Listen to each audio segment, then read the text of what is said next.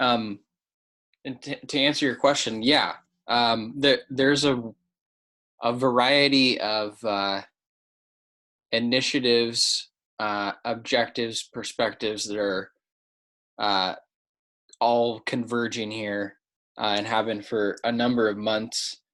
Um, uh, Solar radiation management is one of them that hasn't been incredibly hot recently, um, but for a number of months now, we've been in conversation with um, some scientists and backers of this mirroring technology to reflect sunlight back into space. There you go. You go put it in the chat. Um, let's see. Jamin's been on solving world hunger for many years, and that has just recently come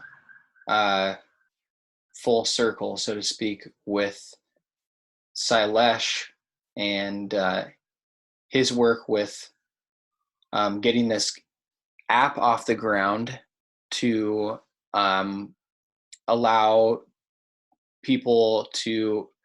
He wants to collaborate with restaurants and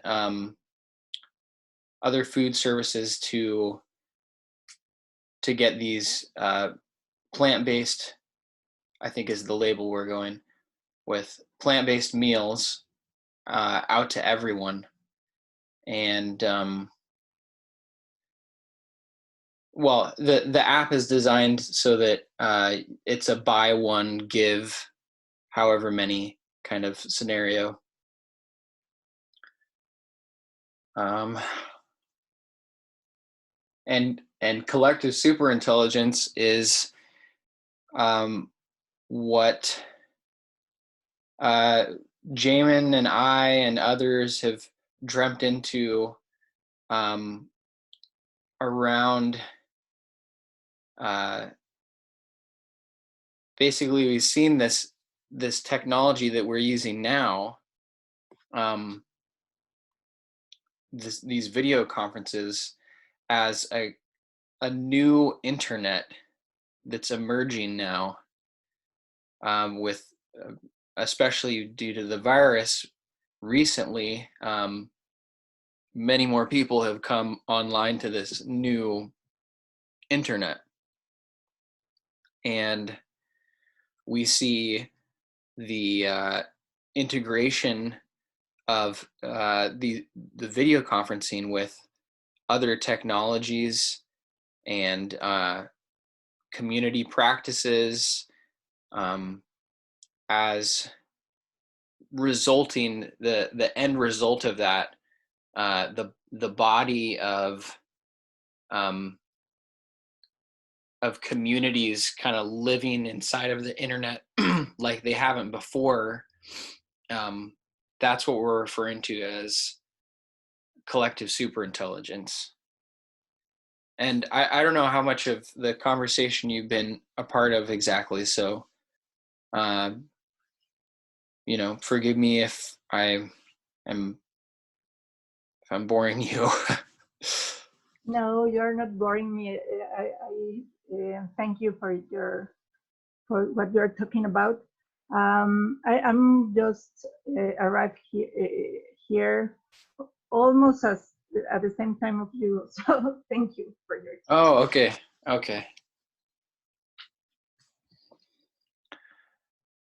Emery, you got your hand up. Yeah, Owen, I wanted to ask you something about the apps. What kind of costs are involved in developing an app, if any?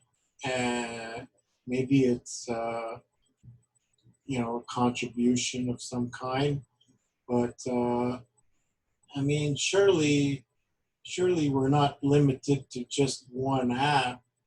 maybe there could be other apps that could be developed in coordination with the one that's on the table right now, you know, which you know, could service different segments of the population, and you know, maybe organize different organizations other than the restaurateur types, you know.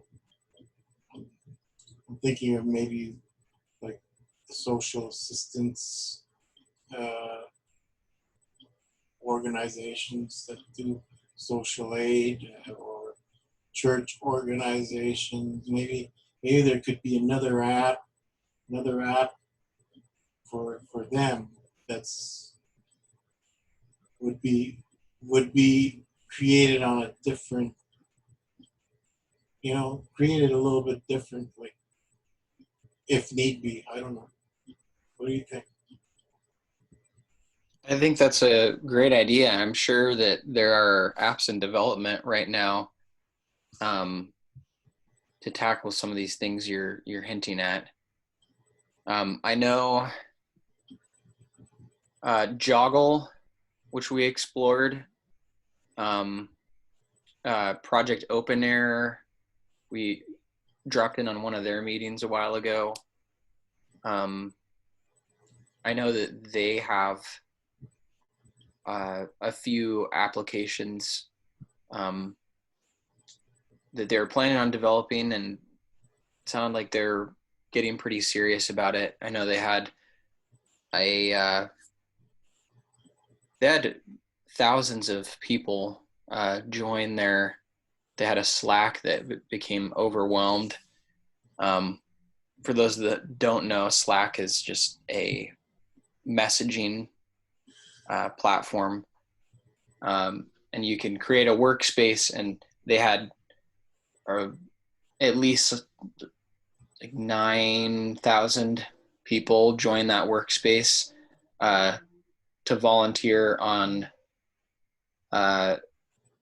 There is initiatives forming at the time around the virus, and then they had some management. When we came in, they were kind of just starting to get organized at a higher level, and I know they ended up picking from a pool of project proposals, and some of those were for developing applications like you're talking about, Emery, that are kind of trying to do the same or similar things in the same area. They were focused on ventilators back at that moment, you know. But now given the fact that there's already the development of the K Mama, which I'm curious about. You know, buy one, gift one, and you know, there've been some experimenting done with that. You know, as far as you know, in preparation of a meal, you know, the cost of making 5 additional or 10 additional meals is only like $7 or whatever it is, you know. So if you're gonna do one extra meal, you know, you might as well do 10. Anyway, like the app itself, though, would be in the hands of the population, right? Like the general public would have the app. They would download the app onto their device or whatever, right? And then on the other end of the app would be the providers of either the raw materials or the preparation or the delivery. So, there's going to be different people connected to the app to provide various services, right? Now, what I was wondering about, I mean, we don't have to be limited to just one app to do that. I don't know, like, or is it in fact more convenient to have just one basic app to take charge and to lead the way? Maybe it would be disruptive to have extra apps doing similar things. I don't know. Like, maybe you could think about it and see whether or not it would be useful to have other apps for different organizations, perhaps, that could be connected. Maybe you could connect the apps. In fact, I don't know. And I was suggesting before, earlier on in the discussion, that we should take full advantage of Facebook, and having that serve as an app. It could serve as an app on its own merit, because you log on at home, you log on to Facebook, you go to the page wherever you want, right? And you could communicate freely, very well.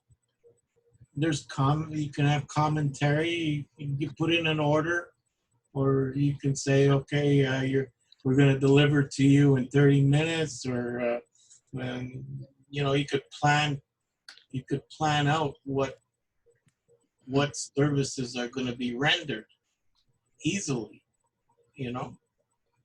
So I'd like to see that incorporated more. And, when you're talking about choosing a city, well, I also see virtual cities. It's very easy to open a page, to create a page, and these pages could represent the city. And we'd have these, like I say, we'd have a symbol dedicated to OSS, right? And this could all be put into place, I would imagine, with, could all get involved in trying to get it going.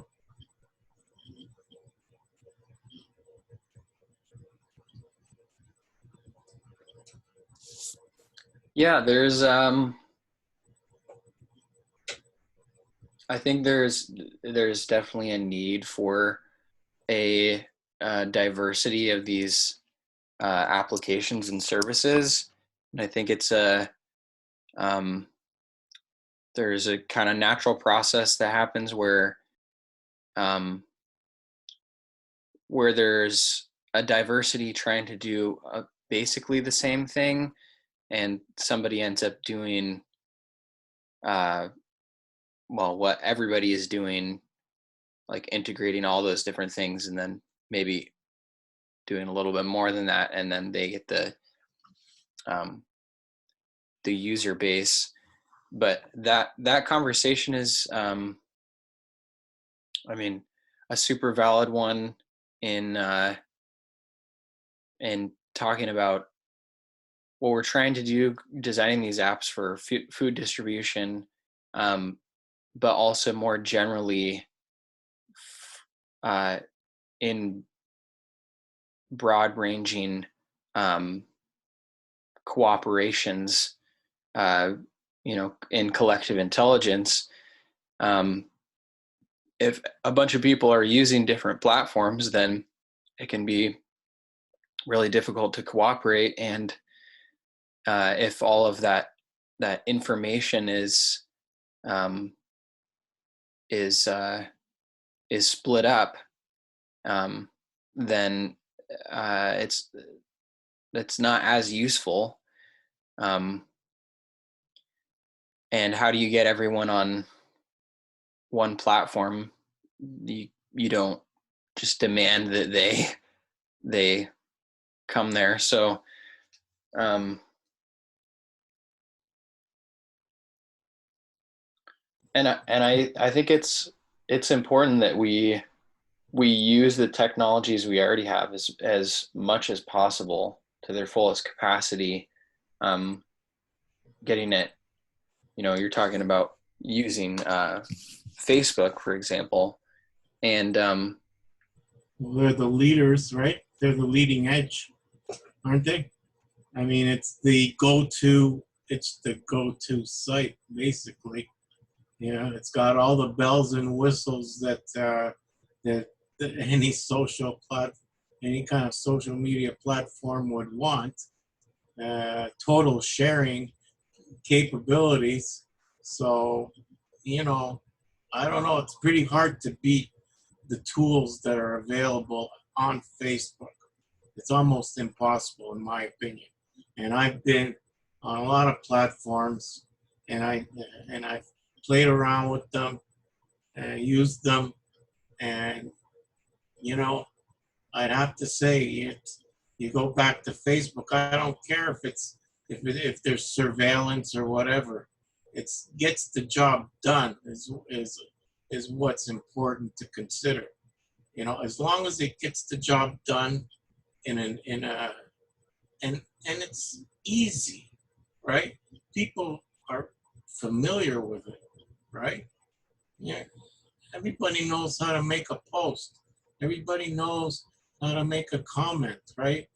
And just communicate with people. You've got the private message. You've got all kinds of things that are already set up. Why do we have to reinvent the wheel? It's there, you know? And I think it should be used. We can have the app. The app could be connected uh, into Facebook somehow.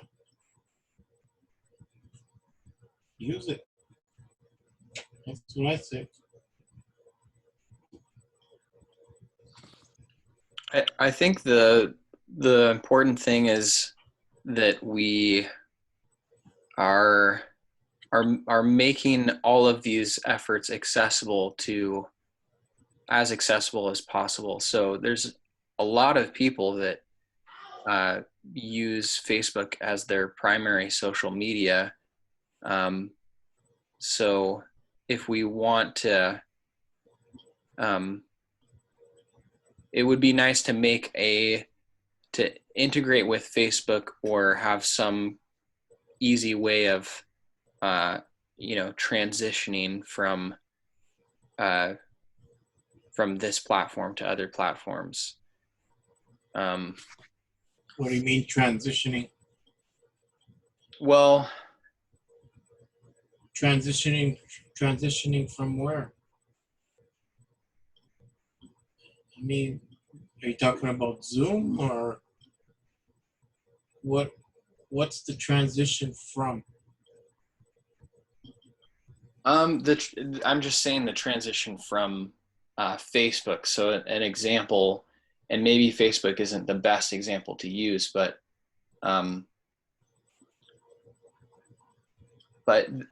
these platforms already have your information. Some people have dumped, for example, tons of photos, and they've organized that in Facebook in some way. I think you should have the ability to extract all of that and then have that in your own capsule, so to speak, that then you can give other applications and services an ability, the permission to access those things. But they live with you. They're not Facebook's, and this is what I'm describing is a protocol that Tim Berners-Lee, who made the World Wide Web. So he made HTTP as the hypertext transfer protocol. He made that. And now he's working on a project called Solid that is basically what I just described. And it's a different way of thinking about the internet where these different services come to you for your information and you hold on to it rather than it being distributed out and siloed and like owned by all these different applications that it is now. Why would that be a concern at this stage of the game? We're talking about solving world hunger, and we're talking about putting an end to pandemic, and we're talking about big issues, right? Bigger than any one individual, and we're already there. Most of the people are already there. The information that you're talking about, okay, will always be ours. It's me and it's you and whoever. And what could it possibly be used for? What kind of nefarious actions do you have in mind? You're like what can you imagine that they could possibly do? I mean, look, we're looking at a big job that needs to be done, and I think the basic consideration should be geared for how the tool works. Is it going to be able to get the job done efficiently, effectively? I think those are the main concerns here.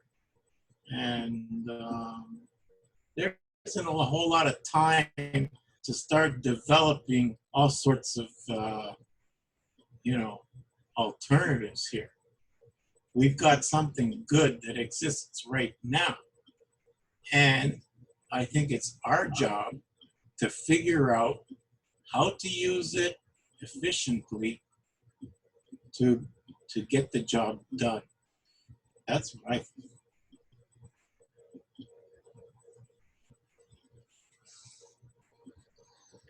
Yeah, I totally hear you on, and I'm talking about what I was talking about over the past like 5 minutes.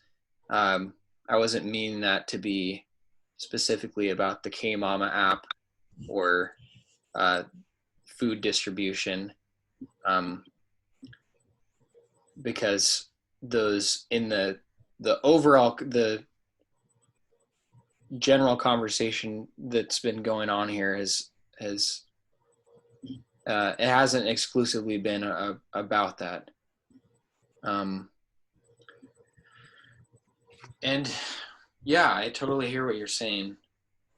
I don't think there's there's a reason that the app is getting off the ground so quickly, as Silas shared today, and that's because it doesn't need to be super complex. It just needs to get the job done, like you're saying, and it sounds like Silas is getting that done. Silas and his people. So, well, I see him on Facebook all the time. What do you think, Jackie? I've noticed that he gets very good exposure on Facebook. Lots of video. Like I scroll in my feed, I see him. A lot of visibility. The live streams and the rebroadcasts, the watch parties. People start using those tools, and it's very, very effective communication. Is the communication is can be very effective. So needs to be promoted, I think. Can I ask a question? Yeah. And this may sound completely unrelated, but bear with me and give me patience because I'm not a technology person, so I'm trying to follow along. So what I remember is the generational difference, because I was thinking about how you're talking about Facebook, and I think for us, I think that's how I get so much of my information and so much of the events that are going on and stay connected with the community. But for like my children that are active and they're vegan and they are out there and they want to make change, they don't use Facebook and they're 18.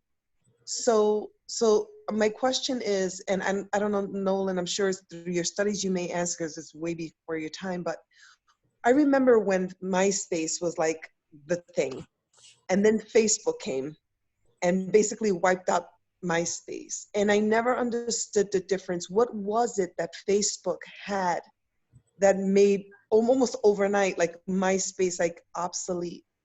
And is that something that, is that difference something that now, Imre, you're saying it's what's so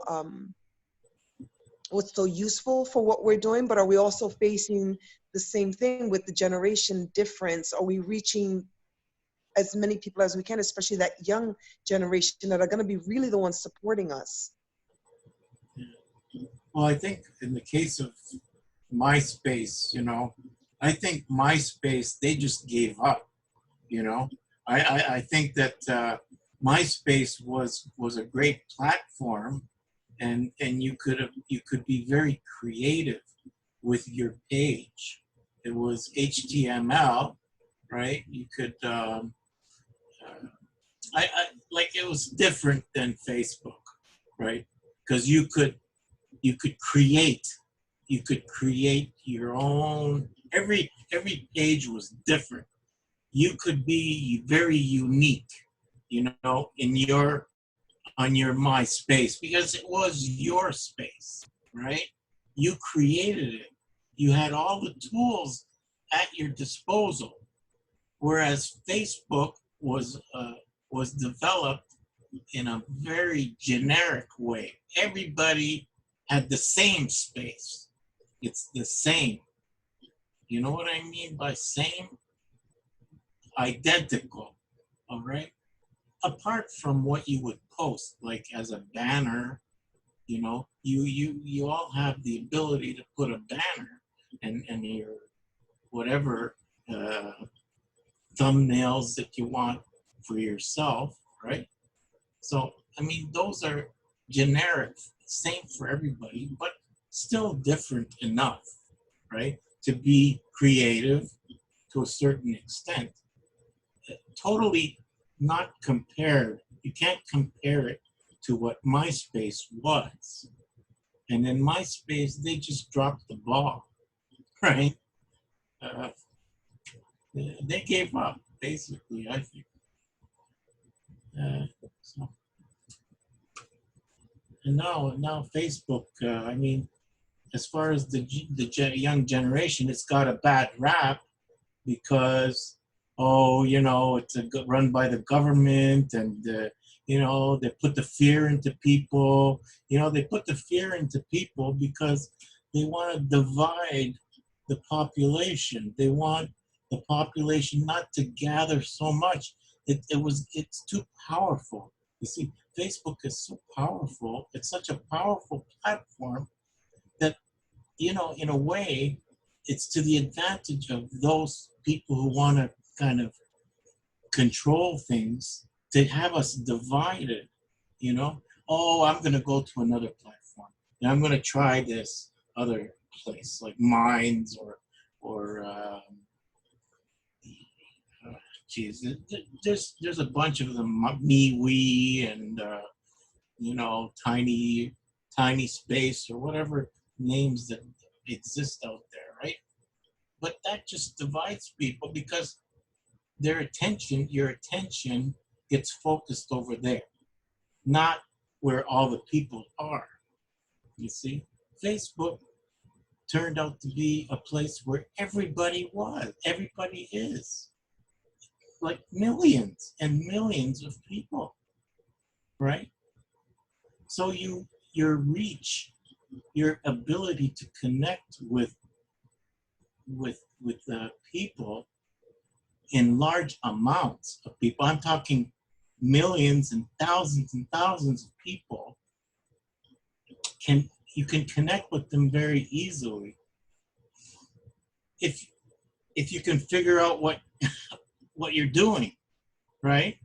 And there are people who are very successful. You know, if you're talking about, you know, you could find a lot of people with millions of views, millions of people following. It's a process in itself, and it's something that needs to be learned and, you know, to be educated on. You don't expect to be like a, I don't know, like it takes effort for you to be like completely successful. So, you know, it's not going to happen overnight, but you know,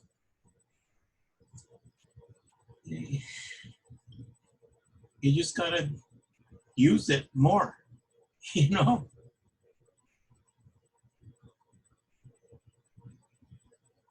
Especially now, you know, when we're facing these problems of separation, you know.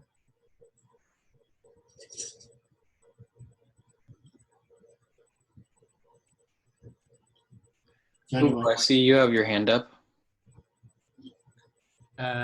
Yes, thank you, Nolan. I'm hearing with Amri saying, but I gotta tell you that I also have young kids in my family, and I have to agree what Jackie just said. Within my family, almost nobody uses anymore Facebook. The young generations are using everything else, but and I have to confess, I'm the old guy here, and I really do not know all those new options that the youngest people have right now. Well, Instagram, Snapchat.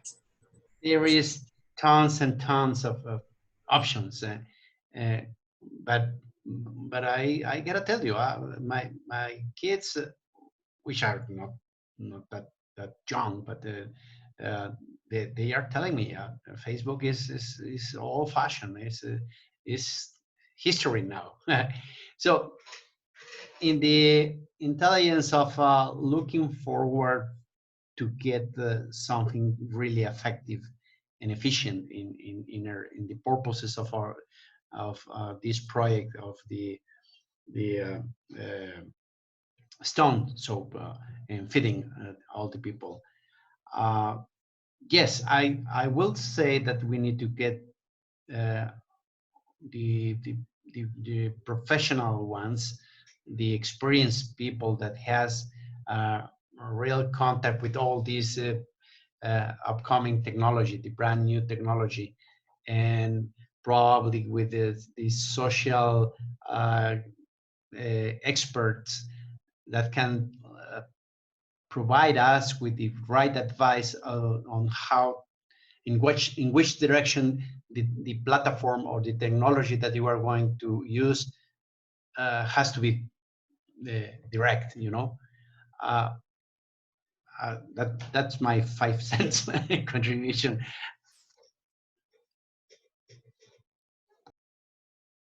A lot of these younger people, they have the handheld devices, you know.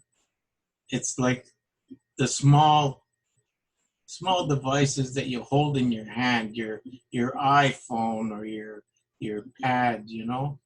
I mean, all like I'm turning 65. I'm 65. as we speak, right? Now I have a tabletop, right? A tower. So it's a real computer. It's a real thing. It's the real deal. I've got the screen. I've got everything. I'm able to see what I'm doing. You know, I don't need a magnifying glass to look at my handheld device. Okay, and it's been a marketing success. The people who have manufactured those devices have spent billions of dollars in marketing that type of device. Doesn't mean that it's better, right? Doesn't mean that it's better, but it's a people are on the go, right? Especially young kids, they're always on the go. And they like to text a lot, right? And send pictures and whatnot, right? It's fast, very fast. And you know, when you're young, you're very agile.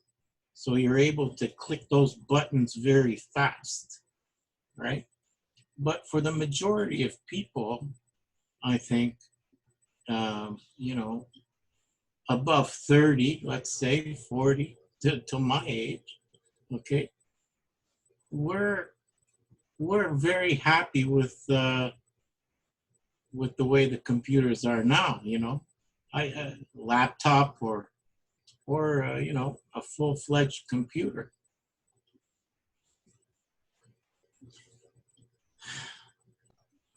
You know, I think about it.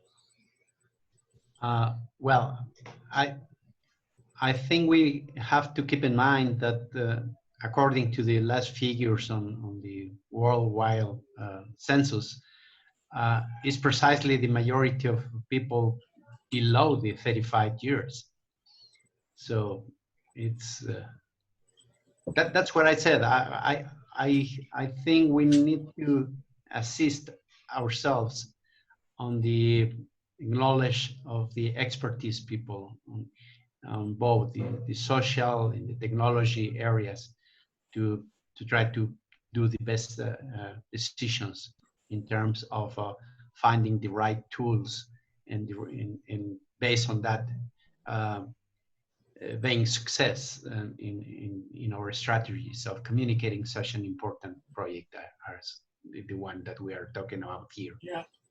Well, for sure, we don't have to limit ourselves to just one. Okay, so we could spread ourselves very easily to and fully to take advantage of all the platforms that are available. I mean, it doesn't have to say one is going to be the ultimate platform, right? The ultimate device, but you know, they all tend to do the same thing. And what the same thing is communication. And you know, you could either hold it in your hand or you could have it on your table. Okay, this is the difference. You can either be mobile with it or you could sit at home in your comfortable chair, right? So, you know, it all works in the end, as long as you can be able, as long as you're communicating what you need to.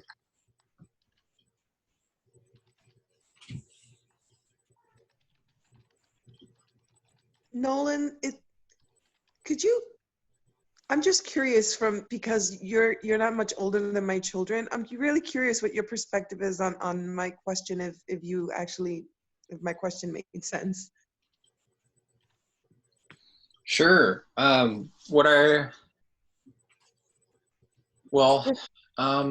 you repeat the question? I'm trying to, sorry to interrupt, Noel. Khushbu. Oh, hi, Khushbu. Originally what I said was, I'm not very a technology person, so I'm trying to understand the power and the strength of Facebook, where when I was, when all these platforms started, MySpace was huge. And then it seemed like overnight Facebook came onto the scene, and then Facebook almost, I mean, MySpace kind of disappeared. And I was wondering if the difference that made almost overnight MySpace obsolete, is that what we're trying to harness? And if it is, then how do we then also invite the youth, which is our main supporters in this movement, that are the most awake, that are the ones that we need, you know, behind us on our sides, but they're not using Facebook. I have 18-year-olds that don't even look at Facebook. So how do we then how do we then reach them on their platforms? So I'm trying to find the power of Facebook, and that whatever happened between MySpace and Facebook, I'm just curious to see what happened. And then about the youth. Okay, thank you. I'm sorry to interrupt you, Noel. Oh, no worries. No worries. And welcome. I'm glad you joined us. Thank you. Yeah, Jackie, you know, I would hope that you could get some statistics, you know, you get some statistics as to how many people are in fact users of Facebook in compared to the worldwide population. You know, I think you'll be very surprised that it still is at the leading edge, you know. So as far as the numbers go, I think you're going to discover that they're in the majority, I think. Last time I checked, anyway. I could check again. I'm sure they're in the majority. One thing worth considering, though, is how many of their users are active. Because everyone, I mean, to make a blanket statement, everyone I know, my friends have Facebook accounts, but the people I know around my age don't use it, or they use it very sparingly. So at this point, it's kind of, says my connection's a little unstable. Yeah, we lost you a little bit. You said, you know, with your friends, and then you froze. Oh, with my friends, their use of Facebook is pretty. They don't use it a lot. I think what a lot of people use it for. Well, I'll speak for myself and say that it's basically like a contact book for me at this point. Like I have, you know, if I meet someone over Zoom, it's easy to add them on Facebook, and then I can message them later. But I mean, but there's a lot of capabilities that Facebook has beyond that, and so I guess what I'm saying is my use of it is pretty limited, and I imagine from what I know about the people my age I'm connected to, they're in the same boat. Their use of it is very limited. I know Messenger, like Facebook Messenger, seems like a incredibly popular way of messaging people.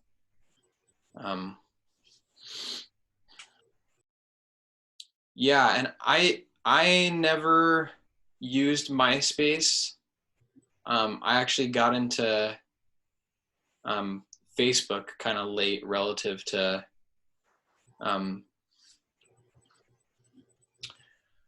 other people my age. I didn't have a cell phone until the end of high school.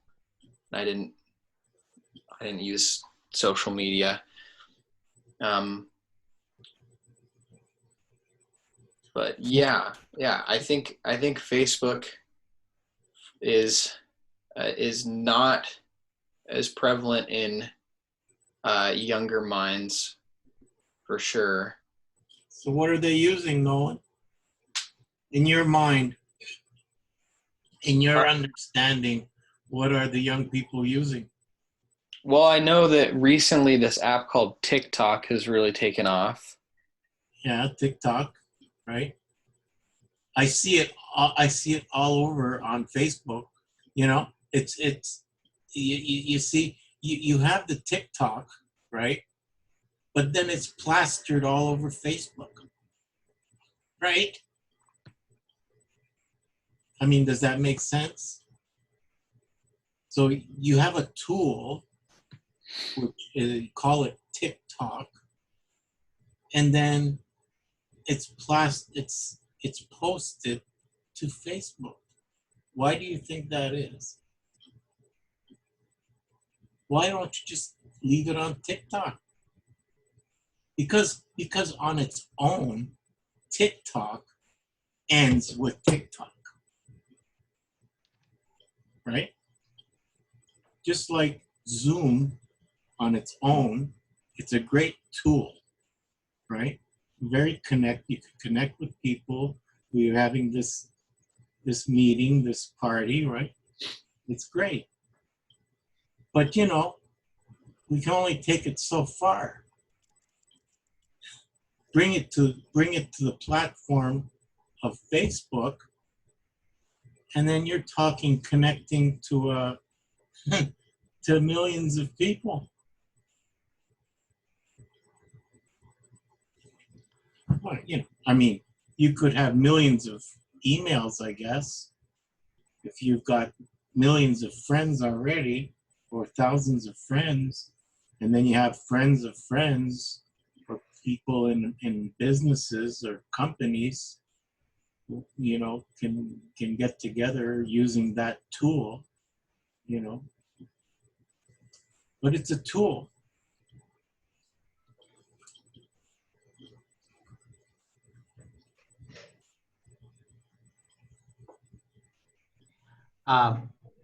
Thank you, Nolan.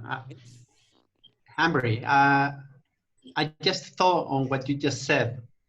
In my case, for instance, I normally like to share interesting topics or subjects with my friends. And what I do normally is to post in more than one platform the very same thing. And that is because I know that if I put this piece of information in Facebook, for instance, half of my community won't see that. So I need to put it in Facebook to make sure that all the old people like me can see it. But then I have to put it on WhatsApp application, for instance, if I want to make sure that the young people take a look of that. So this phenomenon of having the very same piece of information in several platforms obeys, I think, to these generational preferences somehow. So again, I will say that I'm not the expert. I don't know if you probably you will be more knowledge than me, but I would say that this is a very specific topic that we need a professional advice from the most expert people, not only on the technology side, but also in the social behavior side, you know. But you know, when the thing that I'm trying to explain is that when you have a WhatsApp, or what do you call it? WhatsApp? Yes. Okay. When you use that tool, right? you have always the option to share, right? And what pops up is Facebook. Share on Facebook, you know, or share a different. There are different share on Tumblr or share on other things. You're gonna get a pop up, just like when you have watch a video on YouTube, right? You can share, and it's gonna give you options to where you want to say, where do you want to share it. Okay, you can share it on Twitter, you could share it on Facebook, you could share it on a blog, right? You're gonna have the option to share it on different platforms, right? So this is just extra work or extra, it's an extra process that you have to perform, okay? If you want to be able to share it with more people, right? You're going to want to use that tool of being able to share to different platforms, right? And it's there, it's available, right? So, you know, so what it means is if you want to reach the maximum number of people, you should have an account on all these platforms. So you have an account on WhatsApp, you have a, you know, you have a profile there. You may have a profile on Twitter. You could have a profile on Facebook. You know, I mean, MySpace is still functional. You know, myself, I still have my old profile from MySpace. It's still there. I don't use it very much, but it's there. If people follow a link, they're going to see my profile, and they will be able to connect from that profile to the newer things that I'm doing now, which is on Facebook or on minds.com or on, you know, Twitter. You know, depends where I want to go. I have a profile on many different kinds of platforms. So, you know, it's really up to you as a individual to set these things up, right? Now, I can understand the younger crowd, the younger generation. Maybe they don't, you know, they're happy with their WhatsApp or their TikTok, you know, or their Instagram, and you know, they're satisfied and they don't need anything else. They're able to transfer their picture and have their 1 minute of back and forth with their friends, and that's it. But you know, I'm talking about you know, we're talking about something a little bit more complex than, you know, where we're talking about feeding, you know, ending hunger and,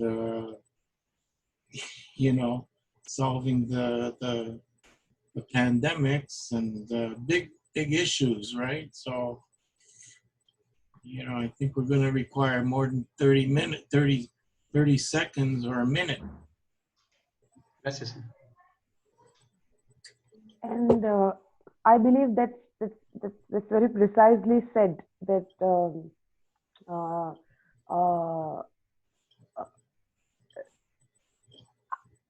as per my observation, working with youth who are not who I didn't share like a huge age gap, but like I never signed up for TikTok. I never well people also say I'm an old soul, so called. So I only use Facebook, and then I realized that there's a side effect to a social media platform which we are talking about. And as a professional social worker, I myself wanted to protect myself from it. And also the young generation which we are talking about, uh, there is actually MNC research on it, which I will share with you, Jackie. One specific thing I should like clear it out, that I don't believe it's an issue of platform. It's not an issue of platform, because most of the platforms are connected. So if you have made something which appealed someone on Facebook, definitely it is going to go on Instagram, because those platforms are like one body, but which is different kind of a manifestation. Even it's the same thing for WhatsApp. It's a three children of a same mother, if we can say that way. So so um, the young generation which we are talking about, which I believe are the subject of most influence of different kind of indoctrination, which using this platform, because of using this platform has happened. So influencing is, it is my personal opinion and belief. I would rather say that more than influencing them, we have to see the indoctrination and then like work towards it. If somebody was, I give you one example. I was in one orphanage where I was supposed to give one presentation, and I was observing how the food was being served in the hall by sitting in the reception area. Um, Now, children who were there were most of the children were rescued from the trafficking and were children of the prostitutes. Now, the person who was serving them um, was really, really behaving in an undignified manner, and um, and one girl, sitting there and watching all of this, one girl who said something to that person, and the loud response of the person who was serving food: never forget that you are a daughter of prostitute. Your fate is gonna be the same. Imagine a child growing up listening to this. And so so so platform is not an issue is the indoctrination, which we might have to undo, or make them understand in some miraculous way. um, then only we will be able to reach out to. For an example, social media, which we are approaching, it it's an evil for India right now. If everybody gets down from social media, the communal hatred which is spreading will just have no roots, because the only roots is social media. And Twitter, which is quite very like very appealing nowadays. All the big shot people are there and things like that. But for that, Twitter is the head of the evil for in the social media for right now. uh, just few days back, let's not few days back, like there's an Indian actress called Deepika Padukone. um, she acted in the latest XXX movie. um, uh, and she acted in one historical narrative um, movie, which was very, very hit here when it released. But before release, the hashtag was, which was run by some fundamental people, the hashtag was, bring the head of Deepika Padukone and I will give you 2 crore. 2 crore will be 2 billion. 2 billion. Imagine like that kind of and it was trending. It was trending for like week or so in India. So if we are approaching this platform, we will have to recognize, and who asked for somebody's head in this time, and how can it trend? You know, like this is. I am laughing, but I can't, like, I'm laughing because I think it's my shadow, but I'm laughing out of horror. Imagine me doing like some social work activity and I am there. I will die because of the fear only. That somebody is coming for my head. What will I do with my dog? So so so more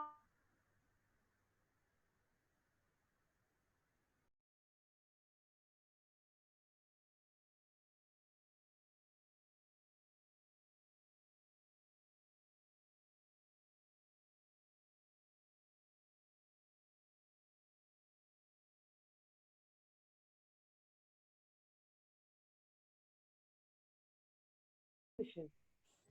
So so the greatest human achievement is also suppressed by this the new mm, the new form of meme generation. Um, so so my personal suggestion would be, if you want to appeal them, make sexiest awesome memes. That's it, because memes have uh, personal appeals to them. Memes have sufficient amount of words for people to process. So, and memes, oh, in our culture, if a cat cross the it's a good sign. So it was a good sign that cat crossed it, and black cat, good thing. Very good thing. So I think memes are the way I feel. And like who is the guy who used to talk about the Terence psychedelic? He used to talk. Terence is the name of the guy Terence McKenna. who correct, correct, correct. And he also said that memes are the way forward, not videos, not audios, not big books. And it makes sense. Memes appeal to young generation way more than any video, way more than any audio files and podcasts. So it's not a matter of platform. It's a matter of being consciousness about the strength and limitations of this generation. And strength is that um, they will get it. They don't need videos, long videos. They will get it. I have that faith in them. At the same time, the attention spam is the negative side of it. They won't be able to watch your even 10 minutes video. It's something will trigger them and they will be out of it. Yeah. It's appeal to eat mango, or it's just a dog bark outside and everything will be lost. But in meme, it won't happen. It's just because meme requires just a glance. Yeah.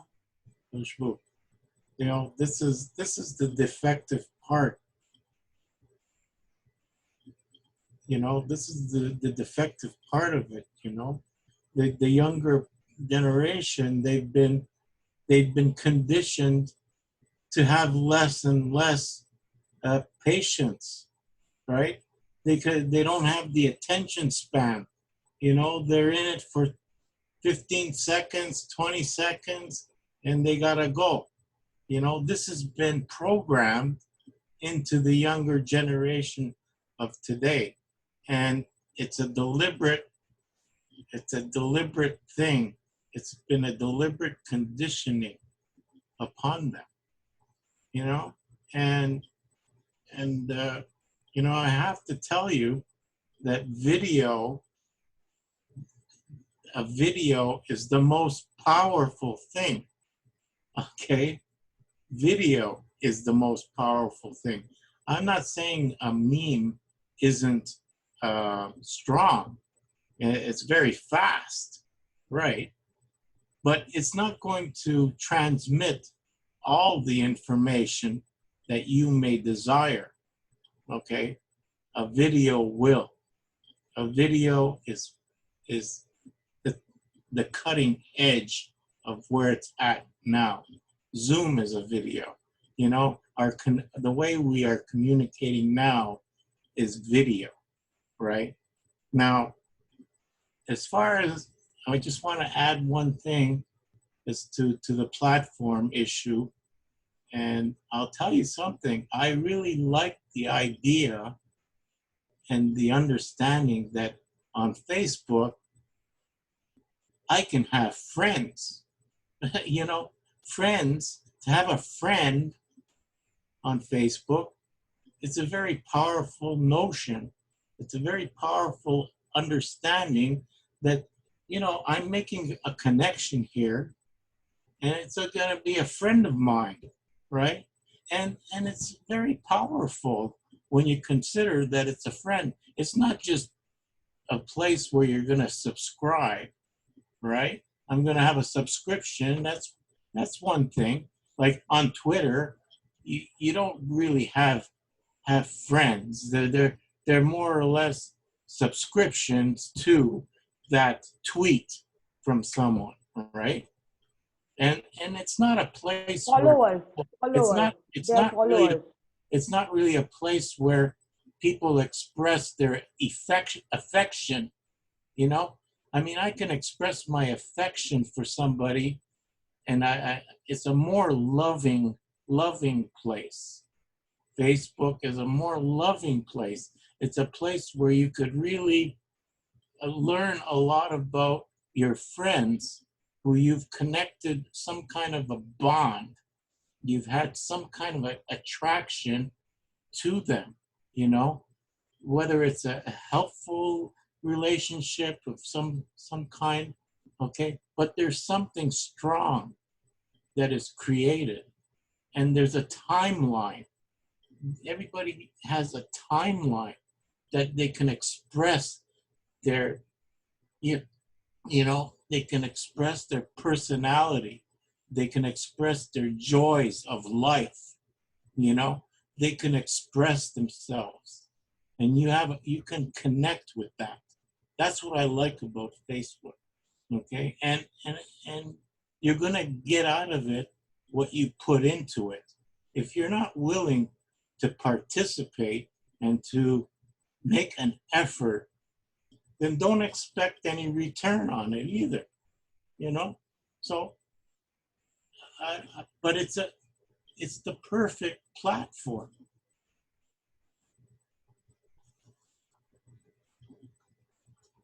I'm complete. Thank you, Emery. Well, I'll just I would like to respond super quick to your thing on memes and videos, because I totally hear you on the videos having this impact. And what came to me while you were speaking is, I think memes are really powerful. And I was totally hearing what you were saying earlier, Kushbu, and I really appreciated you bringing up memes and Terence McKenna. But I was really excited that you brought that up, because I'm a big fan of Terence McKenna, and I think memes are really powerful for kind of confirmation of something that's already in the collective consciousness, you know, and somebody just condenses this, like, you know, well, that's it. It's like a meme is like the irreducible complexity of an idea. You're just like, that's it. And it's not as much about convincing as just like confirming, you know, and somebody sees it and they're just like, yeah, all right, yeah, I'll pass that along. I hear you, you know. So they're different. They're definitely different tools. Anyways, welcome, Melvin, and Jackie. I see you have your hand up, and I think Ugo rose his hand after you. So take it away, Jackie. Well, thank you, Kushbu. Also, I think that the meme exactly like I have my Facebook and I have the Instagram, and I post usually the same things, but there's certain times where I post certain things only to Instagram and certain things only to Facebook. And my Instagram for my nonprofit is all majority is memes. So when she said that, I was like, yes, because that's the audience that my target is on Instagram. I was talking to my son just now, and again, he's one of my 18-year-olds, and he goes, Mom, all I can say is that for me and my friends, Facebook is like, I think like when Emery was saying, more like family. He goes, I go there to check to see what my aunts are doing. I go to check to see what my grandmother posted. I just go to check in with family. Where I go to Instagram, it's like scrolling through the TV channel to see what's on, see what news, see what's like to catch me up on the grander scheme where Facebook is kind of like you go home and you catch up with your family and see what your friends are doing. So I just thought that was interesting to See, share Facebook where has he friends. sees, I'm sorry? Yeah. Facebook has friends. Instagram has followers. As simple as that. But what I was saying was that when he goes to Yeah, Facebook, the yeah. only That's reason he goes to Facebook is to check in with family. When he goes to Instagram, that is his opportunity to catch up in the world. And he scrolls through the feed and the stories like channel, and he finds things that are new and catches his eye, and then he's engaged. So that's why I just thought it was interesting where he equated it to, yeah, it's like turning on the TV and just scrolling through the channels for Instagram. And Facebook is, you go to see, what's my grandmother cooking tonight and what my aunt's doing.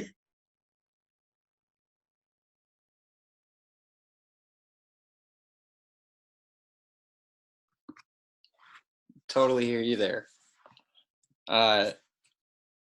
Ugo, you have your hand up. Yes, well, this conversation is quite interesting for me. I appreciate all the contributions from all of you, all these opportunities to exchange point of view always enrich our own experience and our own points of view. But I'm afraid I need to jump out of because it's late here. I just wanted to not be so rude and just leave. I just want to say you goodbye until the next time we can have the chance to see each other, and hope you guys can continue here and have this wonderful conversation go on. Okay, so thank you, Nolan. Thank you, everybody, and have a great night. Thank you, Take Ugo. care. Take care. Bye bye. Bye-bye.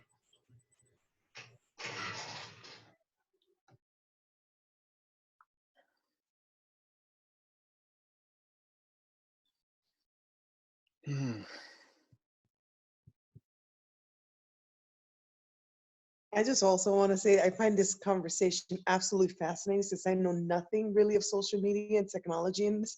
So just this conversation, tying it into the earlier conversation, I'm just learning so much. My head is exploding right now. And Emery, thank you so much because I never looked at Facebook the way, like my whole perspective has changed on Facebook. So thank you. Yeah, sure, Jackie. And, like, I take notice of you on Facebook. I see your activities, and I think that's what's very appealing. That's why we have this connection. I have a better understanding of who you are and what you're about. I mean, when I see I follow some of your activities. I'm exposed to it because you're on my timeline. You're on my feed. When I scroll down to see what's happening with my friends, right? They pass by, right? And I see what's going on, and I can interact if I have the opportunity to interact. And, as time permits, more and more people hopefully can interact a little bit more. it's a good thing, I find. You know, it's more inspiring when people can motivate one another, right? Right. So when you make a nice post on a page, right? It's inspiring, right? So that's what I like about it. It's a more loving place to, and it provides an opportunity also to be creative. You know, it's very easy to share. Anyway, I'd like to say something. I've been listening your opinions. Thank you. And I like to say that it's important for me to use the technology too. I like that Nolan is young, so you could help us to learn how to use all this technology. I use I use Facebook, I use Twitter, Instagram. I know that YouTube it's very good to do that, and I have to go because I have to do some other things, and I want to say thank you for all of you. Thank you. yeah, take care. It's nice meeting you.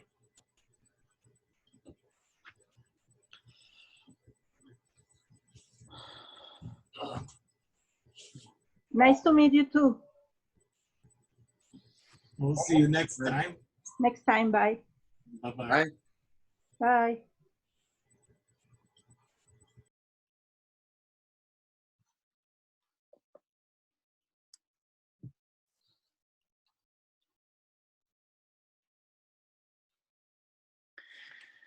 I'm just thinking about what you were saying earlier, Kushbu, about memes. I think is really powerful because it is platform independent. It's the thing that we, it's the thing that or one of the things that the platforms are used to transmit, but it's the thing itself. And I think that's what gives Jamin a lot of fuel is his understanding of that coming from this marketing perspective. I think the reason he grinds on all of these ideas so much is he's trying to basically do that compression to get it down to the meme or the memes, and then just rely on the meme itself to go out where it will. So I think that's really powerful. Oh my God, that was so perfect, Nolan. As you were saying it, I was like, oh my God, I know what he's saying. I know what he's about to say. You're so right. My gosh, that was amazing. That's exactly how I see him doing it. And we're right there. And now, my God, the power of now taking that and manifesting it and creating memes about this initiative. Imagine the powerful memes we could make about this initiative. Yeah, can I say something again? Yeah, I just wanted to add something onto the memes. Just to, and I agree, memes are very powerful, and I'd like to share my experience with another social media platform which became very popular, called Parler, P-A-R-L, Parler. I'll spell it right. I'll put a link in the chat. But what they did, was to take the memes these powerful memes, right? And it's actually a photo, right? And when you make a post, right, you're going to post it, right? And you're going to see the whole thing. You're going to see 100% of the meme, right? But what they did, imagine this, they only showed you 75% of the meme. So they cut the legs off of the meme. So what it forced people to do was you had to click on the photo to enlarge the photo. So if you're scrolling down, the impact would be a lot less because they figured out that most people are just going to scroll down and they're going to miss the meme. And that's what they did to for controlling the meme. That's how they controlled it. Okay, to bring its effectivity down. All right, they only showed 75% of the meme. A meme is only effective if you've got the full impact immediately. You know, you're going to see it right away, not just 75% of it, right? So that's just wanted to share that.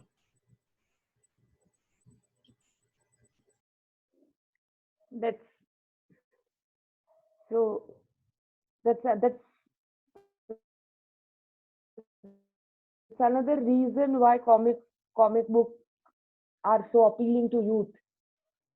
Um, uh, yeah, Stanley and a lot of other people like famous because they were really good artists and they were managing these two mediums to come together and serve to the younger population, which I think Jackie, your question is also rooted there, right? Like, how do we serve this population, which is who have like, very limited time span and things like that.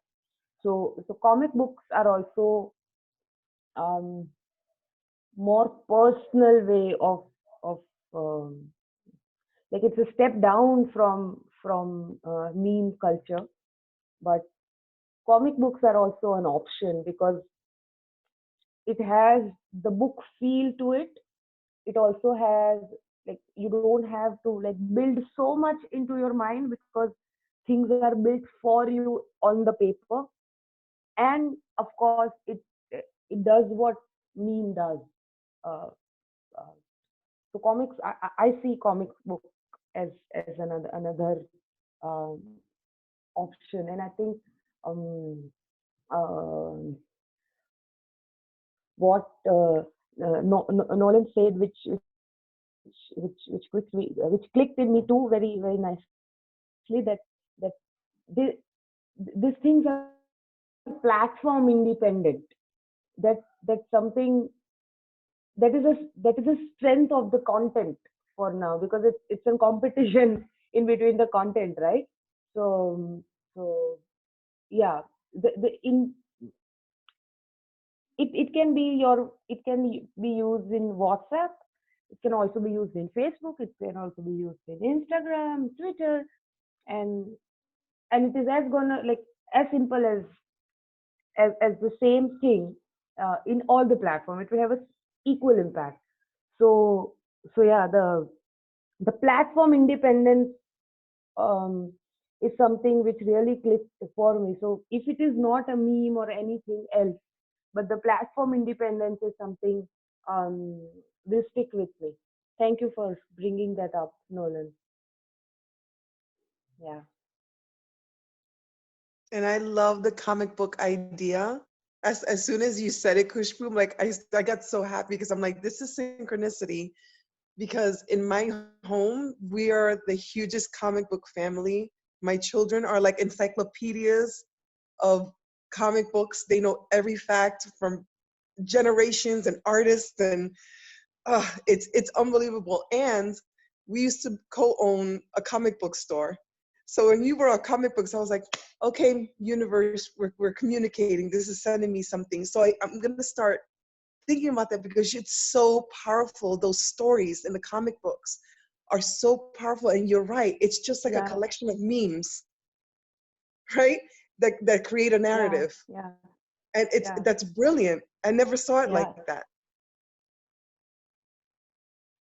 Imagine, like the one book I want to be like, like to be published as a comic is Dante's Inferno. It is like that book is just necessary. That 4 stages and everything you talk about, it's just essential knowledge which I think we all need to have, like human rights and animal rights, and all that chemical charge. Because it talks about the hell. If we want to do good, we have to know what not good is. So if we fail to do it, then there's no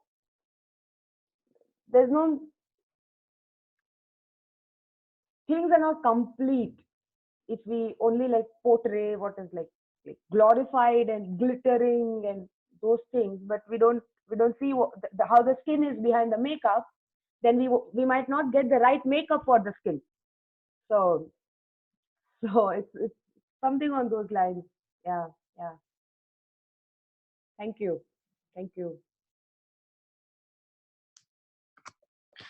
I'd like to welcome Lauren, who I think is a perfect person for this conversation. We've been talking about memes and platform independence. So, compressing down, I was reflecting on Jamin continuously trying to take all these ideas from a bunch of different areas and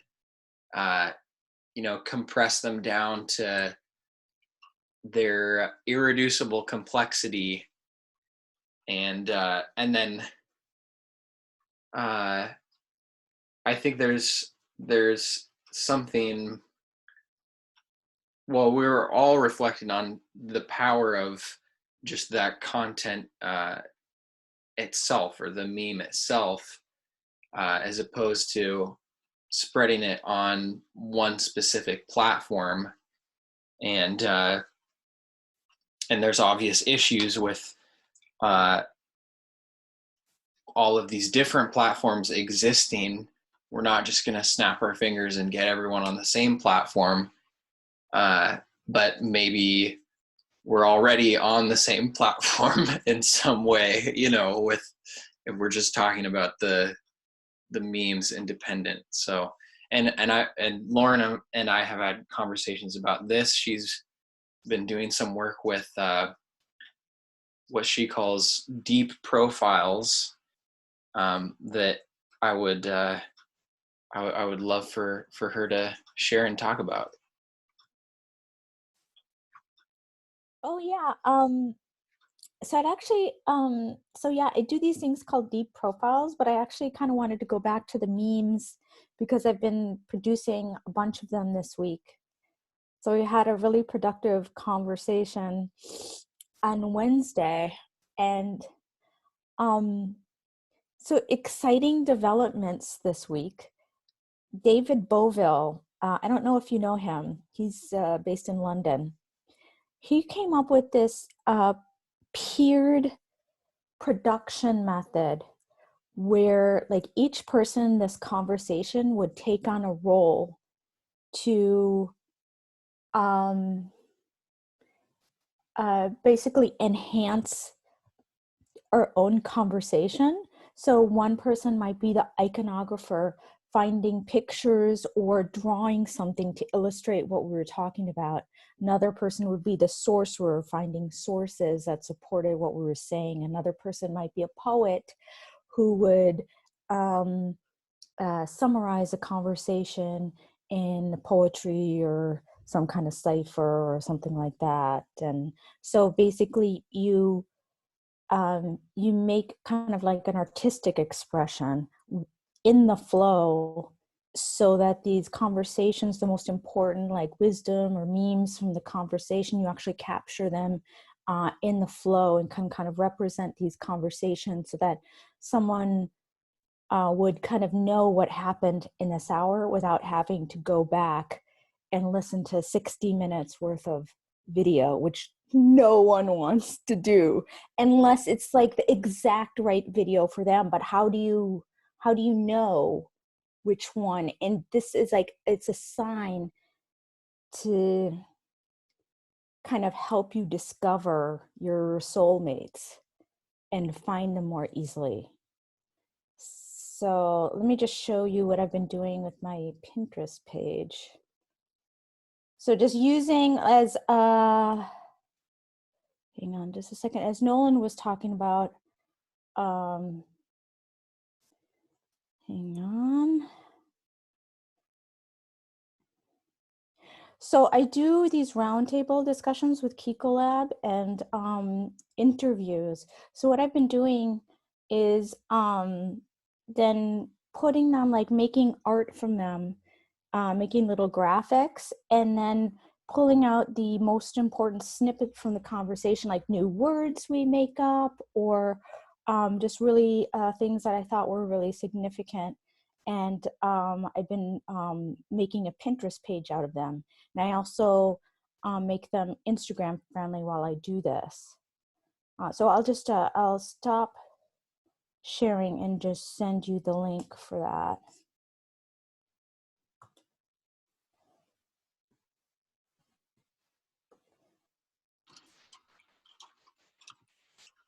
But anyway, so each of these graphics actually link back to the original interview or the Zoom conversation. So they actually lead some, so they're not just like these kind of like Pinterest quotes on the internet that don't lead anywhere. So they're a way to kind of like browse my interviews and conversations from the little tidbits that come out of them. So it's just, you know, this isn't the only format. You can have many formats. You can also have sound clips that we make, and stuff. And we could have a whole page of sounds and stuff like that we make, or little glitch videos.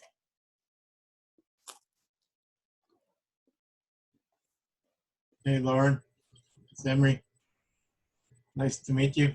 It's about Pinterest. You know, that's that. I also have a Pinterest set up, and it's a great tool. And what I like about it is that you can link. You can link back to something that relates to what you are pinning, right? I mean, well, why else would you have that kind of a tool? That's what you want. You want people to get deeper into the story, deeper into the idea of that meme, right? Or that idea that blossoms out of a picture or a painting or some kind of a creation, right? So it brings you to the story. So you could link. You could put the link. I like that about Pinterest. Yeah, I think so. What I'm working with this guy named Yuri Lajos, who's building a kind of he's building a new internet architecture, and it's basically user centric, and it's super interesting because he's like imagined us going past apps. So like an app, you're totally at the mercy for these, you know, to these app developers who give you this interface and they decide what functionalities you have, and then you just have to download the app and take what they give you. So he's reimagining it as you choose capabilities and you choose your own user interface. And so you choose exactly what you need to do. So it's super simple, and you can, and it looks just the way you want. So it's way simpler for the user.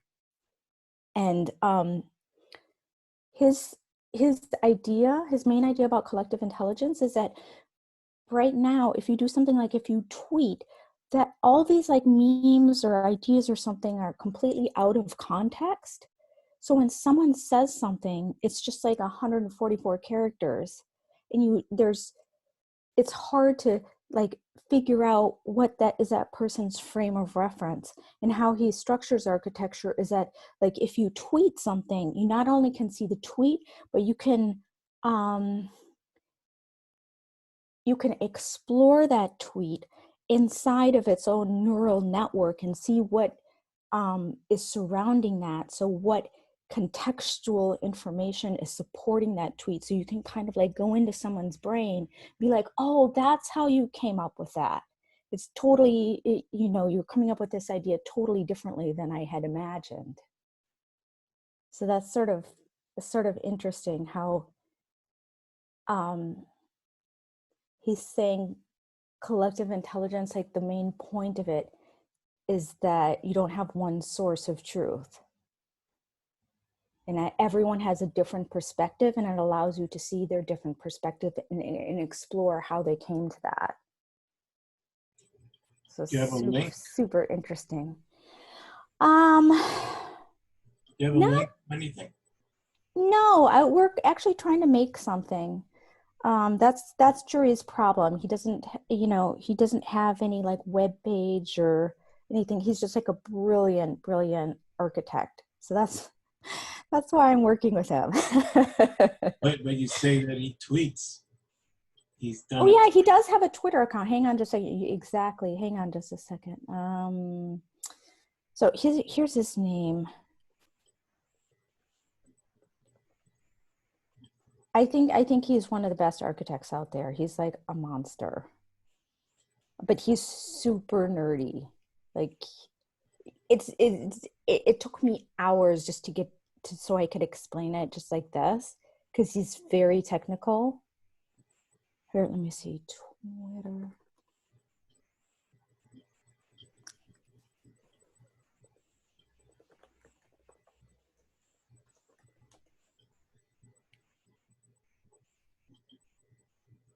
Oh, here, the Twitter is Trailmarks. At Trailmarks. Here.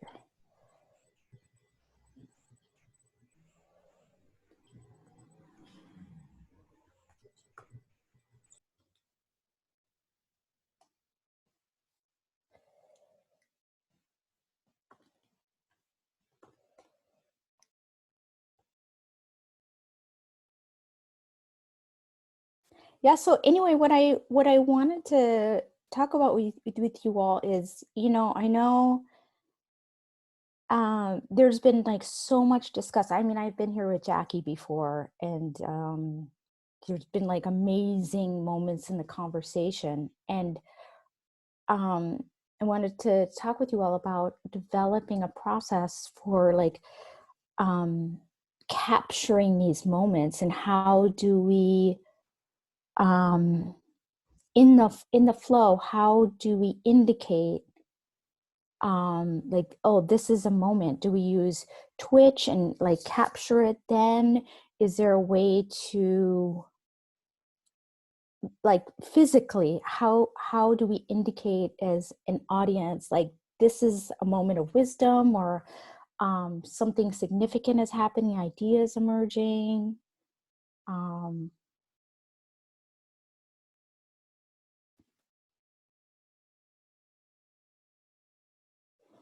Here, I'm going to show my screen again.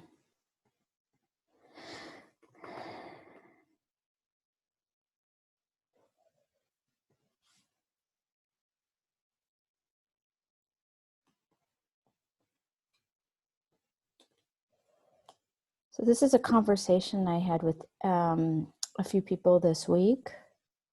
And so we use this thing called Mural. And so I was trying to kind of capture the conversations. I put everyone in a different color so I could easily see who said what afterwards, and just kind of took these snippets and then organize them into the kind of the flow of our conversation. And then I would pull out things like quotes, and then finally afterwards I would like turn them into little memes, like over here. So I thought I'd just show this as a possible example of how we could kind of give a visual representation of what was happening, so that like if we could do this throughout the block party, and then what I'd like to do is come here and basically what I'm trying to do is kind of like do an art party, like kind of a production party where artists can come. It's kind of like a visual cipher, or audio too, if people wanted. And they'd have like a basket of ideas, of little quotes or little video snippets or something like that, just like a basket of like fun little ideas, or significant deep things, whatever.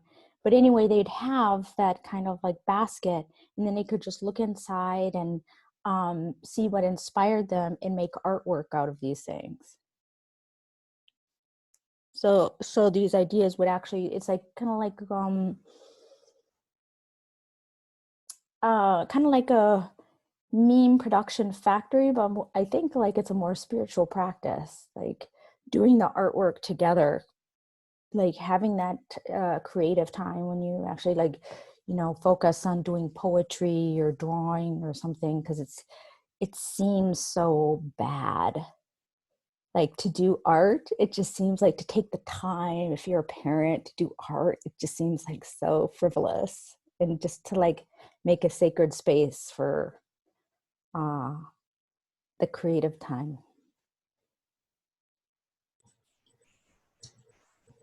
Do you use, Laura, do you use these programs like LunaPix or, No, what's LunaPix?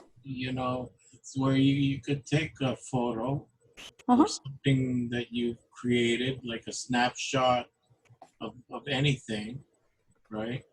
And then you take it into LunaPix, you bring it into the program, and then you could, put artistic touches to the photo. Okay. You can make it Van Gogh, you can make it Picasso, you can play around with all the filters that they have, and Okay. you can make gifts out of it. You could put special effects on the photo,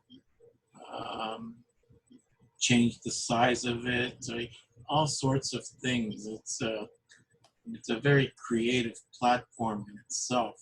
Just from any kind of an image that you can have in your computer, you can bring it into LunaPix, right? Mm-hmm. I can put the link in the chat for you.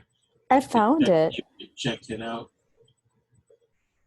And I use it quite often. And, there's also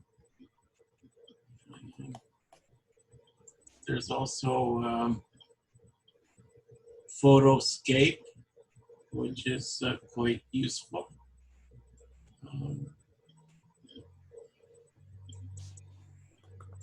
And I don't know if you're familiar with Photoscape.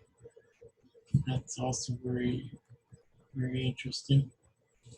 Yeah, I mean, I'm a long-time Photoshop user too, so I mean, apart from using Photoshop, right, these other tools like LunaPix is, it's very fast, and you could still be extremely creative. Yeah, nice. Okay, what is the other one? LunaPix and what? The other one, Hang on. The other one is Photoscape. Photoscape. Okay. SCAPE. Photoscape.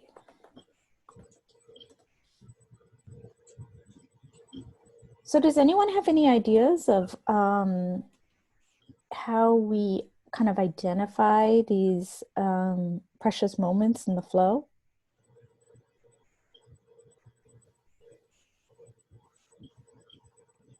Well, I'll just throw in there that what I regularly do is I will take a timestamp of whenever we start recording down to the second, and then I have my computer set up so that it just shows seconds on my clock, and then I'll just take notes as we go along, and you know, if there's a high energy, high impact moment, then I'll try to kind of jot that down as we're going along without just like totally not being there and losing it. Which is it's kind of awkward sometimes, but that's what I do. The downside is that if you have ideally everyone is able to contribute to those highlights in the timestamps. So, and it's not super ideal for people on mobile, and I don't know. So maybe we need a better way of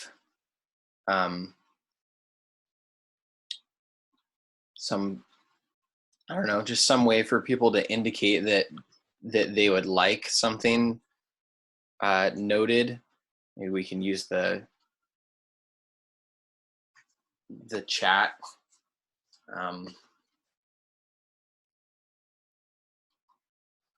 I don't know. I'm just spitballing right now.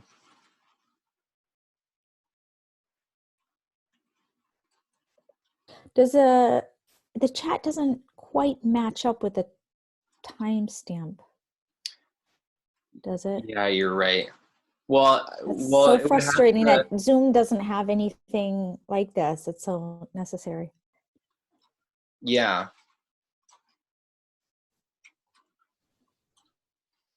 Well, one exciting thing that happened recently is Otter finally started doing live transcriptions of Zoom meetings. So, and I'm not sure exactly what. So basically, you can open if you have a pro subscription to Otter, then and you have it synced up with Zoom, then you can effectively like live stream to Otter. So like we're live streaming to Twitch right now. We wouldn't be able to do both at this point, is my understanding. But you can effectively live stream to Otter. It will be transcribing. Oh, I'm sure you can do both, because you can actually just, you can record via Otter through the sound on your computer, I'm pretty sure.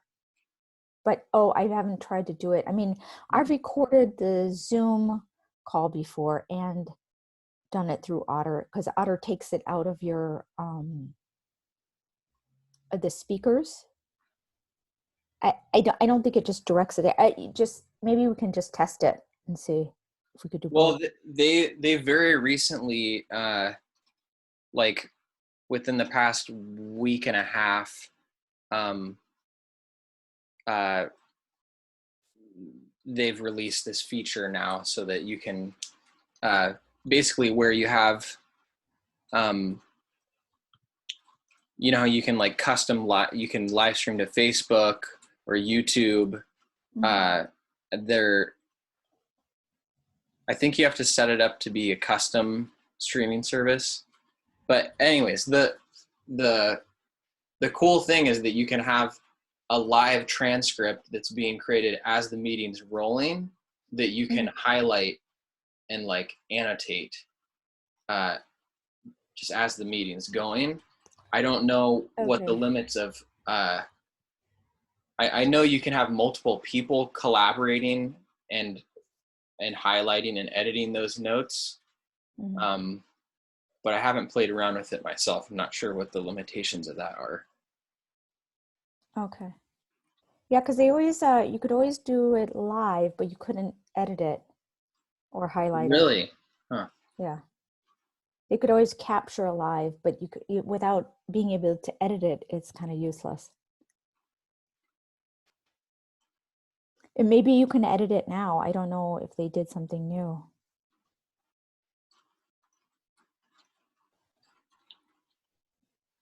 Hmm.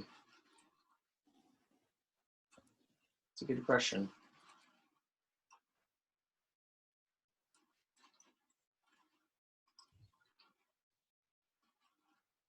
Yeah, I was just thinking that the Zoom chat could be used. We could have, it could just be a way for people to indicate to whoever the scribe is that they want a certain thing highlighted for later.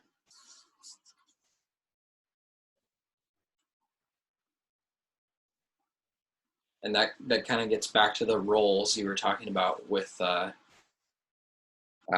David Boville, which I think is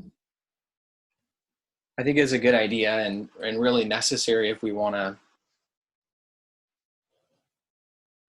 I think we have to get into some kind of rhythm and take on some roles.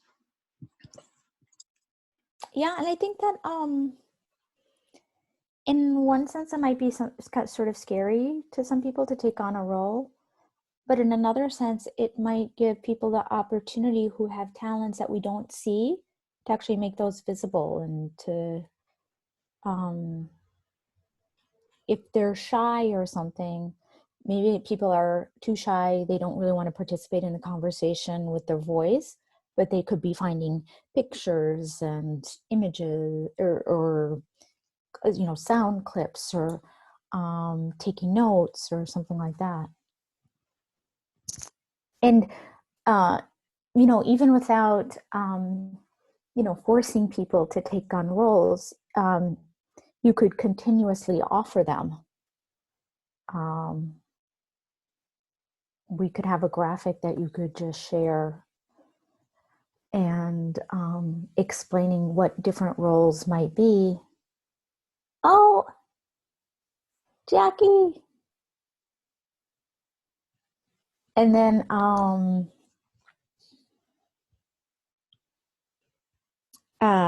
people could kind of like take them on as they wanted to.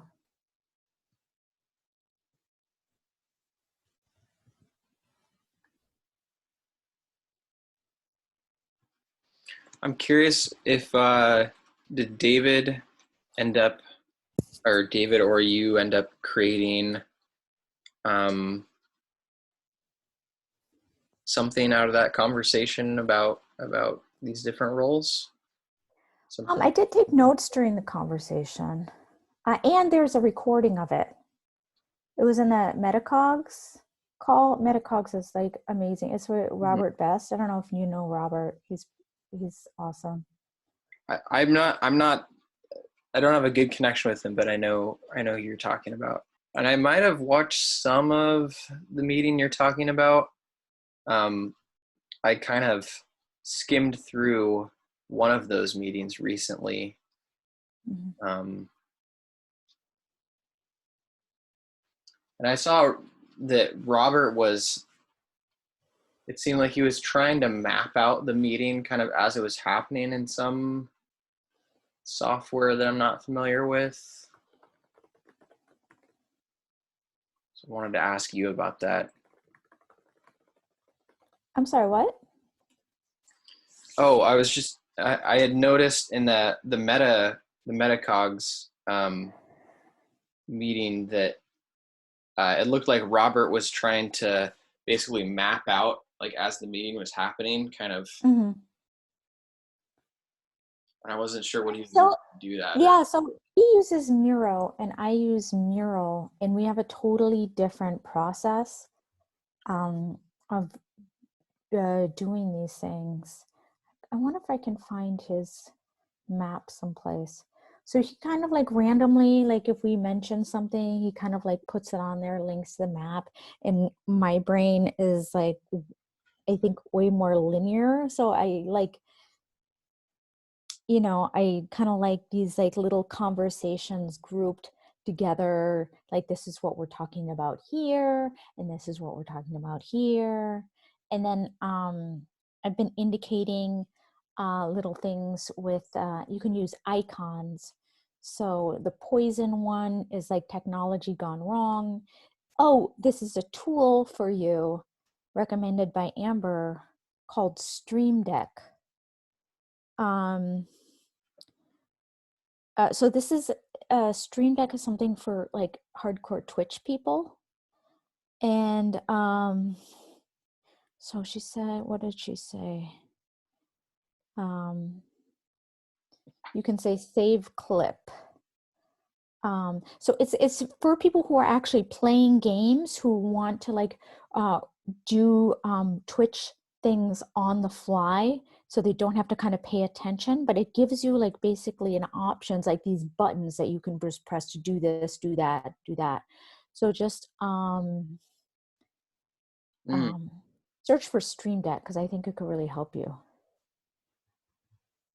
So like in this conversation, like it was about that Web 2.0 was about the like button, and we're moving towards something more like a Q button, which is meaning like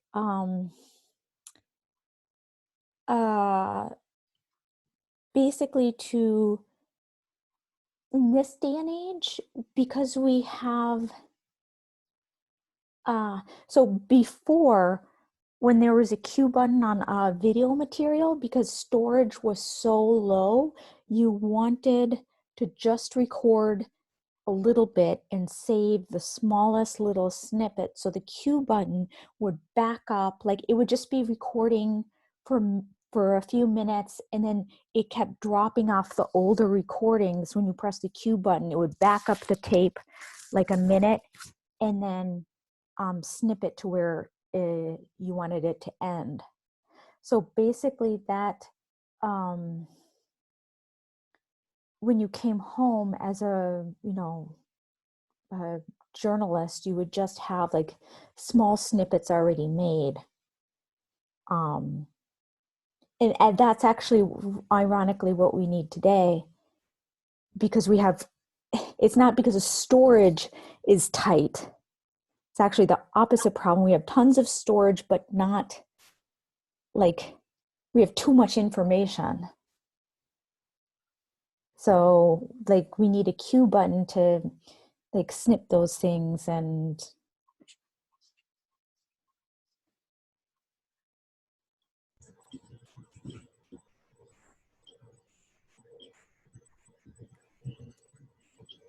When you snip things, it's not all tied together though.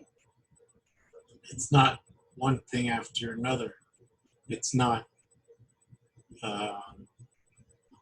it's not like a ribbon that's just unfolding naturally, You may want a snippet that's a little bit further down the line, right?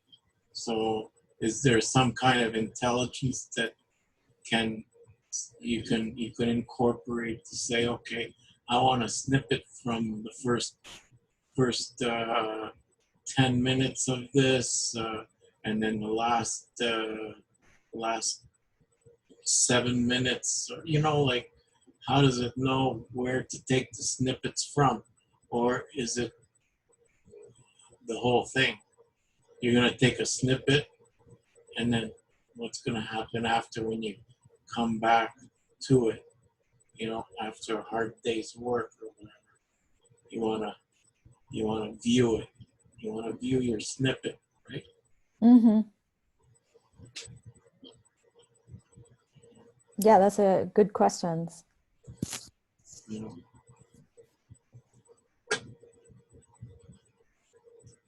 I think you know, So, it's always more powerful when you can devote the necessary time to actually view the whole thing. But that's the issue.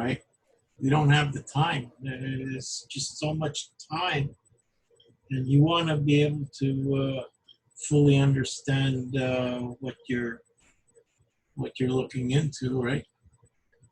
mhm.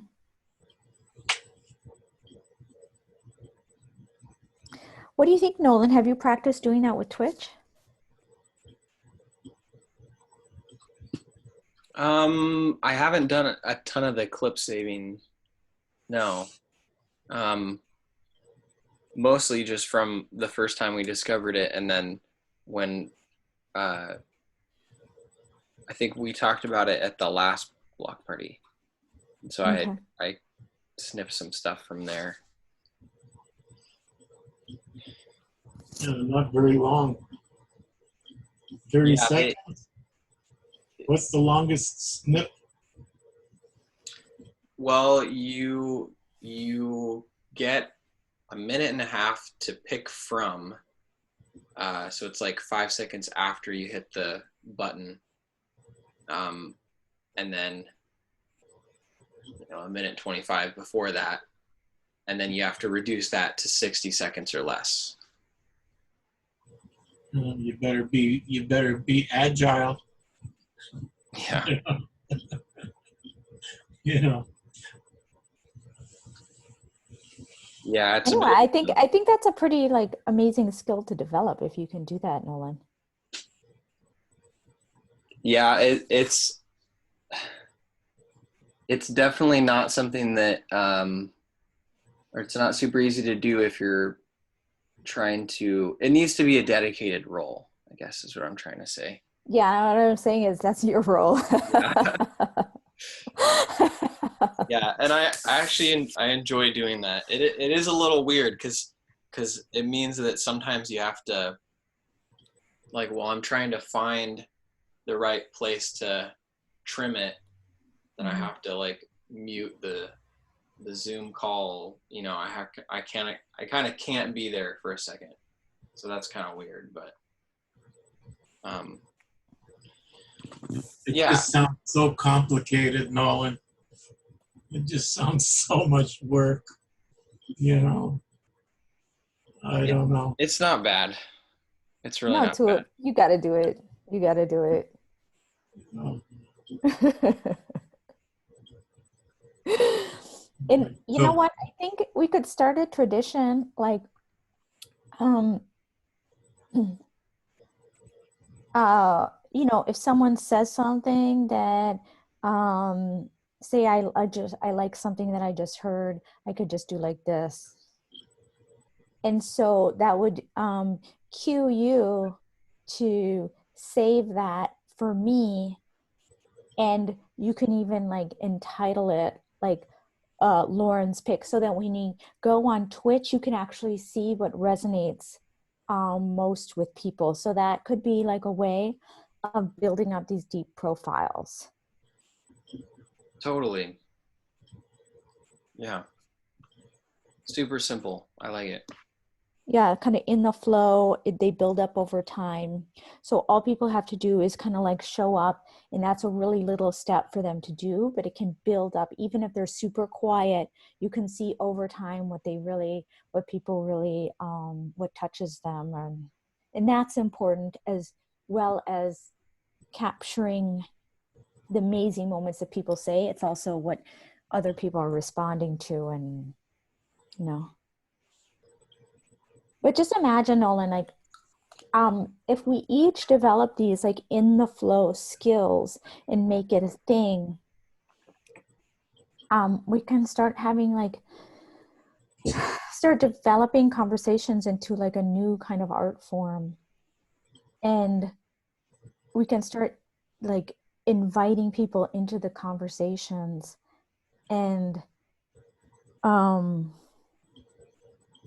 if we're all doing this kind of like on a professional level that people haven't seen before, I think that's like a really impressive and creative skill, where you show someone the conversation, like at the end of the conversation, you can be like, hey, here's what we've done with this conversation. And they can tell right away that this is not like a new phenomenon, like this is collective intelligence. Like this is an enhanced conversation. This is something new. And it's something, it's like a peered practice of that like maybe in the future it's just something you do, like when you're in a conversation you just kind of take up a role and enhance the conversation in some way. And because Zoom calls can be kind of boring and flat, so it's a way of kind of making them more full, and it's something that you can't do in normal. So when we're on Zoom, it's like it's always feel like kind of lacking because you don't really see the body language. So it's like worse than normal conversation, but maybe we could make it in a way better. Oh, bye-bye. Thanks for joining us, Kushbu. It was really nice to meet you. Where are you? Where do you live? India, Bangalore. Oh, Bangalore. I spent a month there. Ah, I liked it. it's an Indian Silicon Valley. Yes. Yes. Yes, it is. It is. It is. I don't want to budge into your conversation. I have 8 dogs and they're ready for food. So I gotta pay attention there. I hope you come back. I'd love to talk with you. Sure. In a while, like in half an hour maximum. Okay. Yeah. Bye. See you later. Bye, Nolan. Yeah. Bye.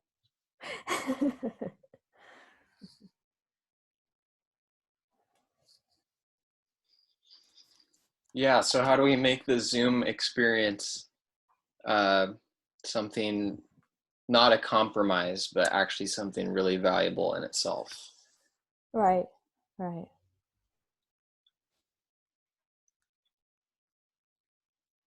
I also, I think I told you last week, but I want to try to get some sponsors for these conversations.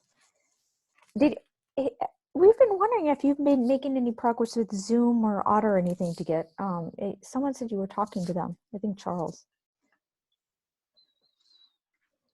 I haven't been in contact with them directly for quite some time. So no, that's the short answer. Okay, then I'm gonna try them. Okay. Because for little art parties, I'd like to get some sponsors for sure, to have like fun stuff to play with. What are you thinking?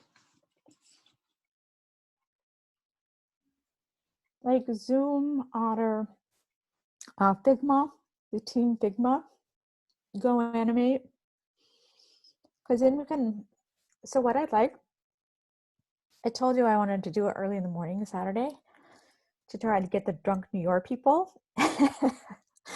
And then basically, have this basket of ideas, and then have like all these like toys for people to play with. So I don't know if have you ever seen Go Animate? So it's delightful. You can make up these little scenarios with these cartoon characters, and you can make them move, and you don't need to have any special skills to do that, and you can give them all these props and just have fun with it. So what we can do is start these memes, and we can do it super simple. And we can start out with this. I developed this idea called hash bins. So hash bins are not like, don't think of it like hash tables, like super developer, like, no, it's like hashtags that are 3D with some depth. It's like a hat that you pass around at church and be like, hey, will you donate something to this hashtag? And then Okay. people like, you can just make it a document. It can just be like a Google Doc where it's a meme, but people can just list if they give something to that meme and what they have to give. So it could be they do voiceovers, or they're an illustrator, or whatever. They could donate whatever resource they have, and it's just available. So people wanting to promote that meme actually just have a list of stuff to choose from, to make it more fun to promote that meme, because then they have resources that are attached to that.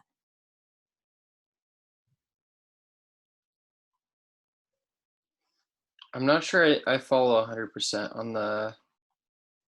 the hash bin idea. It's super simple. So you just have a document. At the top of the document is the meme, or the basic idea, or the hashtag. And then people can just edit the document.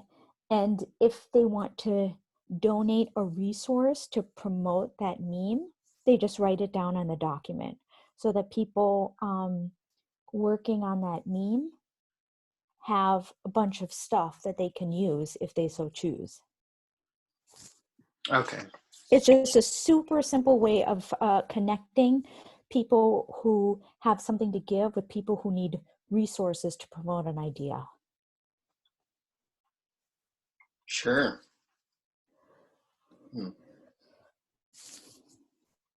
And I'm sure there are super complicated ways to do that too. And you could do it like a blockchain solution with Cardstack and currencies and stuff like that. But why not just start as simple as possible? Sure. Yeah.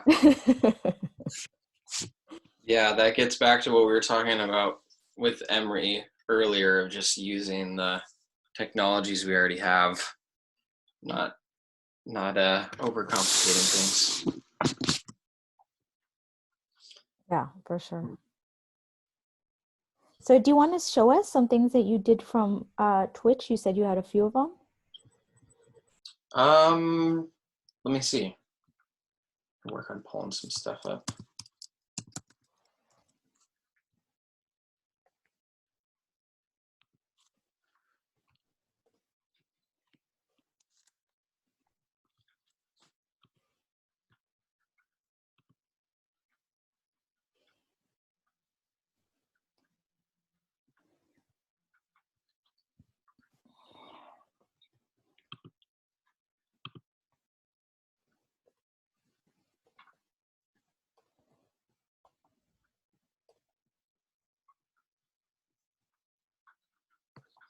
Well, I haven't, I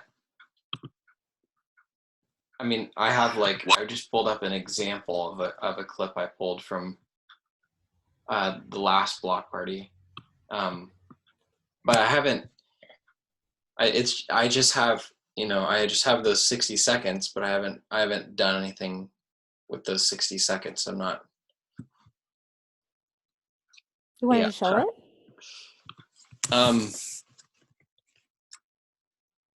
So let's see.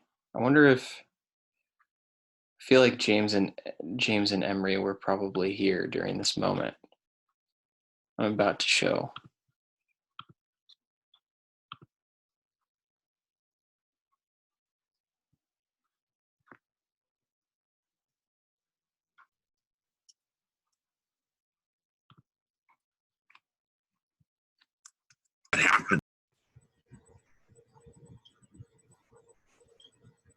All right, I'm back.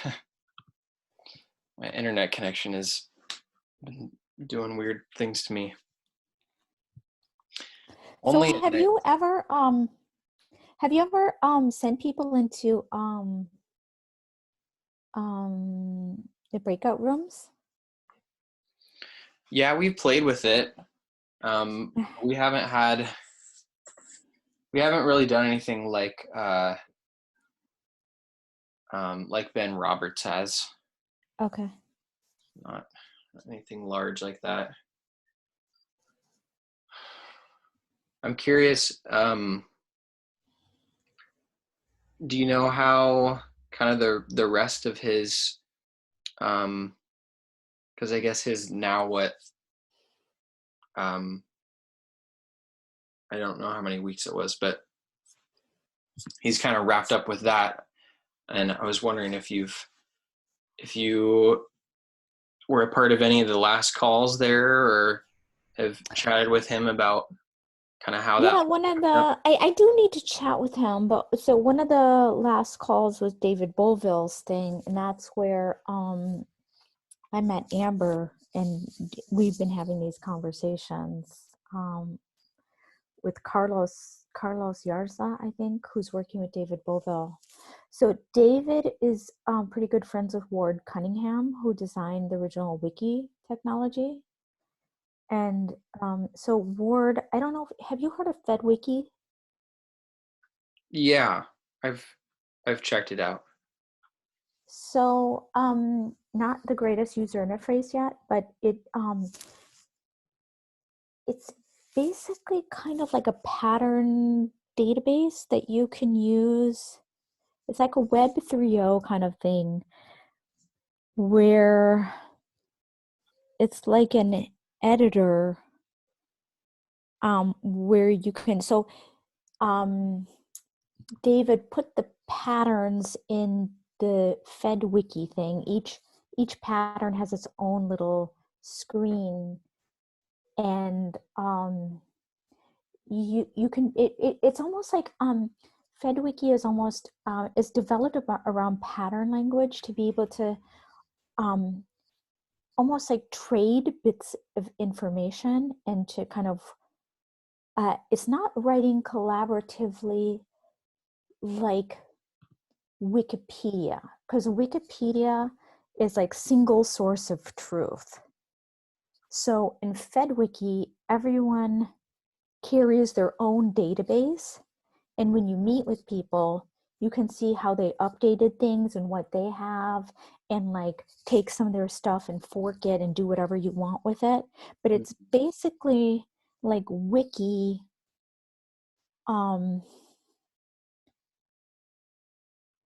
in a kind of like biodiverse atmosphere. So everyone has their own database copy and just can feel free to change it and do whatever they want with their own database of bits of information. And then they can kind of like trade with other people. So say if you're doing like a grant writing process in between like 40 people or something, it would help us like, I think we could kind of like revolutionize the grant writing process, maybe form a cooperative and get way more money, flowing into collective intelligence by doing that. I think that's a really really powerful idea for sure, as the federated wiki. It's my understanding David has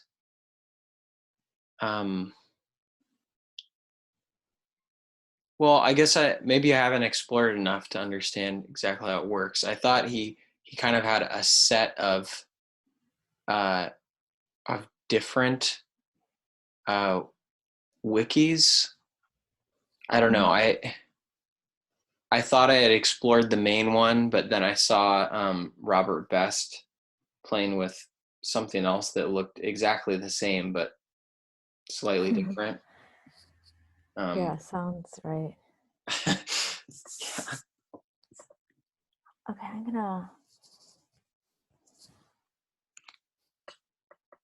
I'm looking for the Metacogs.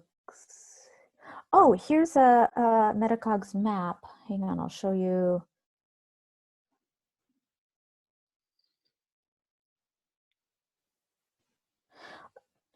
Okay, so this is Robert's.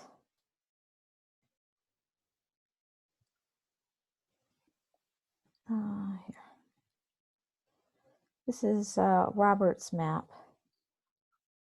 Here we go.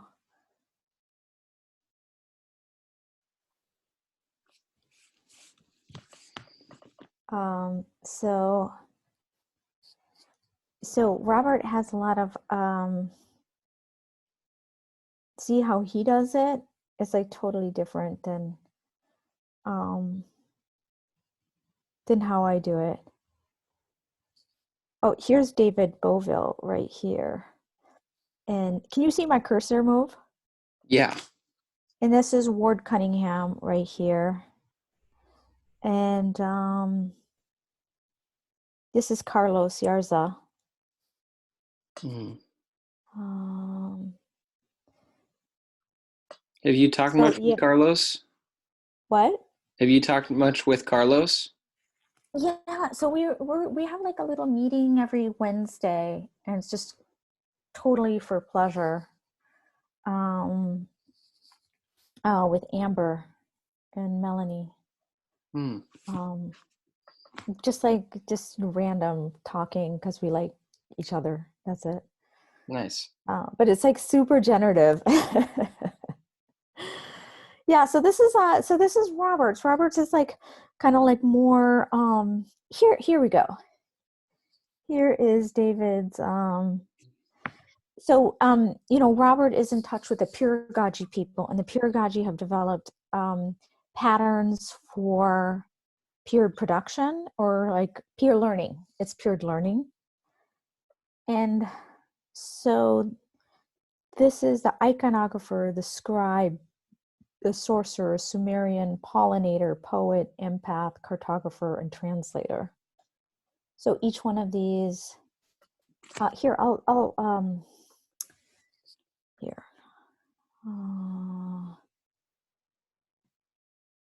Hang on. Okay, so I'm just going to give you this board. Shoot. So you can actually just look on the board and check those out, because each one has a, you can click on them and then you can read more about them. Perfect. Thank you. But it would be super fun though. I would love it if we could have people really, really develop these skills and then have conversations together and then just like produce stuff like on the fly. Yeah. Like it's a real That'd art be really form. fun. Totally. Yeah, I'll have to look more into those roles. That's interesting. And maybe what you could do is kind of suggest these roles to people as you kind of get to know them. Be like, maybe Sure. you might want to try this role. Yeah, totally. And that's kind of a role in itself, I suppose, suggesting.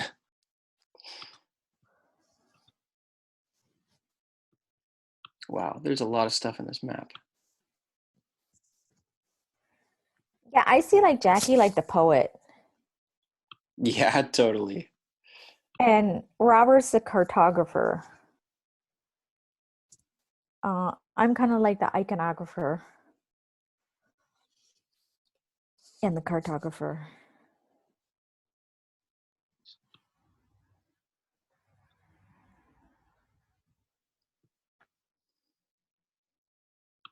So, is Metacogs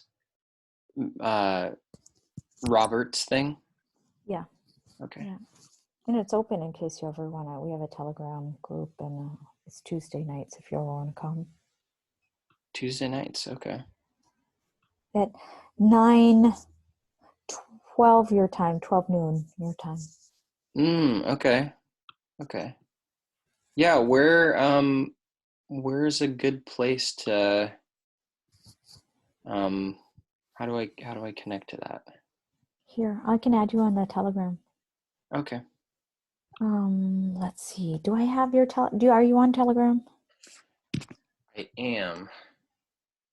and I'm in one group with you. I don't know if that matters. Nolan Straight. What's your Telegram handle? I'm about to pull it up.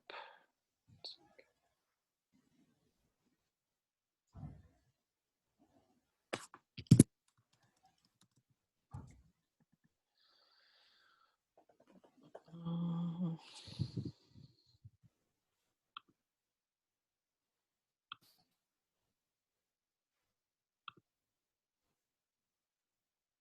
Okay.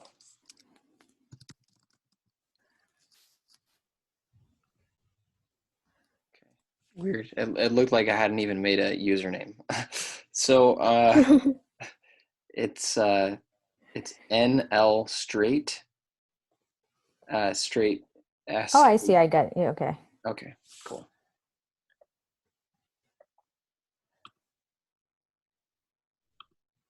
I think I just sent you an invite link. It's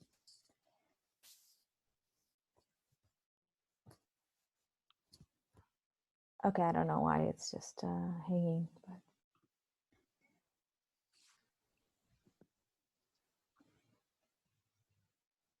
I haven't used Telegram very much. Is there? Have you? Do you have like a mini sales pitch or? what Telegram? Yeah. It's pretty awful.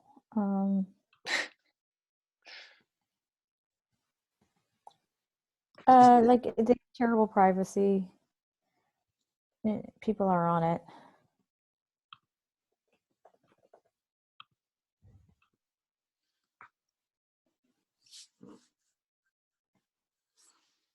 Okay, I don't know why it's not letting me do this. Add you.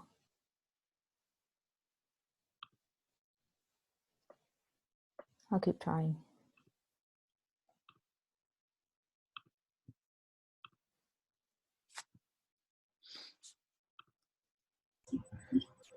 Laura?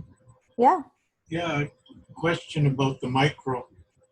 So so you can create whatever your heart desires on those with the mapping, right?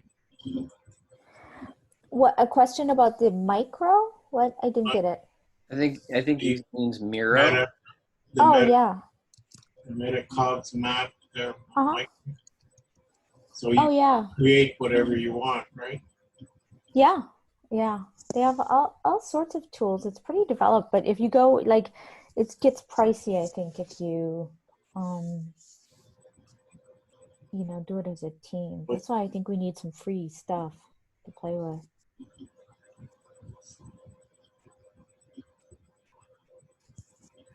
Sign up for free, but gets pricey. Yeah.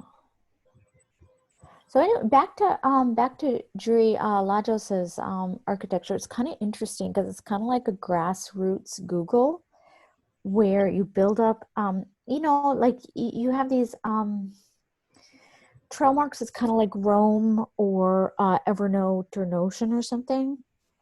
But the problem with those is that they're all kind of centralized, and like, who wants to build up their brain associations on like a corporate software that they control, they own all the connections you make. And so basically, like, it's so hard to find one of these note-taking programs that's decentralized, and that's super important, where it really makes a difference, because if it's centralized on their server, then all this work that you've done, it's like if the company folds, like they just keep it all. Like you can't really export it. And they always kind of promise these APIs and it never works.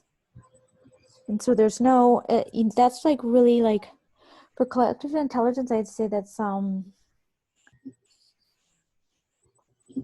really important thing, that with these siloed programs, you can't like make your mind map and then go into another program and display some of your connections and your neural network in some kind of graphics program and show it in different ways and kind of like visualize the data in different ways and do different cool stuff with it, because you can't even export it. So like, Yeah. if you could flow with your own data in between different programs and functionalities and capabilities, like, oh my God, it would be so amazing.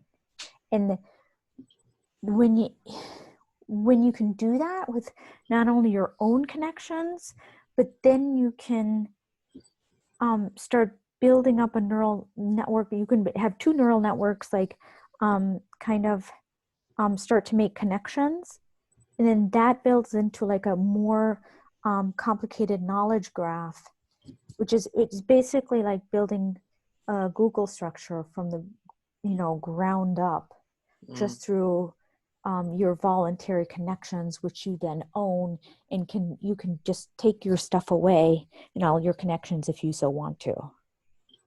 Yeah. Which in Google you can't do that. And so they, like at Google, they have from a top-down perspective, they can kind of take a look at all of these connections and stuff that have been made and find these like associations. And that knowledge today gives you so much power. Yeah. And that really like separates the people who have power from people who don't have power. Those kind of like that ability, because Google can do sense making. Yeah. Yeah. What It's do you mean by ridiculous. sense making, Lord? Like Google has kind of the ability to know what's going on and who's thinking what, and they actually know what people are thinking kind of before people know what they're thinking. Yeah. Okay, so And they can Nope. see the landscape in ways that we can't, and we can't use Google. Like, we can't use Google's insider knowledge. Like, that's for them. Like, we can use it to search something, and they're making our environments, they're tailoring it to us. And like, that's some like scary shit. Like, if you were to see that, like, I'm 40 something, I don't even remember what, but like at 20 years old, if someone were to show me like the world we exist in today, I'd be like, oh my God, that's totally dystopian weird shit. As in, like, in your Google environment is completely different than someone else's. And like, we don't really realize that because we don't see anyone else's environment. But when I see my husband's, like when I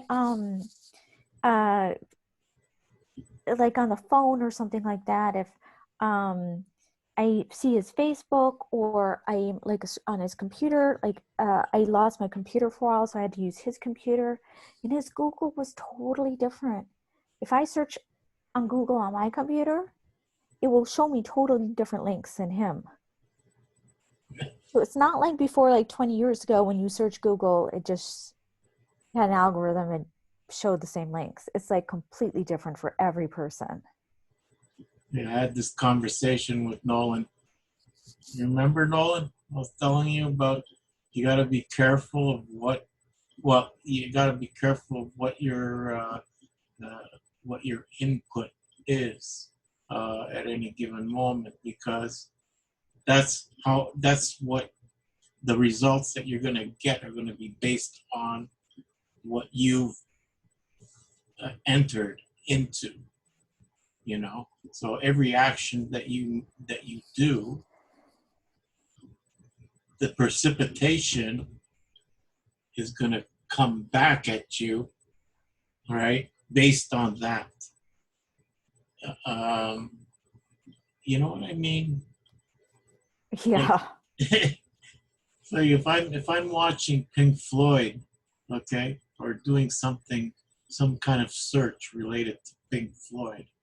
Uh-huh.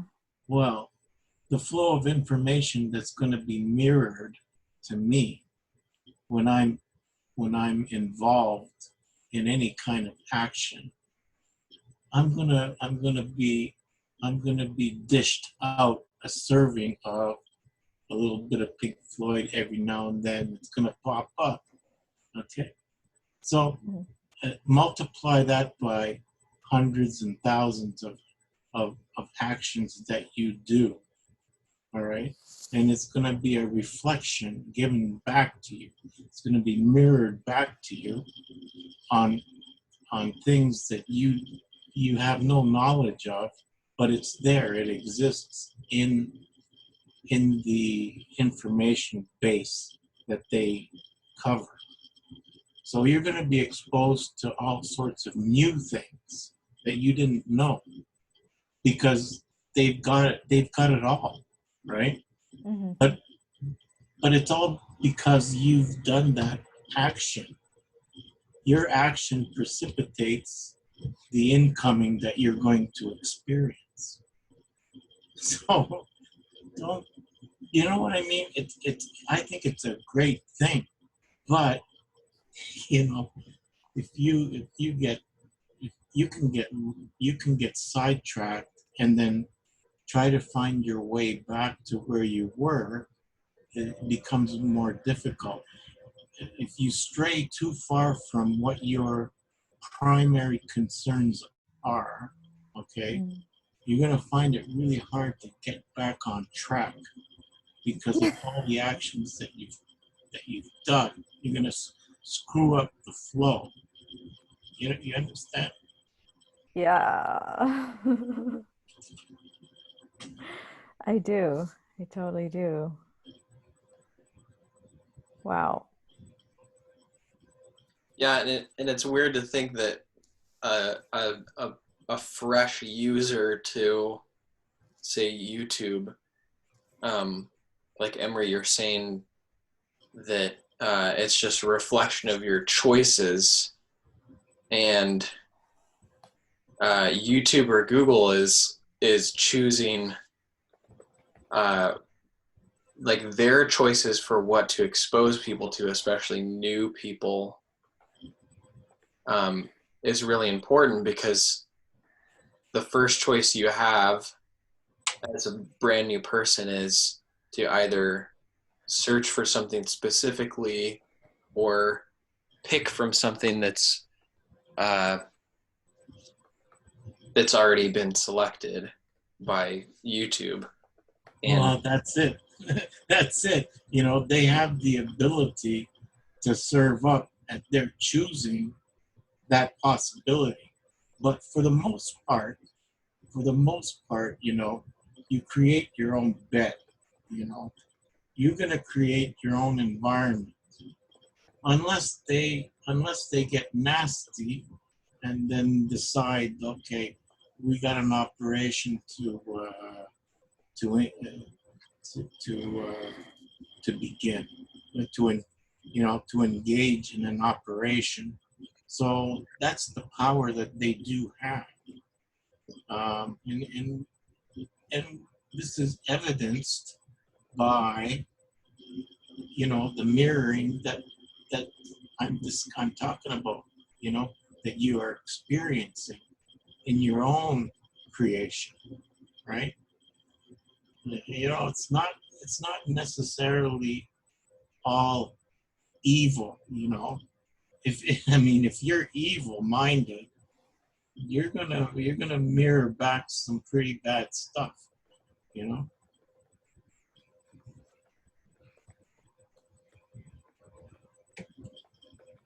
Yeah, I think that's kind of what's disturbing. Like, is it this algorithm? If you have tendencies which lead you to the dark side, it's going to encourage you to explore those. Exactly. And like, oh, you like that? How about this? And give you like things that will just kind of lead you down a rabbit hole where like that's kind of subtly evil, like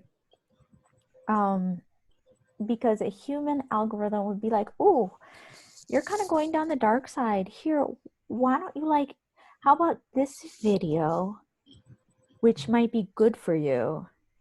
It's going to be like,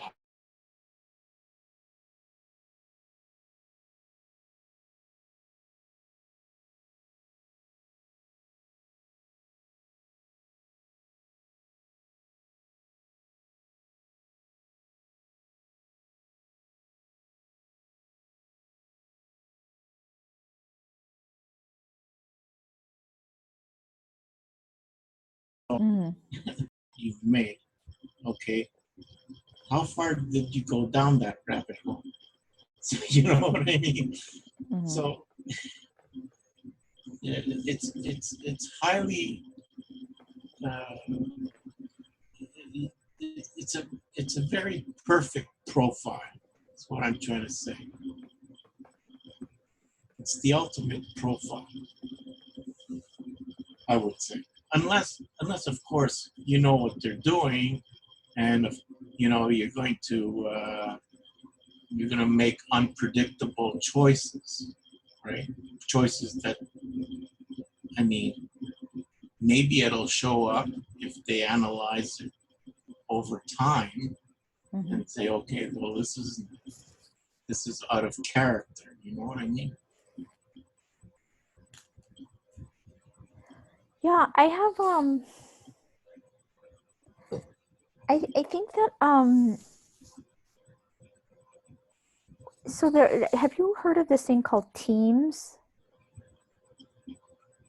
Teams are they're like memes, but they're actually produced by algorithms and technology, kind of finding stuff that we like, and almost like it's almost at the point you kind of can create these teams.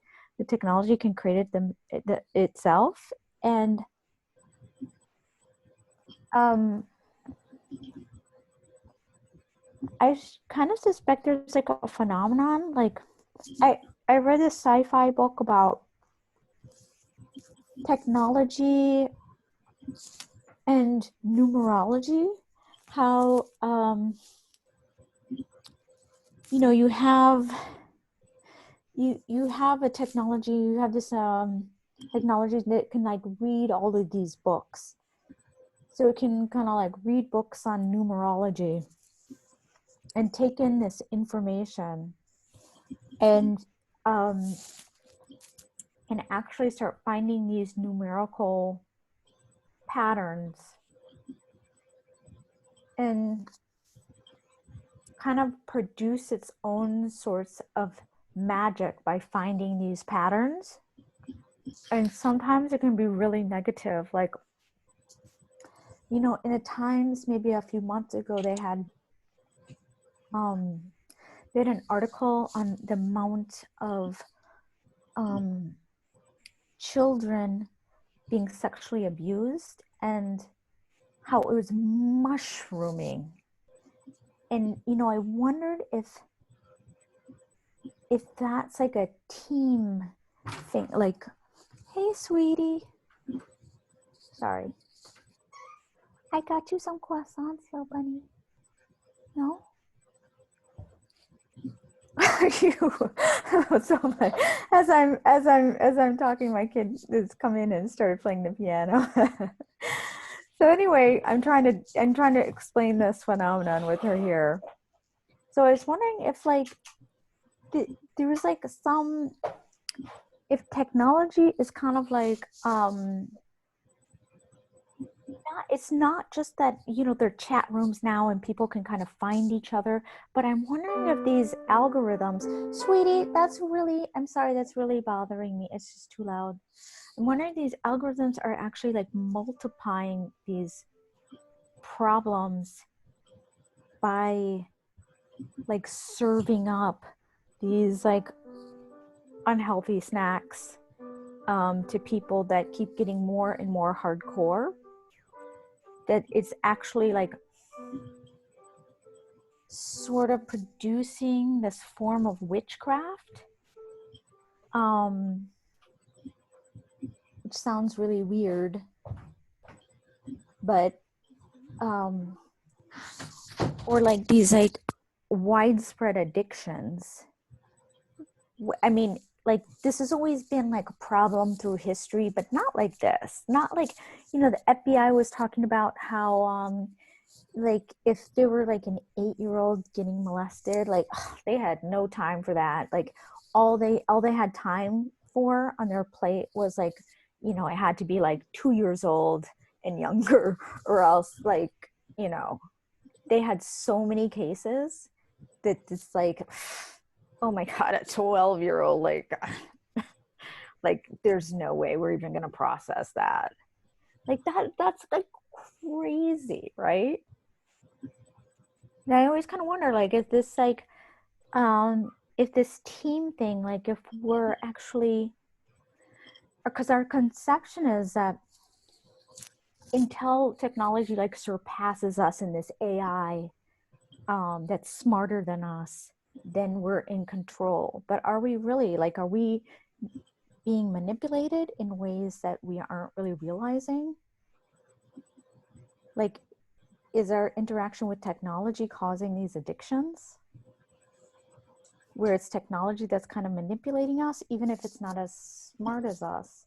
I mean, I have kids and they don't know as much as me, and they're totally able to manipulate me. I think it's possible that I think there's a lot of manipulation. Yeah. It's conditioning. It's conditioning bit by bit, you know. Small actions. Adding up.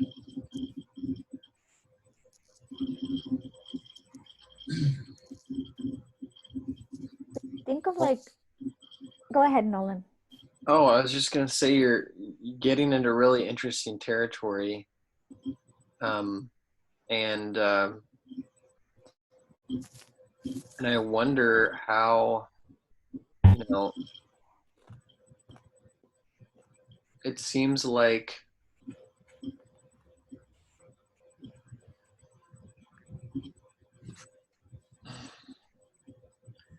when you start, I don't know, it's like that phenomenon of people being led down these dark rabbit holes it seems like that's the one side of the coin, where the other is that you're not censored, or there's not some kind of like information tyranny going on. And like I don't know, how do you,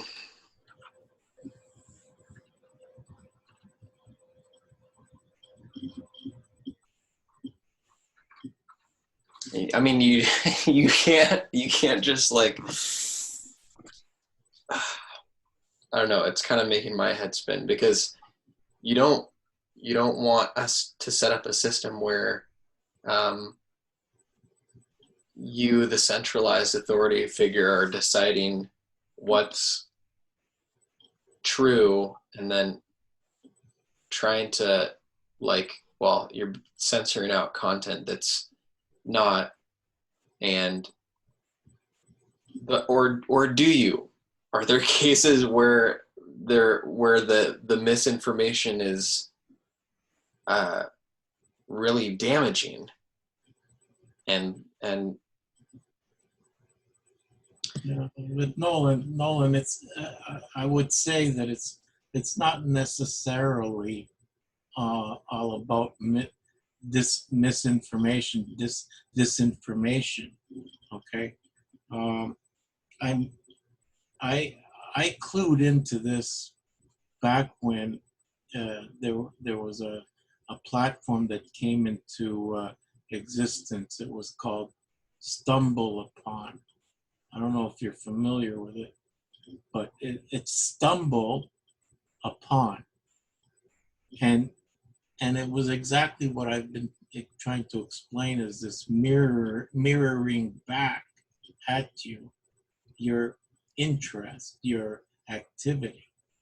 So, it's not necessarily not true.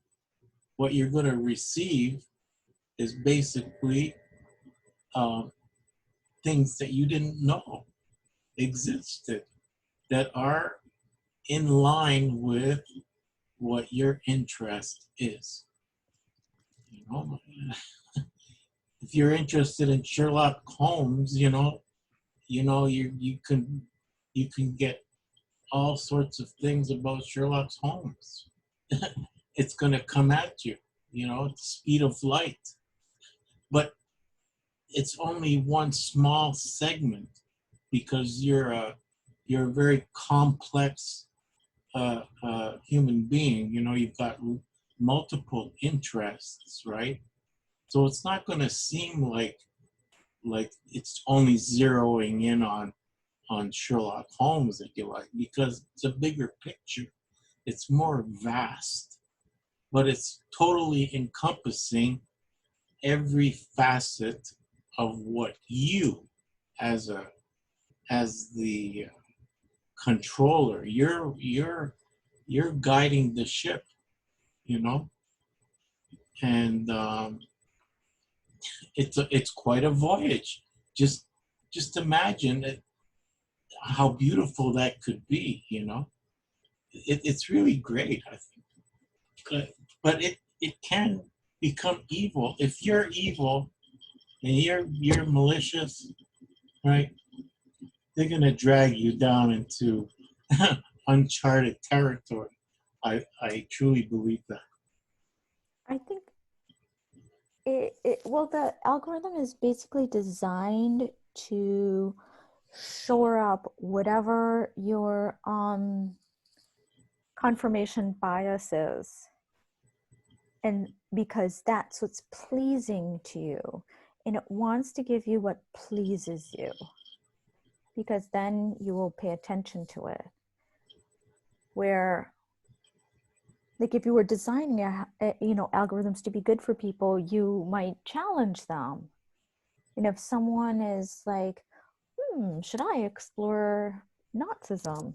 You might give them, a video about Jews explaining what things are like from their perspective. Instead of being like, oh, are you interested in Nazism? How about these super racist videos? You know what I'm saying? Like, those algorithms, they like... Yeah, but you'll be exposed to it. You'll be exposed only to things that confirm your bias already. Not necessarily, because it's within the same realm of what the subject matter is. So you're gonna receive from every vector of that subject matter. Okay, whether it's positive or negative, it could be false, but you're gonna at the end of the day end up with your own judgment on things. But you're gonna be exposed. You're gonna expose yourself to a wide variety of possibilities. But you mean on StumbleUpon or Google, or what? That was an older a program when it first came out. It still exists, I believe, but because the algorithm of Google is definitely not to show you like a variety of different views to challenge what you think. That's absolutely not what. No, it's not. It's not going to change your thing, but you'll be educated on a number of different ways of looking at things. Unless, So I don't think un- so. I think it un- takes your bias and gives you a variety of things that you would like according to your bias. But whatever your bias is, it's going to recognize that and give you what you like. That's going to augment that bias. Because that's what keeps your attention. The things that please you and keep your attention are things that reinforce that and that makes you feel much better. well, okay, so let's say I'm looking at pasta recipes and I'm trying to find a spaghetti sauce, right? Mm-hmm. I mean, there's 1,000 ways to make a spaghetti sauce, right? Yes. Now, I mean, I don't think they're going to selectively pick out the ones like, that are going to be too far off, right, from what I'm initially looking at or interested in, right?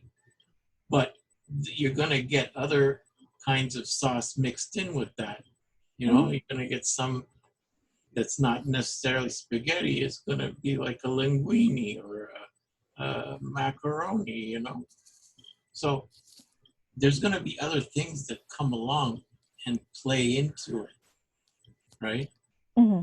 So your exposure, finally, at the end of the day, how biased is it, right?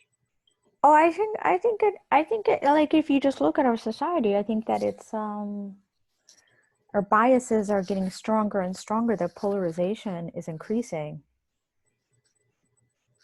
Instead of like being exposed to new stuff, I think that actually the opposite is happening, that people are increasingly like super hyper polarized. And like before, with Google's algorithm before, if you searched for something, like random stuff would actually pop up that were different than what you might be exposed to.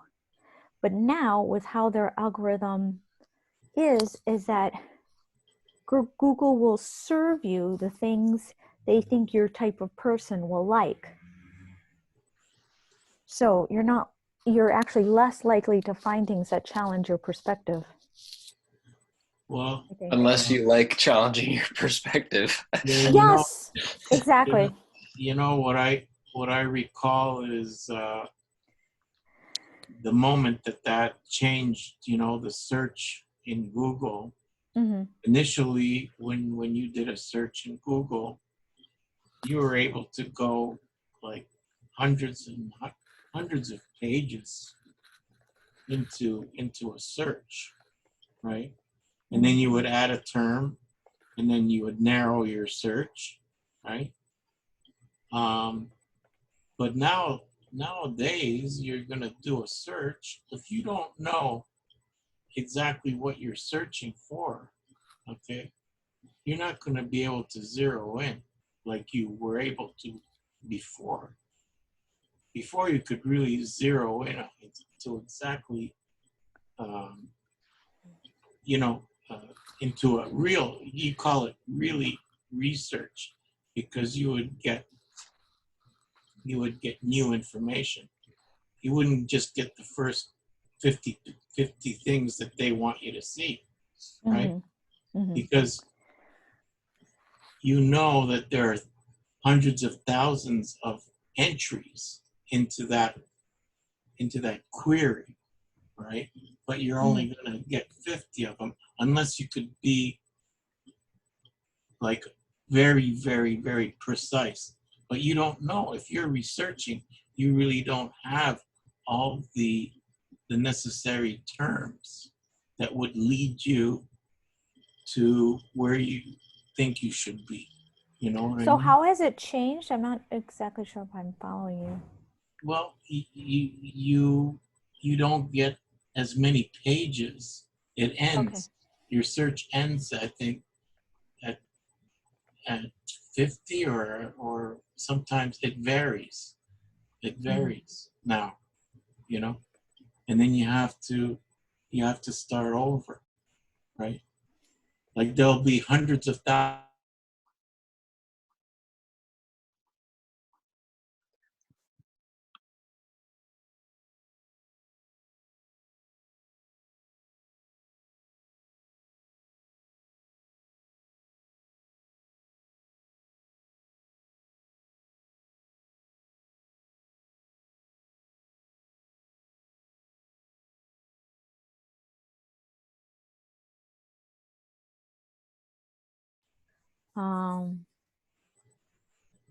I don't know. Like few people kind of make the connection that it's these algorithms that are causing so much damage. Oh, there's quite a bit of that. I'm sure it exists. Yeah, I definitely. Just, I don't know. Well, then the question that comes out of that is, how would we make something that without the damaging effect, but still be giving people freedom? And you know, I don't know. I mean, it might sound a little crazy, but I feel like if some infinitely more intelligent being created us and this, then I feel like it would have been asking these kind of questions, like how, you know what I mean? It's like, okay, well, I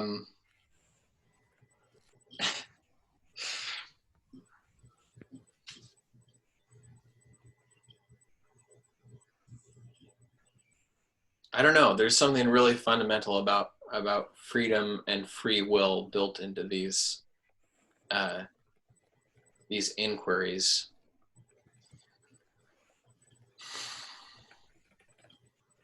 Because it seems like one answer to solve this problem is basically be better about sharing content that you've worked hard to get to, that you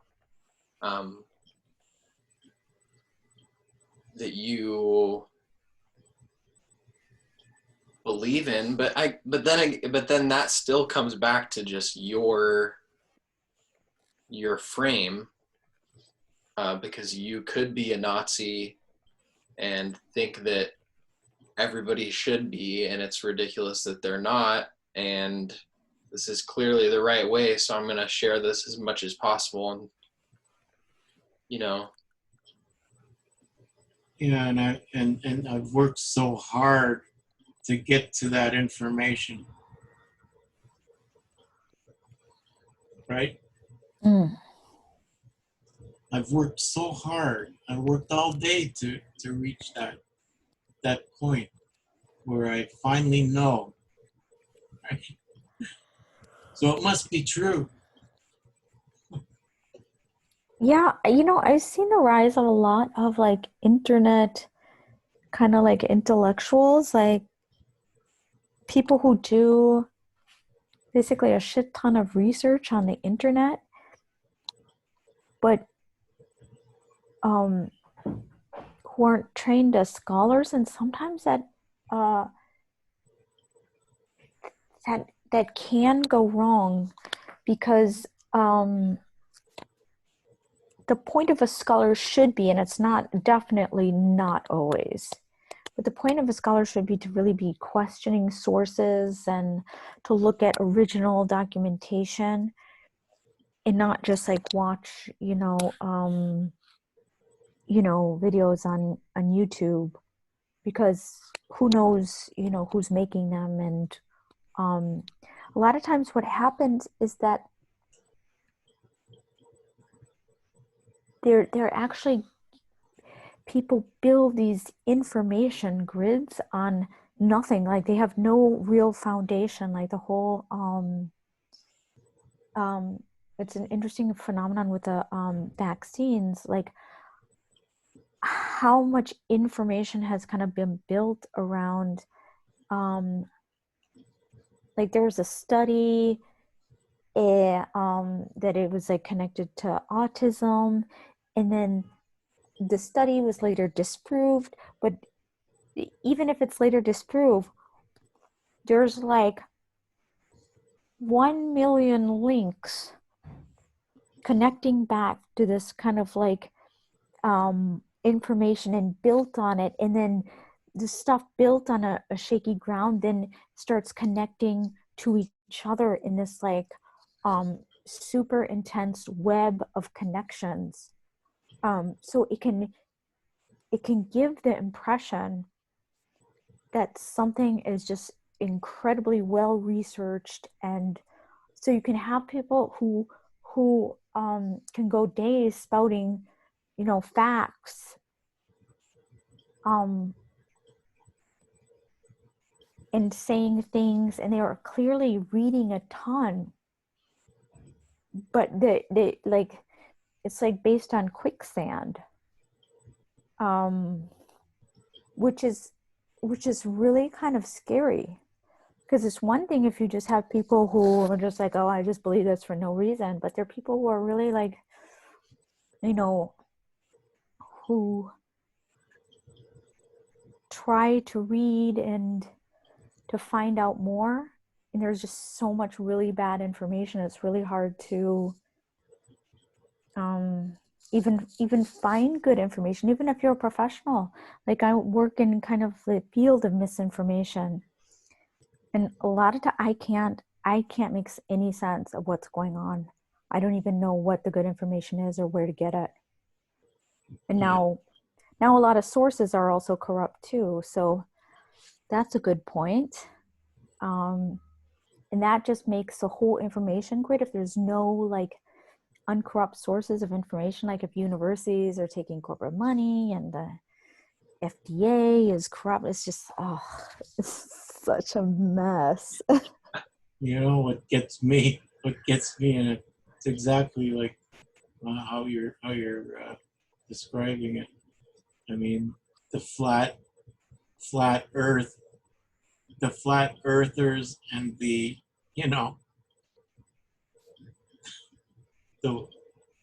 like we understand the Earth to be round, right? Mm-hmm. Like, but then you yeah, have like, the flat Earth people, right? like climate science. Like, this is how people get fooled, because it begins on shaky ground, Mm-hmm. but it gets promoted so much, right? That people just cling on to it because, God, it took them so much time and energy to figure it all out, and everybody's starting to believe it, Yeah. There must be something there, but it's all at the end of the day, we have to use your common sense, and I mean, Mm-mm. when it comes to flat Earth, let's say, use your common sense. Looks pretty flat to me. It sure is. No, seriously. But that's a great example.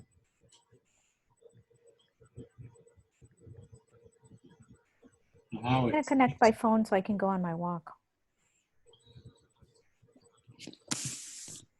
Nolan, I sent you a Facebook message that's totally irrelevant. I think I clicked on the wrong link. That was a while ago. Just ignore it. Okay. All right. Well, we'll be here. It sounded like you said you were gonna drop off to go on a walk. No, I'm gonna connect by my phone. Oh, okay.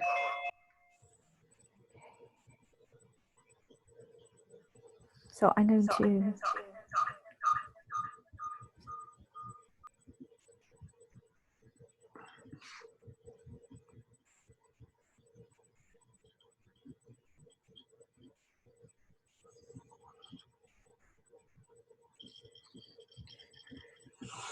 Well, hopefully you can hear us, Lauren.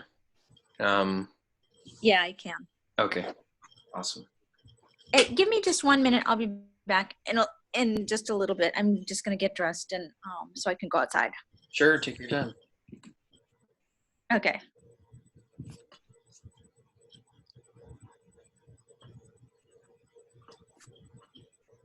So tell me, Mo, you're a flat earther? No. Okay. No, but I did I watched I watched half of a documentary on Netflix, a documentary. I say in air quotes. Called Behind the Curve. And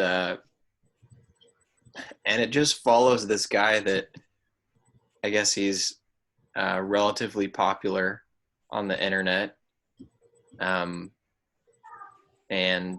he's constructed some things, like he has a like coffee table that like basically you can look, like there's a circle cut out into it so you can look down into the earth, and it's like a Truman Show looking setup, and he's built some stuff like that. And Hey, Nolan. yeah. My kids want me to play memory with them, so I'm just gonna sign off and play with them. Okay, have fun. Okay, I'll try to sign on back later. Okay. All right, sounds good. All right. Bye. Bye. Memo. Okay.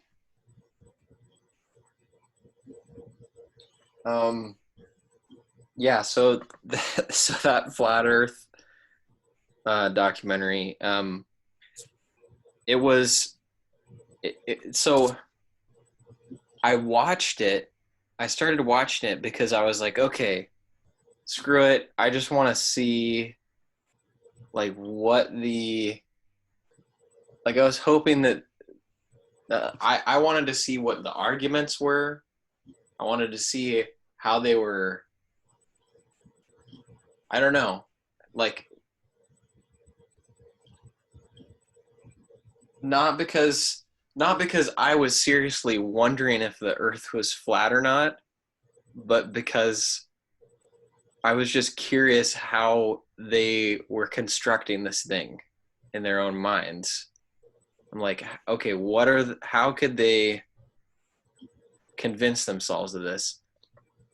Maybe it wasn't the best thing to watch, but it honestly didn't end up like constructing an argument at all. It was very, I thought it was poorly structured, where it doesn't really, I almost feel like the people who made it were kind of trying to make fun of the community, except they were doing it in a really, really subtle, kind of sneaky way. But I don't know, it's weird because even the guy who was like the main star, he seemed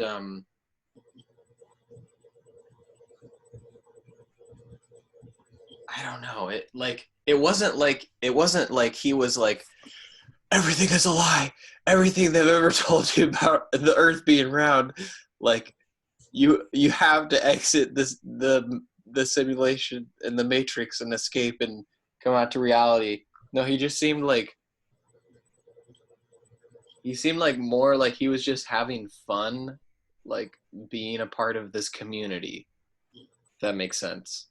Like he, I don't know.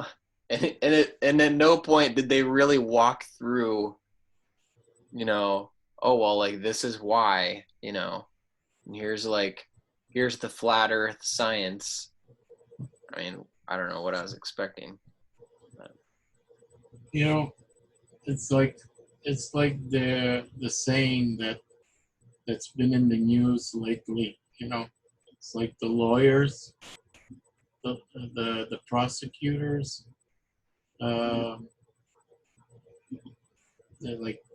they say that they could prosecute a ham sandwich.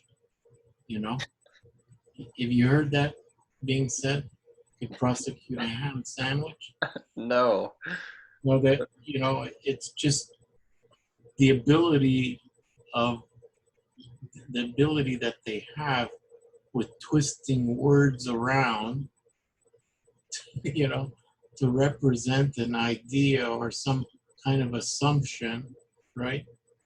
It's like, man, could prosecute a ham sandwich, right? I can prove that the earth is flat. You know, I'll just play around with the words. I'll just play around with a few angles here, a few degrees over there, you know. Yeah. Change our perspective a little bit, you know. Yeah, not gonna lie, that is part of what freaks me out in these meetings sometimes. Is I wonder, I am wary of us doing that in these different domains, just in being isolated in our own bubbles, you know. It seems very easy to slip into, you know, a line of quote unquote reasoning that is not very well founded. I mean, I think it should be harder to actually come across. That's why, you know, as a collective, we'll always have someone to snap you out of it, you know. We're gonna put a stop to that. Yeah. Come on, snap. Wake up.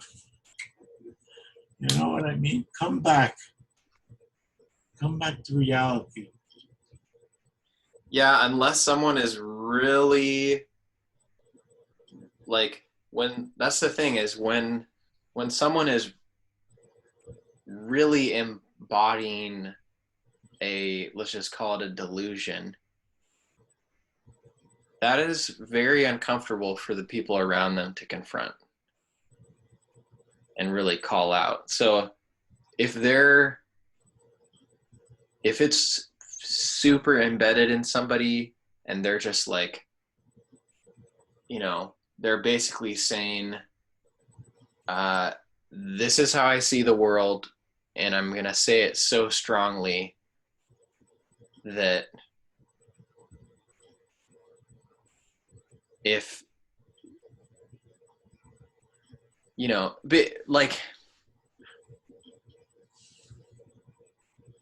I don't know, it's weird because you can have someone who is very firm in their beliefs and is a very good presenter, orator, that ends up like motivating people and uniting them around something which is really good and wholesome and healthy. But you can have, but that same phenomena happens, you know, and like you can be possessed with a totally corrupt you know, and then, and I guess my point is, if you're really corrupt by that, and like it's super embodied within you, and that's made obvious to the people around you, it's not always people's first instinct to say, oh, well, I got to step in and correct you on that one. Especially when the person is not saying, well, this is what I think, but I'm not sure. What do you guys think? Then it's really easy for someone to step in and say, yeah, I think you're wrong, and here's why. But if somebody just says, this is the way it is, you know, and like mic drop, I don't know. That can be pretty dangerous, I think. I think the world that we're living in now is a why world, you know. We ask why. It's sort of like what our new guy from Pakistan says also, you know. He's saying that that's where we are today in society. It's the why that matters. We'll probably have some contact, I guess, in the near future with this fellow. What's his name again?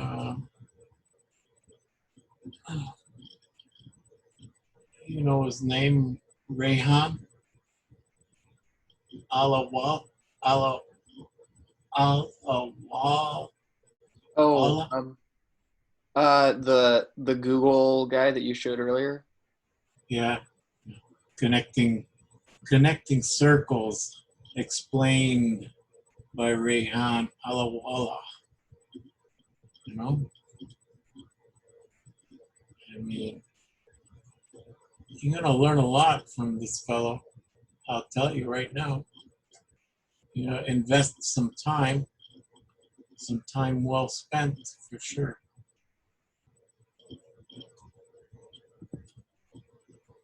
And that's what's required, you know, Nolan. You gotta invest the time to hear people out, and you know, don't jump to conclusions, right? You know, too fast. You gotta hear it out, and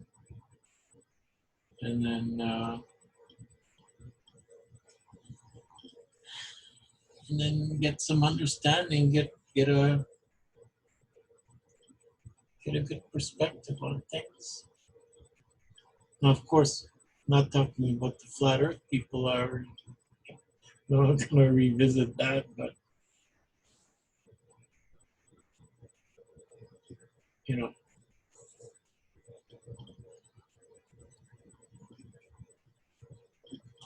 Yeah, they can have their own breakout room. yeah, that's the solution. It'll be a flat room somewhere.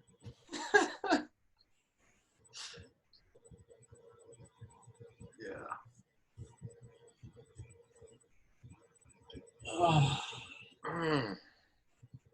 Well, happy birthday. Yeah, it's 65.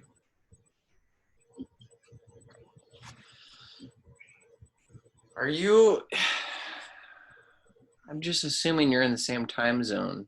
It's half an hour past midnight for you, right? No, it's 3:30 in the morning. Oh, really? Yeah, Okay, so I'm a little late. getting to that hour. Who's coming online now? James should be coming back online. Possibly. No. When does James come on? Another couple of hours? He's gonna come back on in an hour and a half.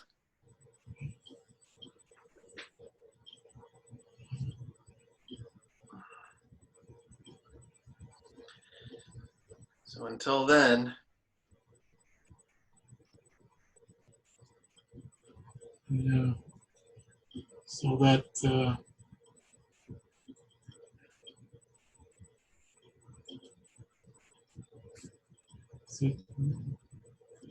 yeah, going.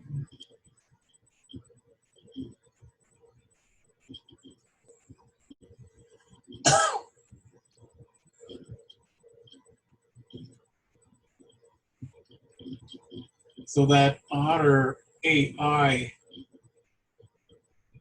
it's quite a powerful little quite a quite a powerful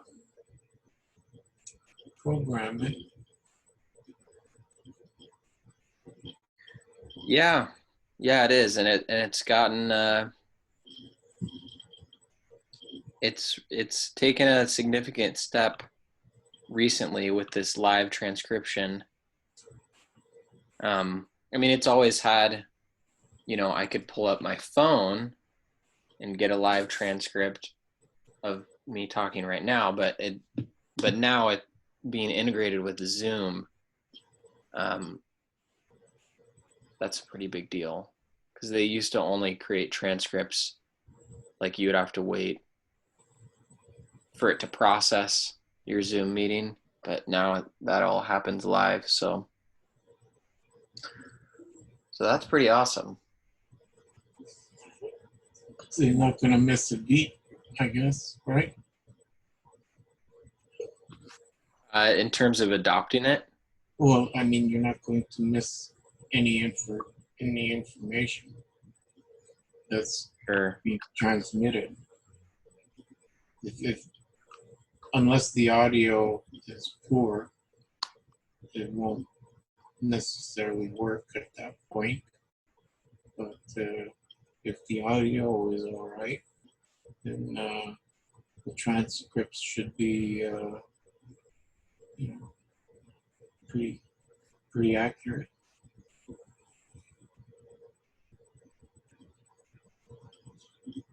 Um, what would be interesting is, like I was telling Jamin, I think, is how all this could be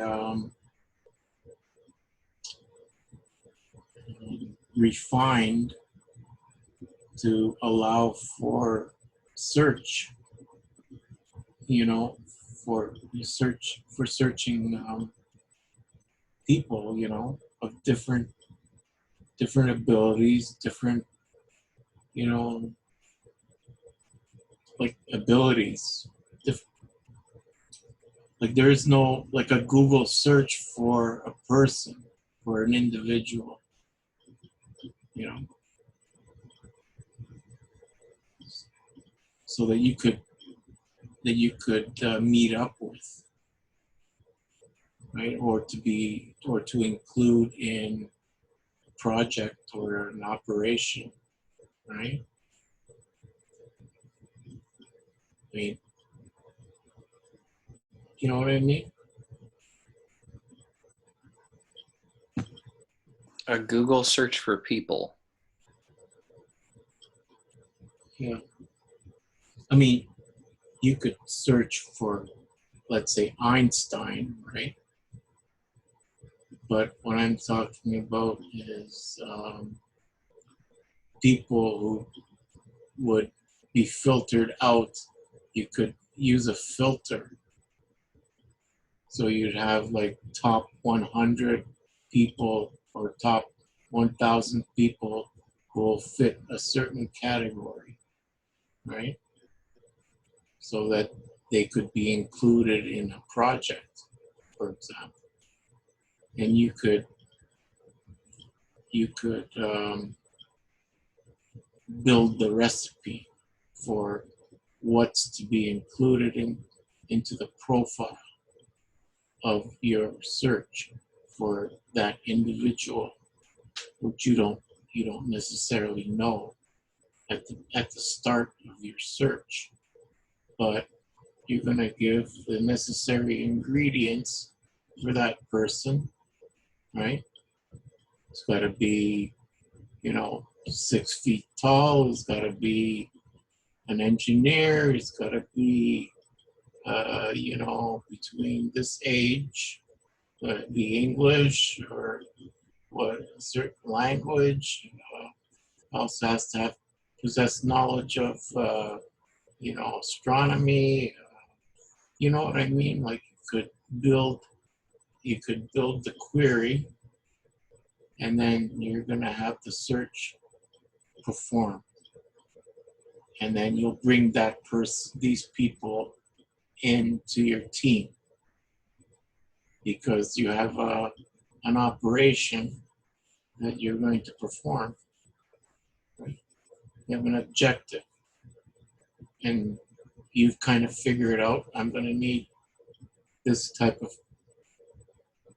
of a person. So you're searching for that kind of a person, right?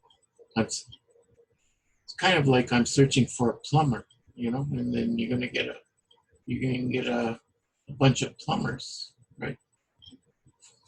You know what I mean? Mm. But more advanced. Sure. Yeah. Yeah. Totally.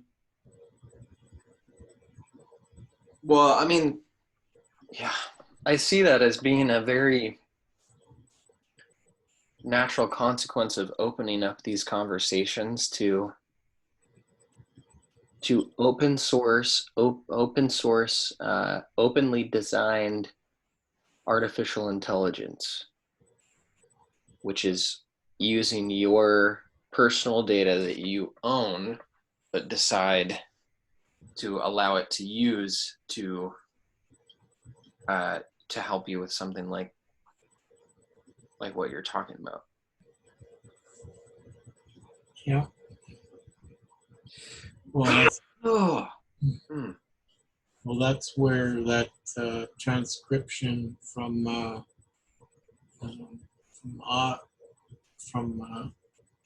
Otter, right, could be quite handy. I mean, if it could be that powerful where it could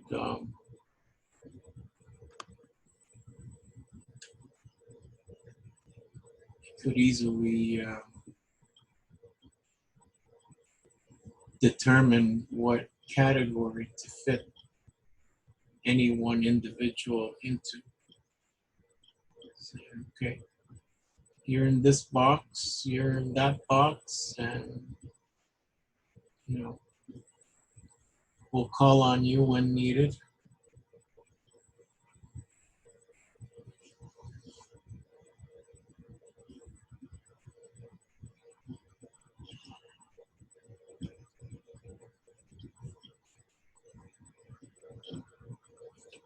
That's what we're gonna need drivers, right? Drivers to deliver the food. Put out the call. Hey guys. Welcome back.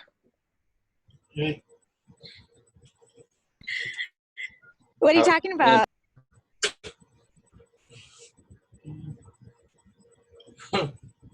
I'll leave that up to Nolan. We've been talking about, Emery was talking about being able to more effectively search for and find people. And I was talking about how I think that's a part of my technology centric vision is around all of this information we can generate in conversation. I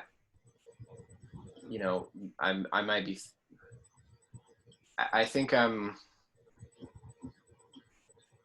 I use AI in conversation a little more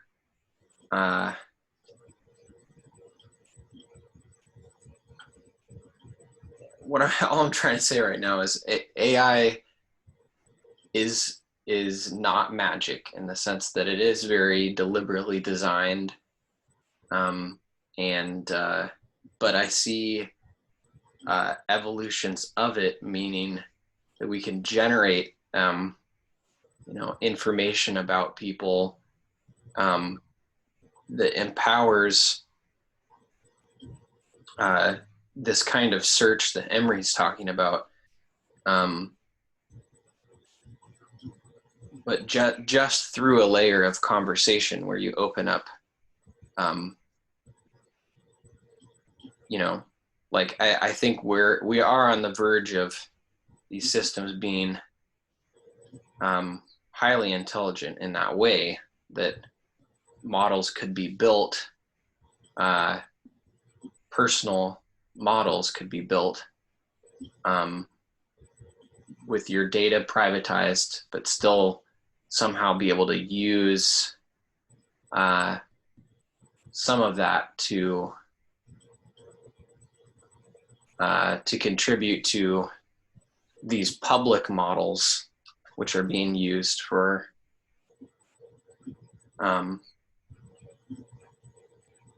essentially building out this, like, there's this, because there's kind of,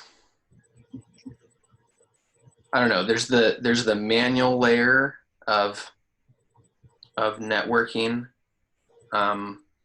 and like condensing information, making memes that we've been talking about tonight. That there's the kind of the manual, more creative work, and I guess what I'm talking about right now is I'm kind of just imagining into what is possible with just conversation, audio and video, split up by people, and like a network of these conversations. What is possible with automation that exists today, and that is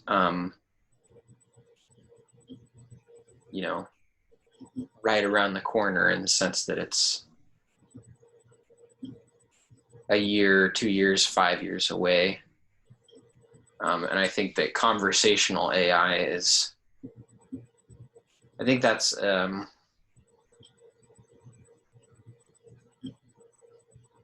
part of collective intelligence that is really motivating or captivating to me. But I know some would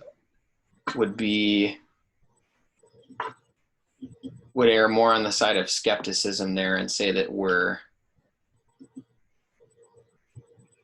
not quite there in terms of AI really understanding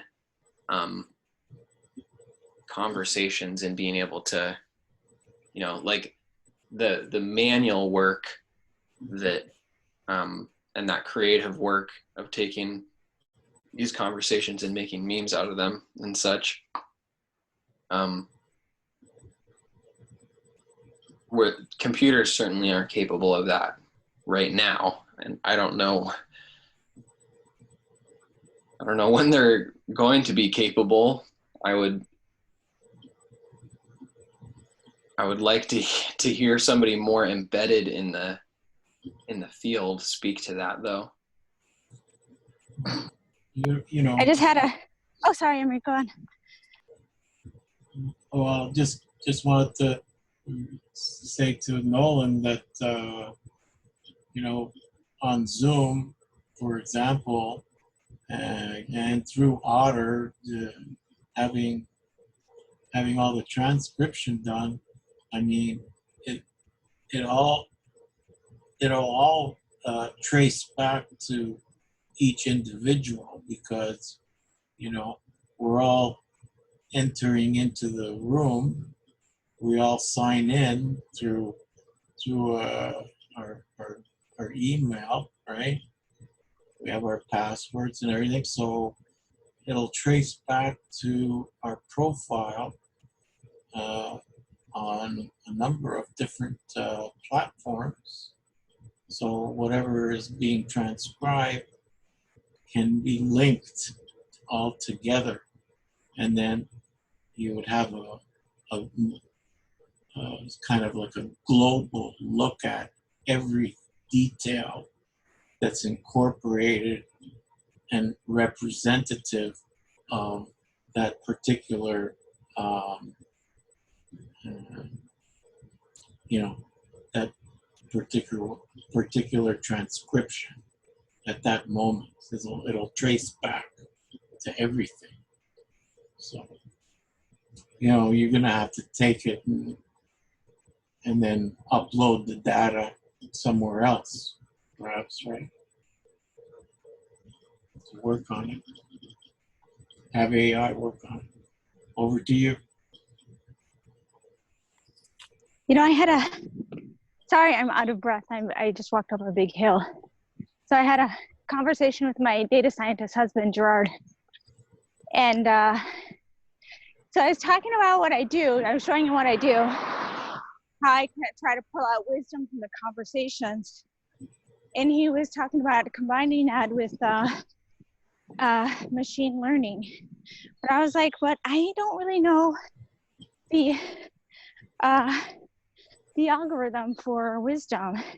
It's kind of like there was a Supreme Court justice that said about pornography, like, you know, I know it when I see it. And wisdom is kind of that way too. But I just thought I'd bring it up, like,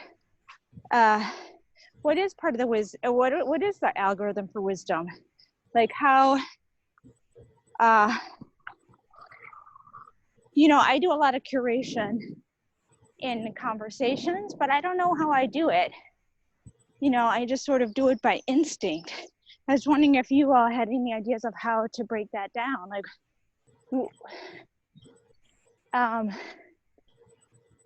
how do we do that? Any insight into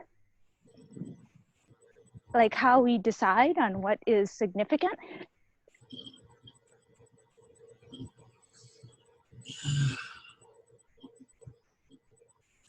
Well, I'm sure we're going to have to make a map somehow, and then connect all the required dots and vectors, right? To analyze, and then come up with ideas.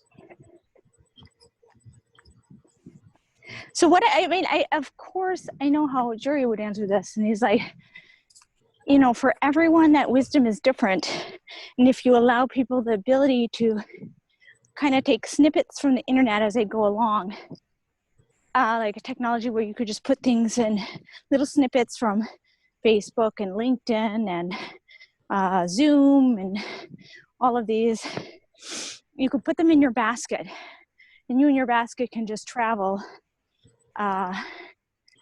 freely throughout the internet. And you can organize those with your own ontology and schema, and then share them as you please. And then interact with other people who are kind of doing that too in an interoperable web layer. Then you can start building that from the ground up. Like, so you can display what you think is wisdom, and then someone can gain that knowledge of what you think is wisdom and what speaks to you.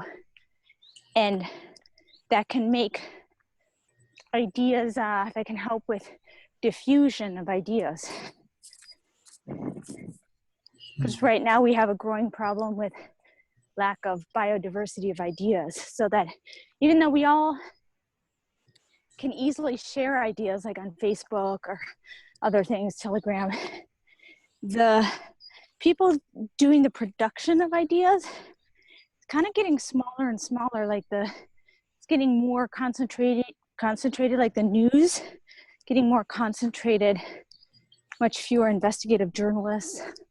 So the news sources are actually drying up. So at the same time, we have this incredible ability to share. like it's kind of like, you know, species death on Earth. Like you're like, oh, there are so many less bees buzzing around, just like our media landscape. Yeah.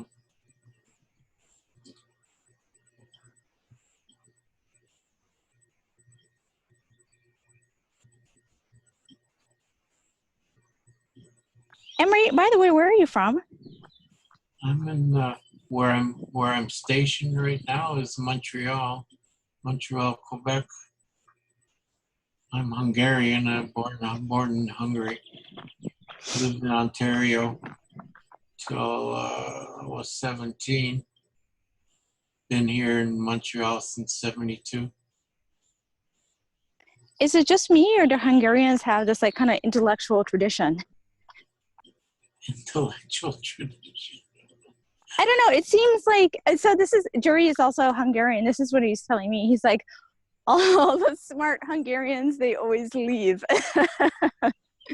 And there are like tons of Nobel Prize winners from Hungary, but very few of them actually live in Hungary.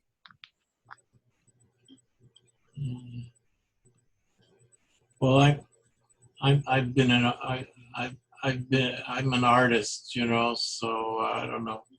All this new intellectual technology stuff is relatively a new endeavor, you know. So what kind of artist are you? Stained glass artist. Oh, wow. Yeah, I ran my own studio for years. Interesting. But, How did you get into that? Well, I got into it in 1976, so 77, I guess. And sort of been into it since then. How did I get into it?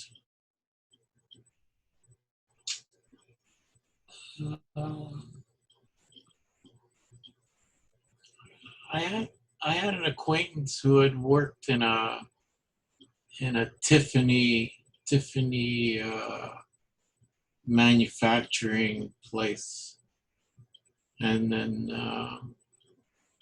thought I'd be interested in it, and I was very interested in it, and it just developed from there. I took the initiative to learn what I could and do what I could, be creative with it. You know, I've always looked at it as not work at all, you know. Interesting. But I haven't done much since 2000, since the end of 2006. 2007 was the last big installation I did. Since then, not too much. I've got photos on my Facebook timeline there. Oh, I'll check it out. Yeah. And Nolan, what have you studied? Like, or what are you into? Well, I studied computer science for 3.5 years. And so I have kind of general knowledge in that area, general programming knowledge. Definitely not an expert in anything. I'm kind of just general amateur. So a little bit of experience with artificial intelligence, machine learning. I have some friends that are way more embedded. I took a hiatus from school. Wasn't sure if I wanted to really go down the software development route. started getting really exhausting for me. And I'm pretty into music and music production. So, Really? yeah, I haven't done a ton of it like super recently. 'Cause my setup got kind of disrupted when I moved 5 months ago. But yeah, while I was studying computer science, I also took some courses in digital sound. So like playing with or studying like synthesis, sound synthesis, the physics of sound, and you know, all these different things you can do with sound in terms of processing. And I mess with making some of my own just kind of poppier music where it's just a one-man band kind of thing. I've done a fair amount of singing and playing piano recently.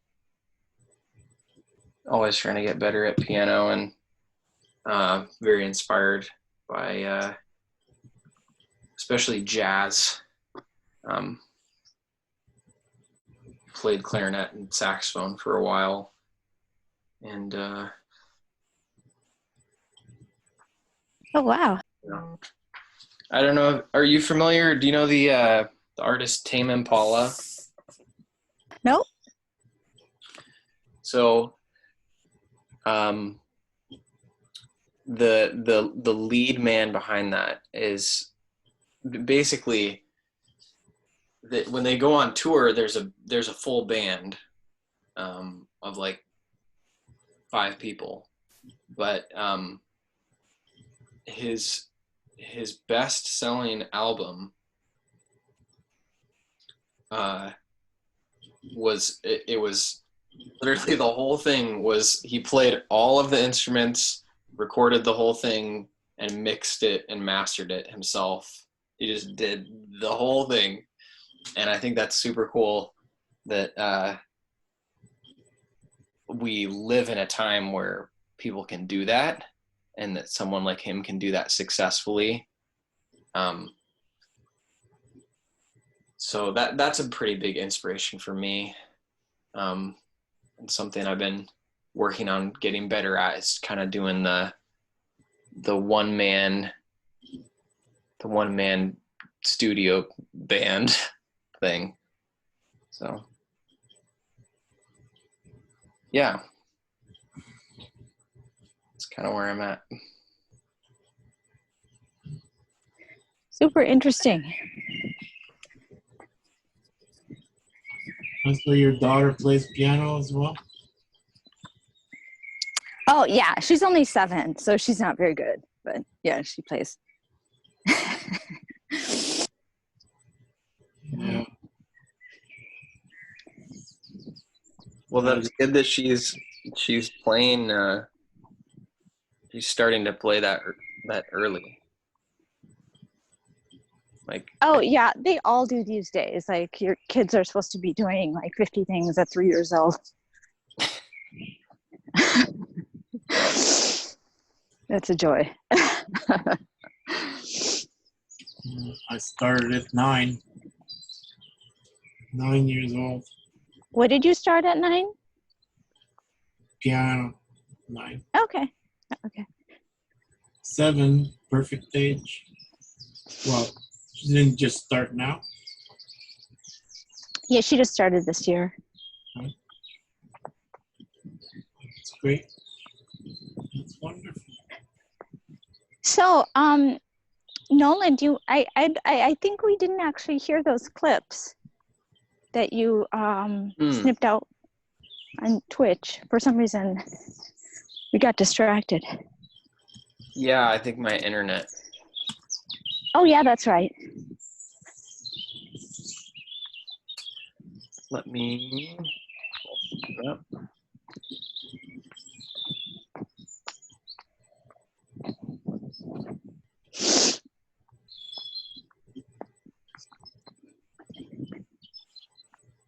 the downside of Twitch is you can't rewind, unlike YouTube, right? So if you're watching it on, if you're watching the live stream on YouTube, you could always. I think that's what Twitch does, though. If you're snipping something, if you're a member and you snip something, it's like a Q button which rewinds it. Auto rewind. Yeah. Yeah, that's what we were talking about. More like a Q button.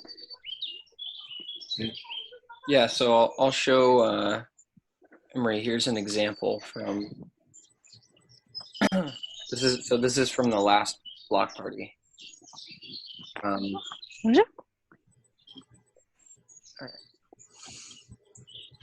One is to basically get a summary of what happened, right? If I'm a detective, I want to go to the crime scene and I want to form a picture of, who done it, what happened. I kind of want to recreate it in a sense. Now, a whole different hypothesis, and these can coexist. It's not like one or the other, but a different hypothesis is I'm scanning through to find out the conversation I want to be in, right?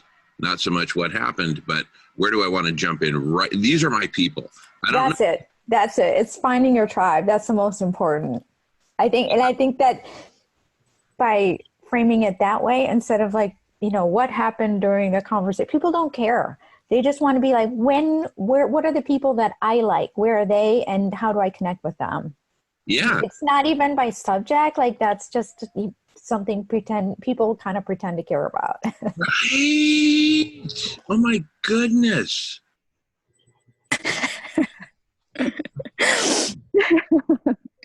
What was I talking about? It's like sort of going in with people pretending to care about. We were talking about like how. I think I was talking about titles, right? Like subjects. Yeah, we're talking about what's important, what's really important, like what are people looking for, and so we got into like, yeah, basically subjects versus their tribe, Right. Like, right. Do we just want to take old meetings and and do a bunch of work on those to get to show people that, okay, this is what happened in those old meetings, or or we want to get them to meetings, to conversations that are happening right now, and does the subject really matter that much, or I mean, the subject, who are your people, and the subject, they're intertwined things. But I mean, I personally see it as I think it makes sense to come from the social, like the person first, rather than subject. Like, I don't know. I'm not necessarily someone that would just jump online with completely random people about a subject. I think I would prefer that I work from a network, Yeah.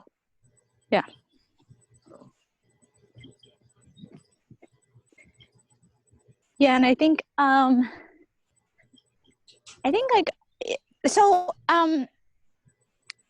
fission, I believe, is. Do you know IPFS? Yes. Nolan. So IPFS is this decentralized data storage, and Fission is building on top of that. And they're building on a decentralized Google Drive, and then on top of that,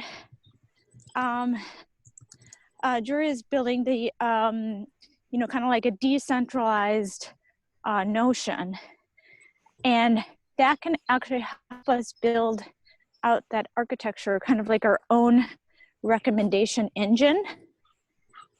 And instead of figuring out how to build it, the architecture, I think it's actually better to do it in a human sense, like start building out profiles that are kind of artistic and fun and creative.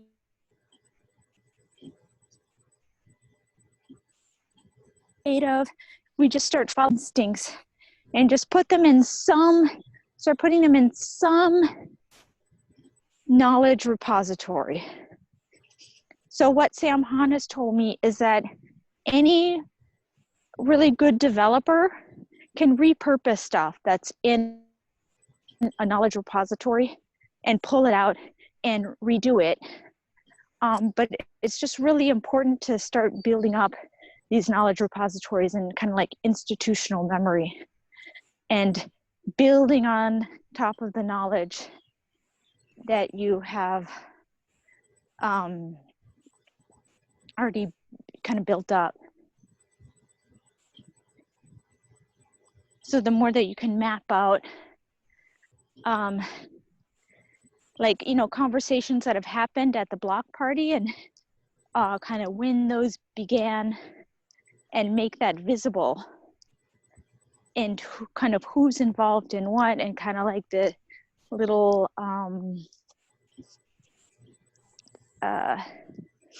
the trajectories of kind of what's happened and pull out little quotes and the more we can do that and then just start linking them. And, you know, I think I told you last week with what Ward Cunningham said, which was, if we can simply share an index of these Zoom meetings that are going on, so they don't all have to be in one place. You can just have a common index where people can, you know, upload their stuff. And you don't have to do it exactly by subject. Like, you know, Otter does produce some keywords. That's super helpful. But we can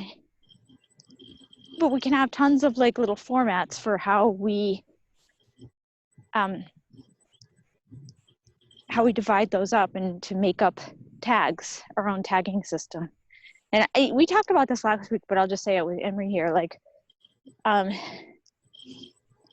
you know, great ideas that are beginning to form or mature ideas that need a particular thing, or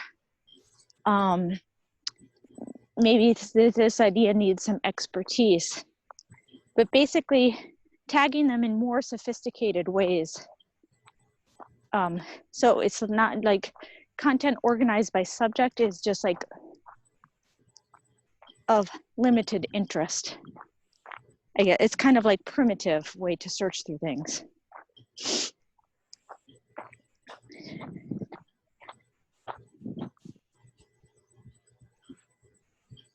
Yeah. Yeah, I wonder. So it sounds like Ward hasn't made an index necessarily. No, he hasn't. It's just what he suggested to do. Are you familiar with Internet Archive? Yeah, I've heard of Internet Archives. Wayback Machine, 431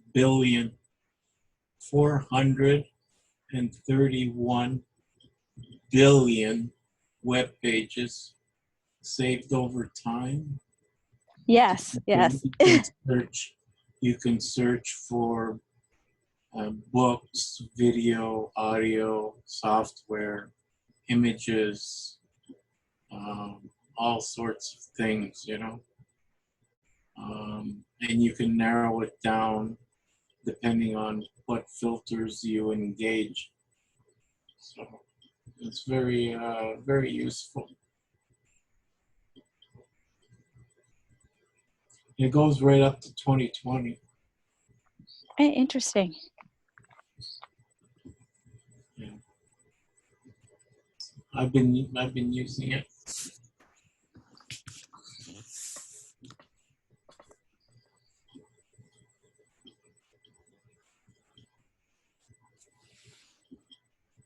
Plus, also, there's quite a lot of like stock video, stock audio that one can use and incorporate into, let's say a marketing project. Number of creative things that you could do these days. Which reminds me that I thought of creating an ad campaign for a fake technology that we love. Oh my God, there were horses. Where did these horses come from? Here you go. I'm going to, how do I change the video? Trying to show you the horses. Like, Wow. they've never been along my walk. They're all of a sudden just appeared. Did you see them? Yeah. Like, what a landscape. Look at this. Yeah, it looks like a wonderful place to walk. Yeah, it is. And this is my second choice. Oh, damn. I like the canal better. But this is lovely too. I'm super lucky. I walk like 2 hours a day during the quarantine. Get out of the house. Yeah, so like a kind of like a placeholder for technology that we actually like, and just start making up advertisements for it, even if it doesn't exist. And like showing the features that we like, and kind of getting people to produce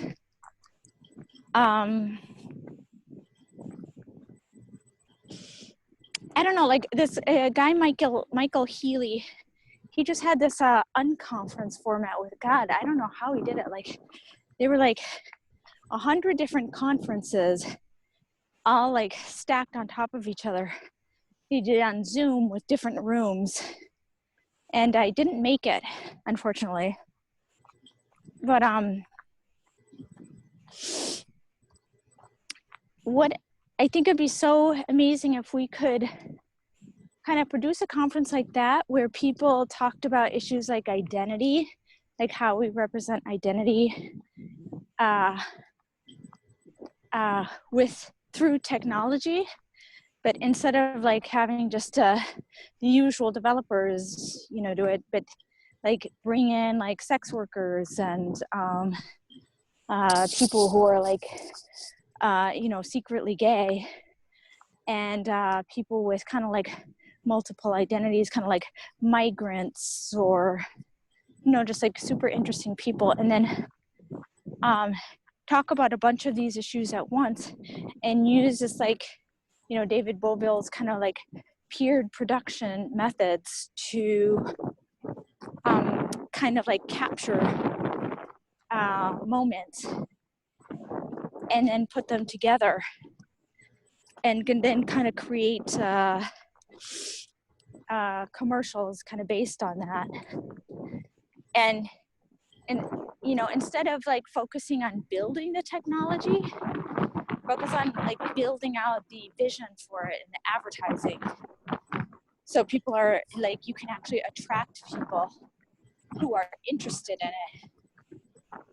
And basically, I think that instead of building the platform and trying to get people to come to a platform, you build up the base of supporters instead, like actual people. Ask them what they want, and then make that visible so that someone could come along and build the technology that they like, and that they actually want. And then you'll have like, developers will have a user base, that are actually committed to using this stuff, because you're giving them what they want instead of just like, oh, I assume that people want this. Why is no one coming to my platform? Yeah. Well, you know, we wanna end starvation, right? We wanna end hunger, and we wanna end the pandemics, and you know, we wanna cool the planet. So, you know, there must be a way to focus that that energy towards that, you know, that goal. Yeah. Maybe a bit long term. I don't know how much time we have to, you know. Apparently not much.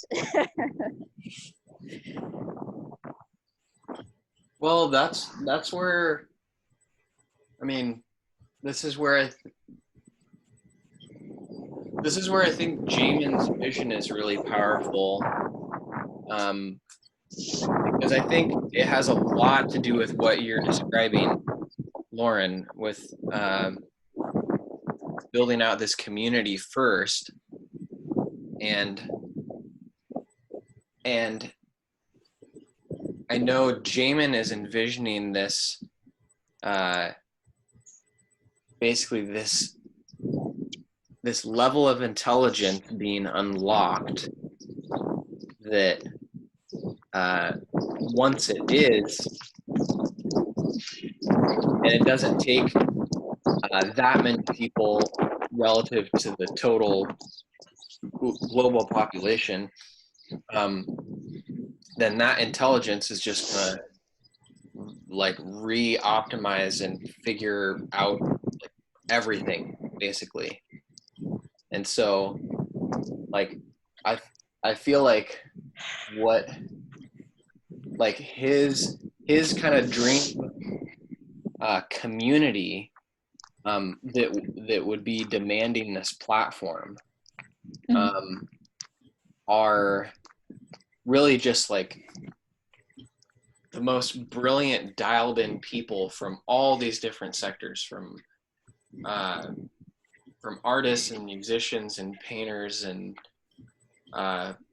stained glassers to you know, programmers and you know, people into political science and economics, and like, you know, if everyone can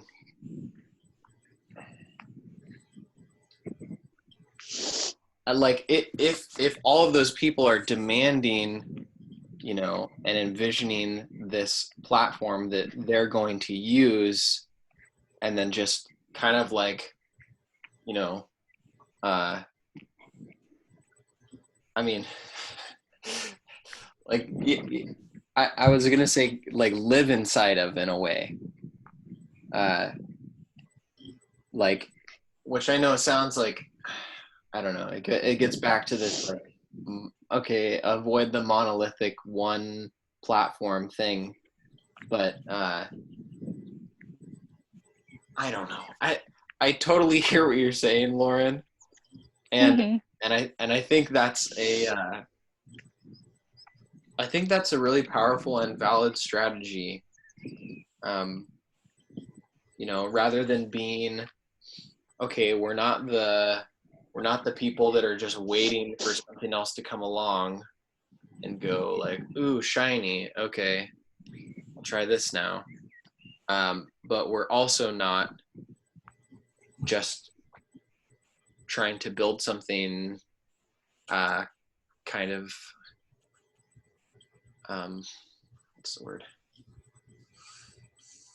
Yeah, building something for a user base we don't have, really, with just our own desires built into it, which probably at least partially have something to do with us making money. So I think the platform that needs to be built is going to naturally fall out of the envisioning and the conversations around it. and yeah, and it fits perfectly into, like, we can just use the conversations we're having and create little ads with those. I think that's I think that's kind of what we're trying to do with the like Twitch clips and the memes and stuff like that.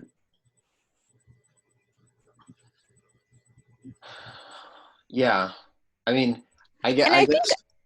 Oh, go for ahead. it. Go ahead, you. Oh, I was just gonna say, I guess it's just all we have to do, or our job right now is talking with other folks in this community and the communities around us. Just kind of like get these ideas percolating and kind of get everyone kind of synced up in a way. Because, like, I don't know, I still feel a little bit of this, like, Get everybody into the federation. Yeah, we need the federation for sure. And I think part of the thing that's hindering us a little bit is, or at least I'll speak for myself, especially in the past, I felt this overwhelming feeling of being very close to like as if I was what's the word, like I don't know, as if I was sitting on top of something that was about to like explode, like a geyser. That's like, I don't know, that's the feeling I have in this general area of collective intelligence and technologies and these different areas of research and fields kind of converging. Like, I don't know, I've got this, there's a kind of gold rush going on, but I almost feel like that gold rush is preventing us from, I don't know, like there's something we're supposed to unlock here that we're not going to unlock through competition. Secrecy, you know. I think if we could reach 80 million people, Nolan. We only need 80 million, and then 20% of the 80 million, and then there'll be some drop off from that 20%, and then we'll take those a little bit further on, and then the amount of people left, we'll build Google.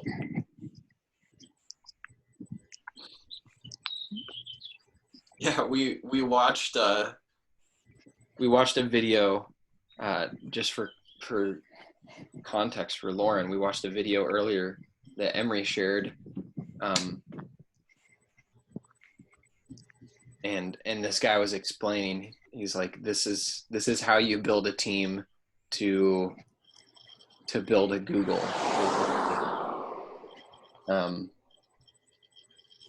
But as Jamin says, we're building something that's far greater than Google. So it's on another level.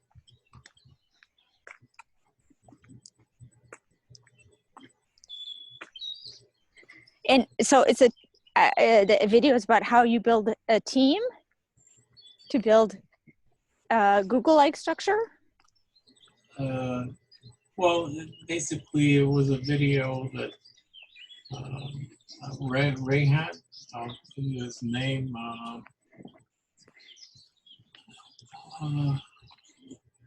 Rehan Alawala. He's a Pakistani fellow. Got a bit of a bio on him.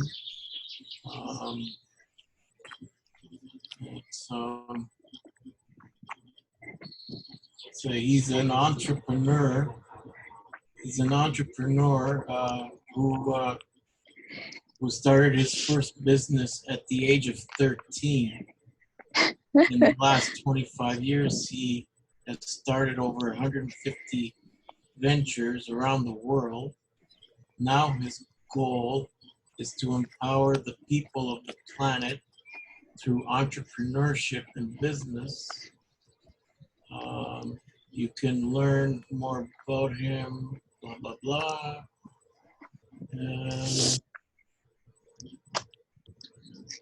That's not exactly the bio I was looking for, but anyway.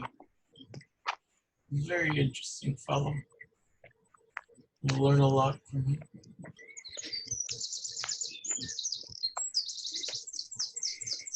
Interesting. Nolan, will you send that to me on Facebook? Well, I would, but I'm not sure how, because Emery just screen shared a video he had on his computer.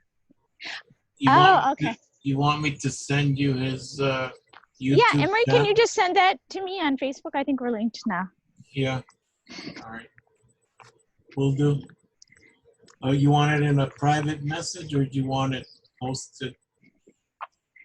Yeah, it doesn't matter. You can send it in a private message, but it doesn't matter. Okay. While it's on my mind, Lauren, could you repeat the name of the guy who hosted the Unconference recently? Michael something? Michael Healy, I believe. I think he's in Abu Dhabi. He's an acquaintance of Charles Glass that he met in Davos. Awesome. Do you know how to spell his last name? Nope.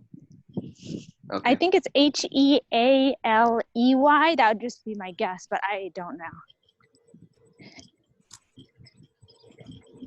Well, I would love to hear more about that. I'm very interested how that event went. Yeah, me too. Kind of interesting. Yeah. How has Charlie been recently? Good. Kind of busy. Yeah. Yeah, he's working with this woman, April, who I believe from Singapore. And she's an entrepreneur who runs a lot of businesses, and he's helping her out. So that occupies, he's doing that part-time, so that occupies a lot of his time.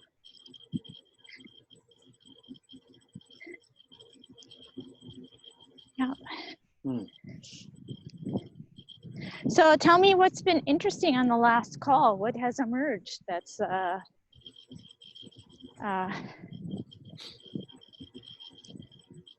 that you find interesting or noteworthy? Well, I think there's definitely an exciting opportunity at this point in time around. So this is not strictly collective intelligence focused, but it's one of the things that's percolating here with some colleagues of ours. So Dr. Silas Rao, who's led a vegan community for quite some time now, and his organization is called Climate Healers. And he is getting an app off the ground that is going to help link up people to restaurants and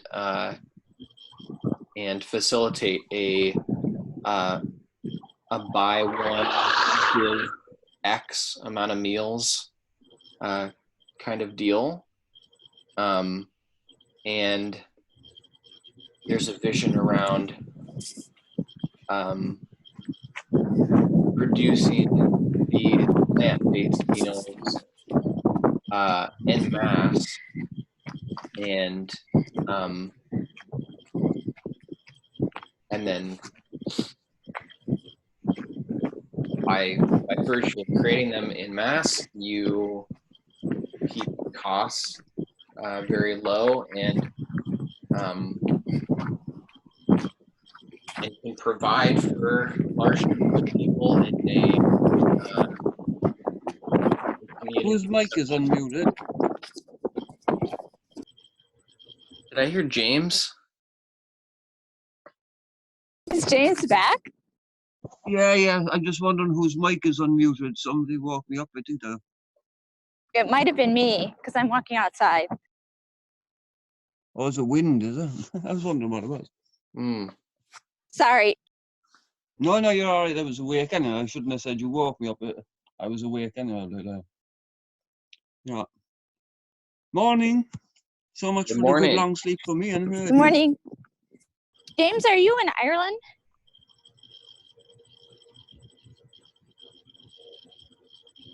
He is. Okay. Yeah.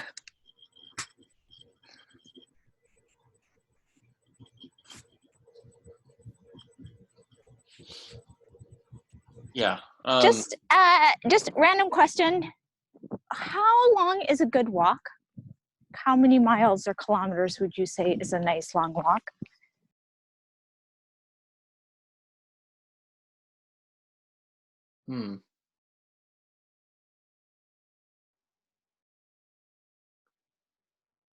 Well, I'd say you should walk. I don't know.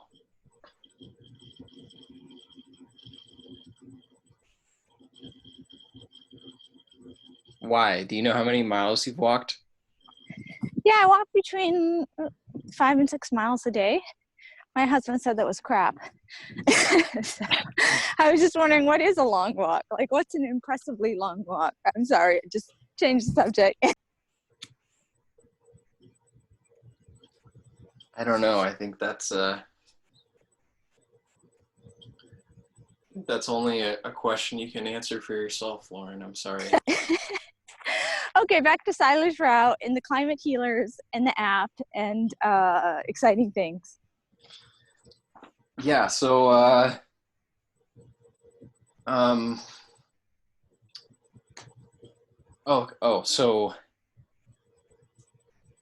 so the app is about ready for deployment, and at least to like a set of users that will be the test case,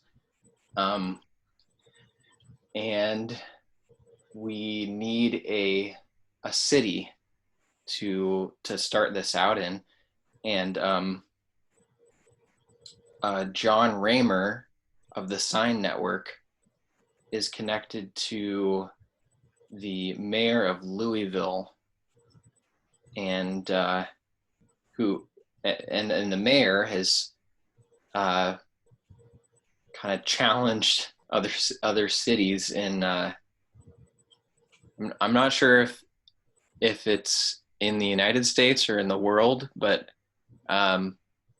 he's claimed that Louisville is the most compassionate city, or that's the goal, I guess.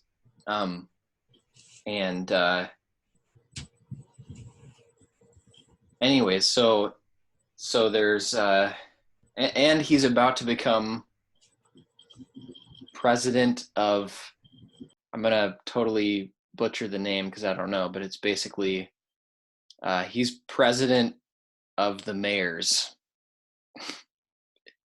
if that makes sense. Yeah, the Mayor's Association? I probably. I think that's what it's So called. so basically he would have he could very easily put out the challenge and say, hey, we're organizing, we're facilitating getting food to everyone in Louisville. What are you guys doing? So that's pretty cool. Those connections are happening.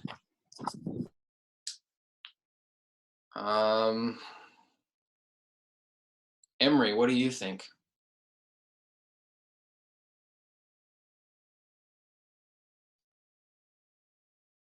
Think about what, no?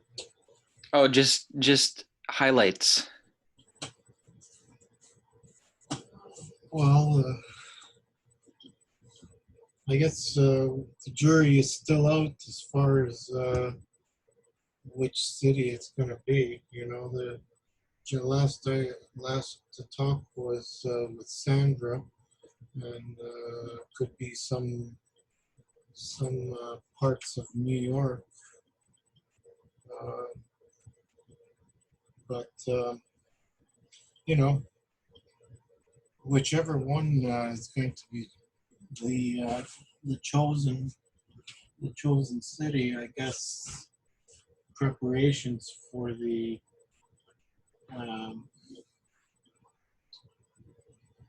I guess for the news, what do we call that? The comp,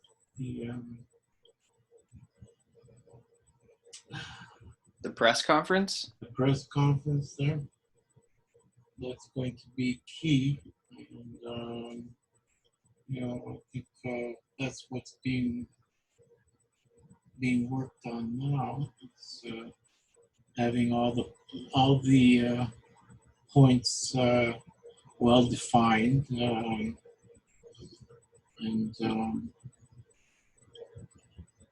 you know, I guess everybody's been having a certain amount of input into what they believe it to be, and you know, so we're just floating ideas, trying to improve the presentation, right? So maybe there'll be a buffet. You know, I suggested that perhaps there could be some samples and whatnot prepared. Maybe some outstanding recipes submitted by people, you know.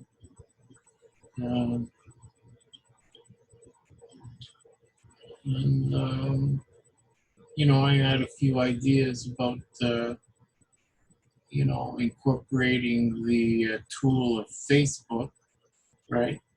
Given the fact that it's so such an outstanding platform, right?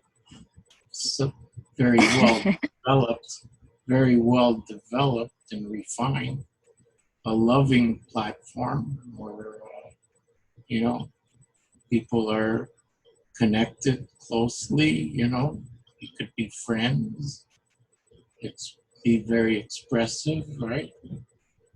And share and get together on projects and whatnot. So, you know, pages could be set up to represent cities, like a virtual city, where, you know, you could be a resident of a certain city, right? And I mean, it could function somewhat like an app, or have the app connected to Facebook to somehow. It's going surely it can be figured out or worked in. So, you know, we're just floating ideas.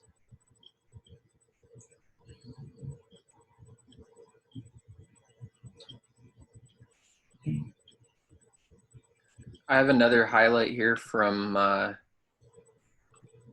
from John Raymer, who I don't know if Lauren, are you familiar with John? Yeah, I had a meeting with him. He's very nice. I like him. Yeah, he is. He's super nice. He shared this Google Doc that I just put into the chat that is a project of Ubiquity University, and they're hosting a global solutions summit entitled Humanity Rising, transforming conversations that matter into actions that make a difference. And Oh, interesting. they have quite a few. They have a pretty awesome list of speakers and presenters, and that are all in that Google Doc. And they say there will be presentations, TED Talk style, moderated dialogues, working groups, blogs, ongoing conversations, group discussions, interactions of all sorts, all around what the solutions are and how we can work together to implement them in practical and effective ways. And they list a bunch of organizations that are partnering with them. And Oh, interesting. I think this is May 22nd is what they're aiming for. So Oh, cool. Can you send that to me? yeah, I will. Sorry to be such a pain, but I can't get things from the chat because I'm kind of outside. And Sure, yeah. Is that what you just put in the docs? Yes. I could put it in. I could put it in with the YouTube link I provided. If you want. Sure, if that's easy. Great. For you. Yeah, I'm right there. Cool. Yeah, that's a pretty big highlight, actually. You know, Nolan, I think that you should spend some time talking to Robert Best, because you are similar in kind of like functionality. He kind of imagines himself as a collective intelligence catalyst, and he's sort of shy, but he's not a hardcore developer, but he's always like the tool guy. And in a conversation when people are talking, he's always kind of like mapping stuff out or finding a tool that we need or something like that. And so he's been doing a lot of work with things like Riot and Matrix and figuring out how to kind of patch together some interoperable spaces so that people can be basically chatting in different places, and it's like coming to one place, and but no one has to kind of leave their platform and stuff like that. I think it'd be an interesting conversation. Yeah, it sounds like it. I would definitely like to talk with him.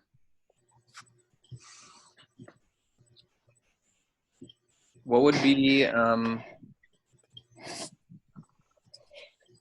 the best way of reaching out? Probably Telegram.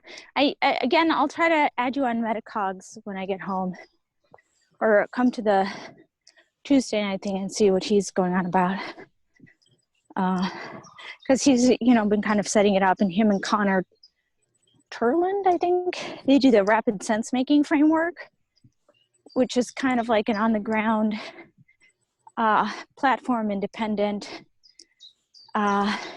thing, which lets you kind of intake information on the fly.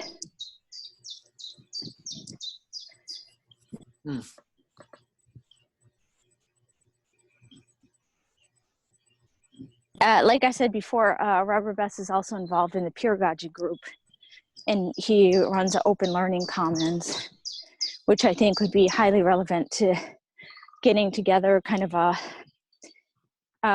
some kind of peer production.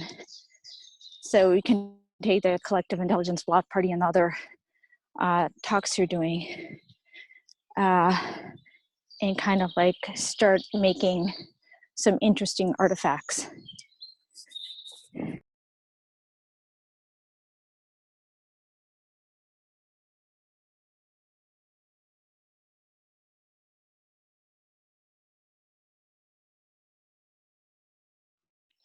Yeah, well, I would love to take I'm typically on the hanging out on the Solutions Club call here on Tuesdays, but I would love to take a detour and When join. is that? The Solutions Club? What time is that at? We start at 11 a.m. Pacific time. So we start an hour before. Oh, okay. So that's, yeah, Tuesdays. That's right. Yeah, that's right.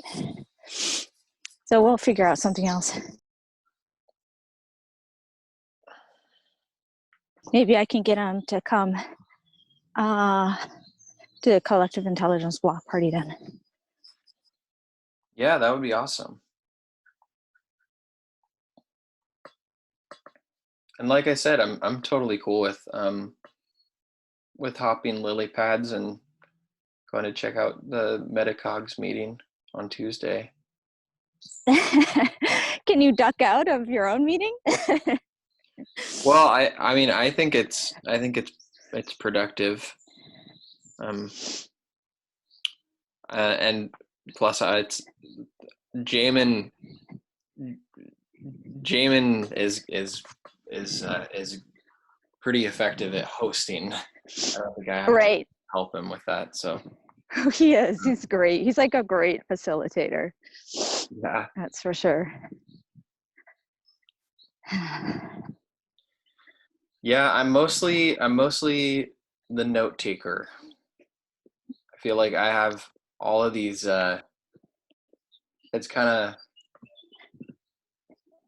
yeah, I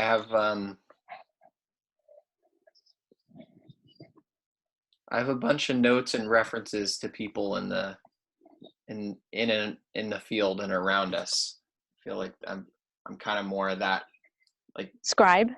Yeah, and a little bit of like I'm more of the scribe, and I'm more of the I'm more on like recon duty, whereas Jamin is like he holds the fort kind of deal.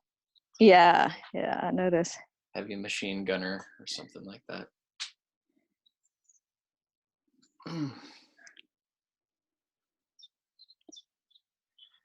Yeah, I ended up getting a text from you about Telegram, but when I just tried it, it said that it was like expired or something. So Oh, okay. I don't know what happened. Look at that. Isn't that pretty? yeah. Wow.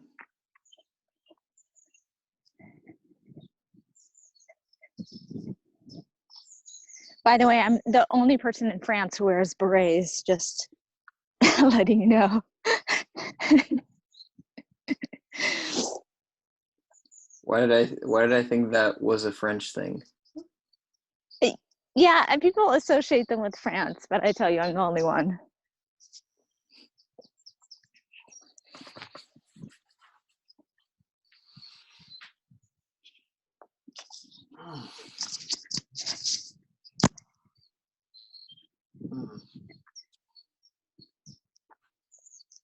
I can see how this long format must elicit some like kind of like ridiculous information. Like people are just on for so long and you get like tired and you're just like, I don't really care what I'm saying. Yeah, it's yeah, it gets pretty interesting. I mean, part of me I hope that I miss it someday, and that like, well, the goal is that this would eventually be filled up. Right.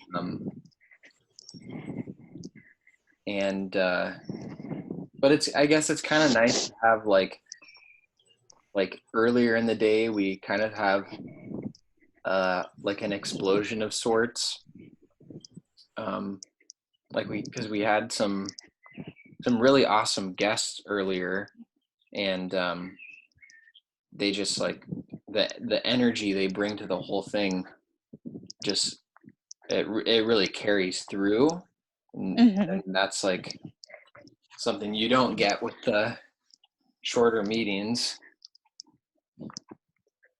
You know, I have I talked to you about Sococo before? No. Another thing I'm gonna try to get.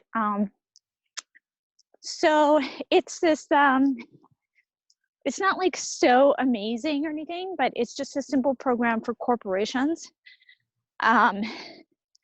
And what it does, it's like a virtual office. And so it gives you a visual representation of who's in what room. And I think it might be a really good connector of people who are in different kind of fields and different networks coming together, put like network weavers, the super connected people in Sococo together. And you could also,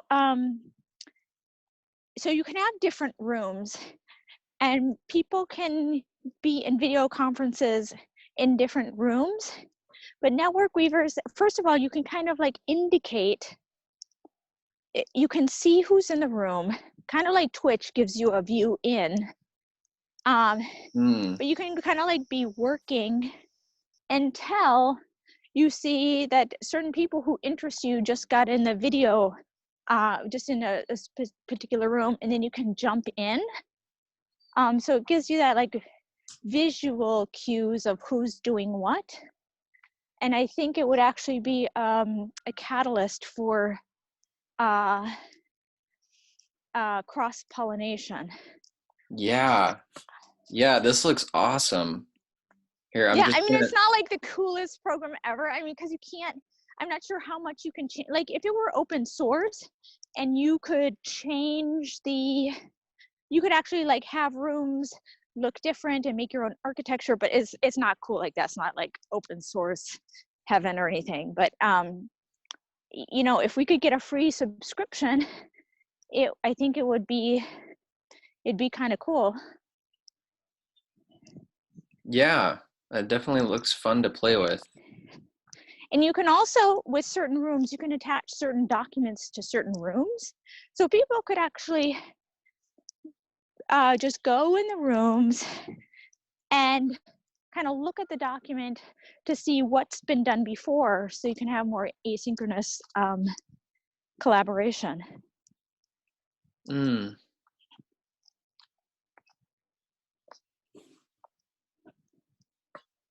Definitely geared for the younger crowd.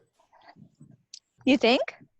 Yeah, it seems. Sococo? It looks like stuff for older people to me. Yeah. Well, I'm 65. You know, Facebook is for old people now too. I may be over the limit. Apparently, like all the young people have left Facebook. Yeah, we were talking about this quite a bit earlier. Usually they're passed out by now. I like Facebook though, because you know, like it's like a family place. Yeah, we talked about that too. Words out of our mouths.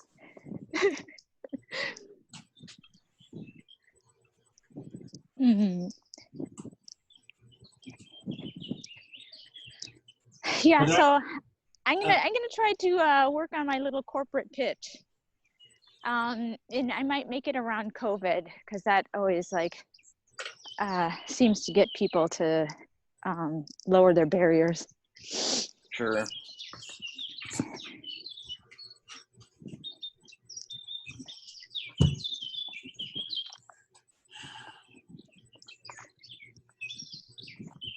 Okay, so next Saturday, I am going to try to start with my little art party and actually do some production work, Nolan. And you can, and I'm doing it so that you can go if you'd like, that I can take over for you so you can have a break, if you would so choose. Sure. And were you thinking that would be, let's see, 4 a.m. to 6 a.m. my time? So I'm gonna maybe 6 a.m. my time, which is really early for me, but I think it would work out because no one in Europe will, attend. That's for sure. Who am I gonna get to go to an art party at 6 a.m.? Like no one. But I'm hoping maybe some people in Australia or New York or California, especially during the quarantine.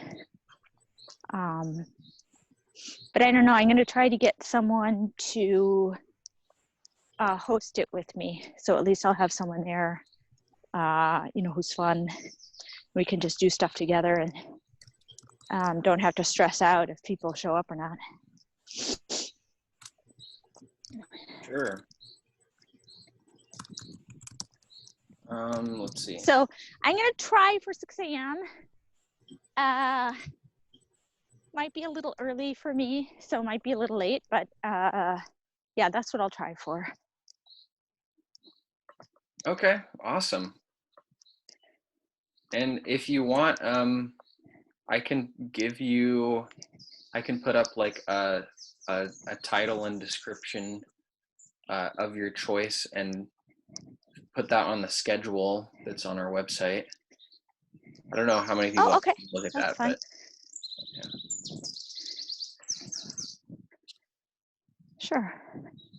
I can make a little flyer for it too. Hey, could work on some sort of logo or some kind of a symbol, for the OSS. What's a OSS? Operation Stone Soup. Oh, okay. You know the story of Stone Soup? Yeah, I remember it vaguely, and I remember Jamin talking about it in reference to the Louisville thing that you're working on. Okay. Yeah, that's the vegan and world hunger operation. Yeah, the IOC, Internet of Conversations. Yeah, but what I do need from you, Nolan, is a basket of things. If not, I have my own basket of things. But it would make it more fun if there were more things in the basket. Which means either like Twitch videos or like quotes that came out, or something like that we could look at and play with. Or just like funny things people imagine. Can be frivolous or whatever.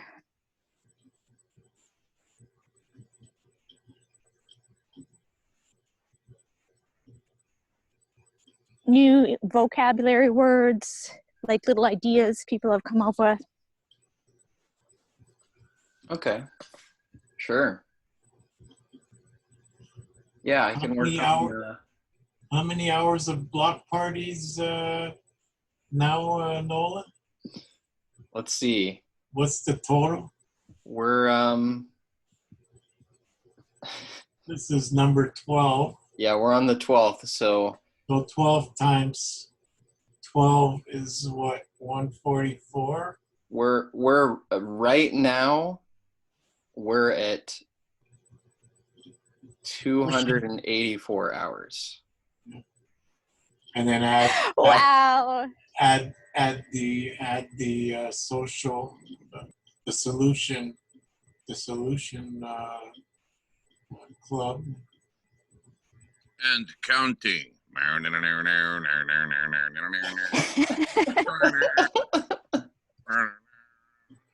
Man of the hour. Looks like we got Lauren. You're back. How are you? Oh, good, Lauren. And you? I'm trying to go on a walk long enough to impress my husband. Ah. Wait, going for a walk long enough to impress your husband? Right. He thought my 5-mile walks, he scoffed at that. Ah. Right. So you're out to break into double digits, or what's the goal? I don't know. I'm just trying to go further Yeah, each time so he doesn't think I'm a wimp. I think my husband is very competitive. Well, he looks pretty athletic. Is he? Yeah. Yeah. So how are you, Jamin? Did you just go to Yeah, I sleep? just got up. This is the end of a 5-hour break from 9 p.m. to 2 a.m. So, yeah, I'm feeling great. Wow, 5 whole. Yep. With one ear open. But no. No.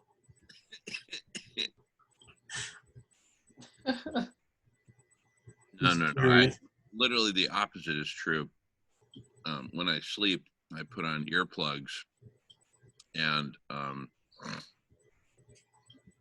also wear a mouth guard to keep me from biting or, grinding or whatever. And then on top of that, a CPAP machine. Keep those Dos Equis away.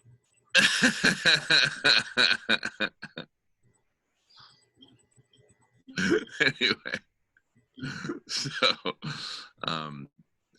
I just kind of like tune out from the world when I go to sleep. I think that's healthy. Yeah. That's kind of the point. You isolate from isolation. Exactly. Hours. So how you guys been doing? Can someone write that in the chat? Isolate from isolate. Yeah.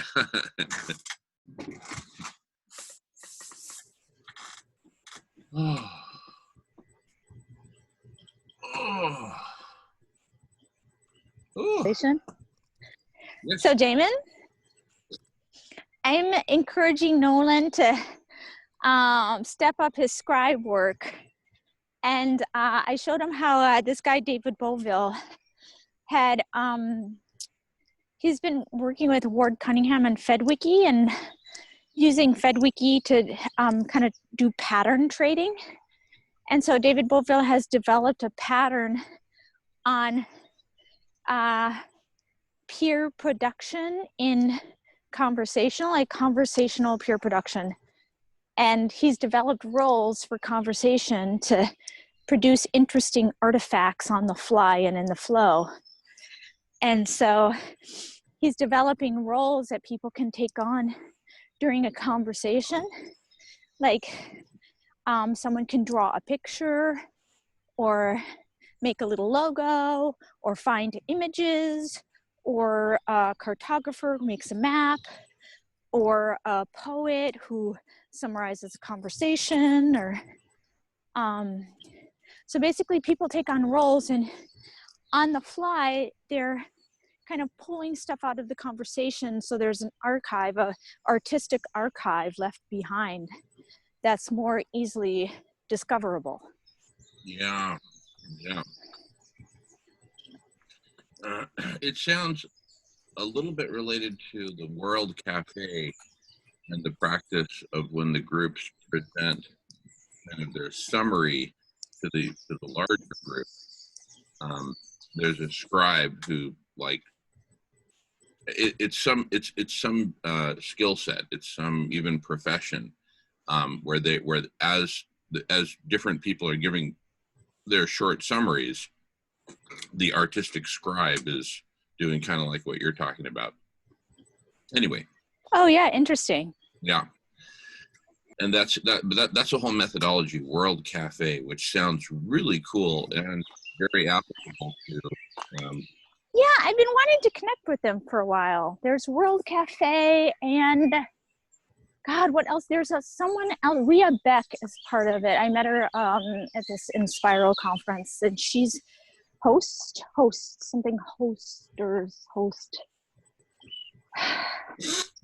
It's like It's not you learn how to be like OpenSpace, is it?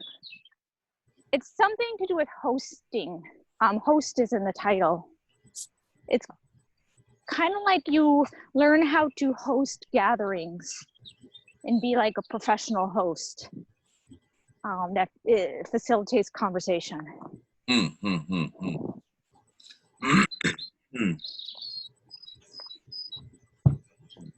I can't remember. I'll get it for you. Does David Boville have any like examples, like, you know, videos showing this happening in real time? No, that's what I am trying to do. He kind of introduced this concept at the Metacogs meeting on Tuesday. And so that's what I'm encouraging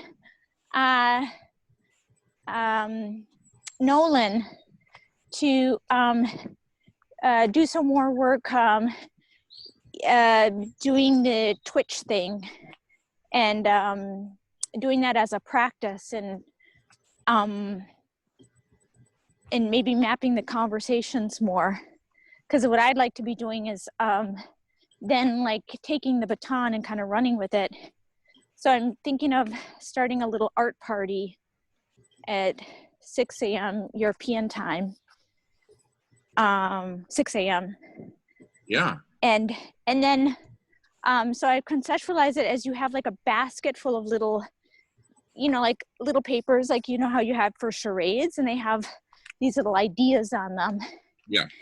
And you kind of take those and run with them, whether you make a video or use Go Animate and make a little skit, or you know, I showed my Pinterest page. I've been making art out of bonjour. I've been making art out of quotes. So we can, I think that what I'd like to do is start kind of a trend of this happening and people taking on roles. So we can all get together sometimes as part of a conversation, just have like an amazing conversation and then film that, or invite someone important who might have a lot of money or something to watch the conversation and see how that happens.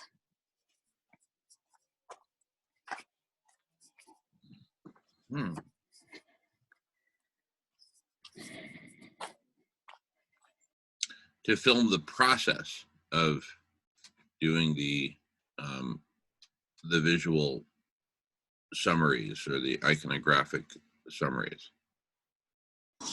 Yeah, so I think that we can kind of experiment as we go, but build up a practice, like a community of practice around doing this, so it becomes kind of a tradition.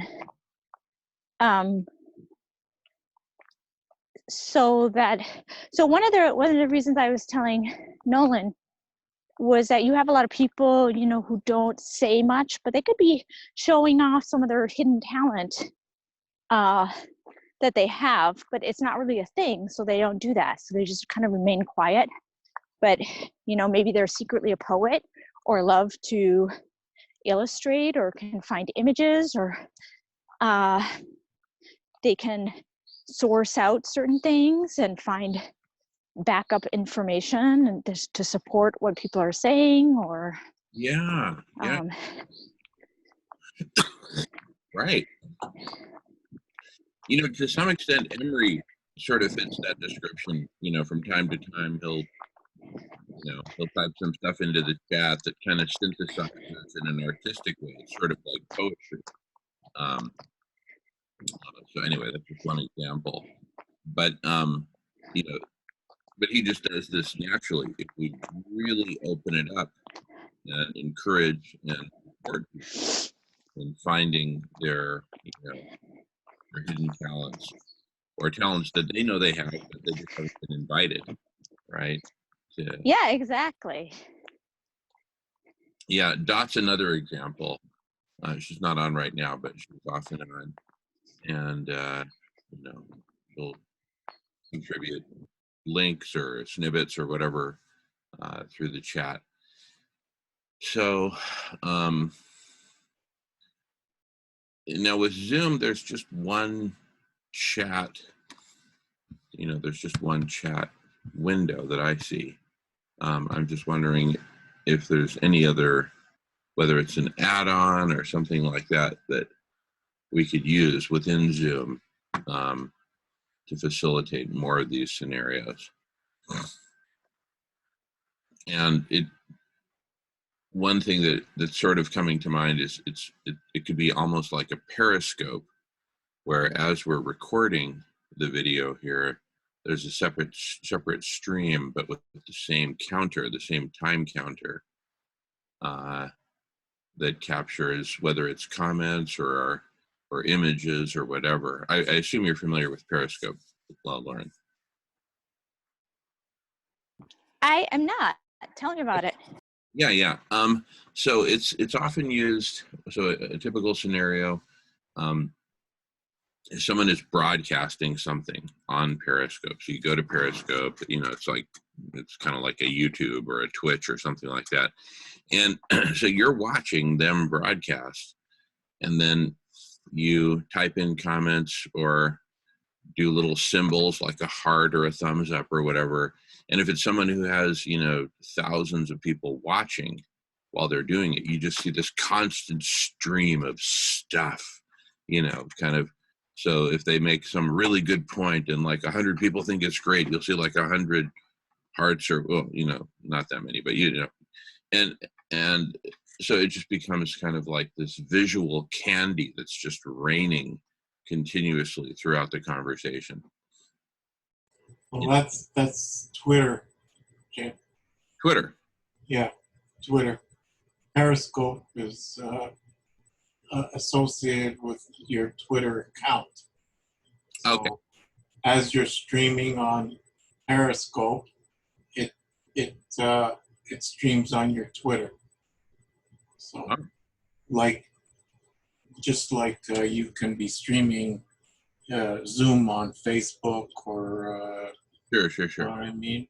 Okay. So Periscope is, what is it, owned by Twitter? Yeah. Okay. Interesting. Okay. But there's D-Link. D-Link is another platform where you could stream like Twitch, but it's more gamer, like a lot of gamers, right? But more and more people are using it because of the copyright issues are a little bit more lax. So, you know, you have a little more leeway with the Dos Equis, you know.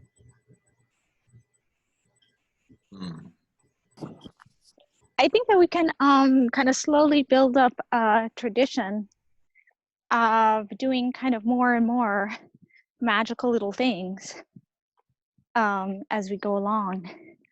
So we can start like tweeting out artwork while the conversation is going and kind of drawing people in. That's a really cool idea. And making kind of like interactive conversations. So like, you know, using Twitch and stuff, you can actually, you know, start doing that kind of on the fly. Like, these are the people talking right now, and kind of,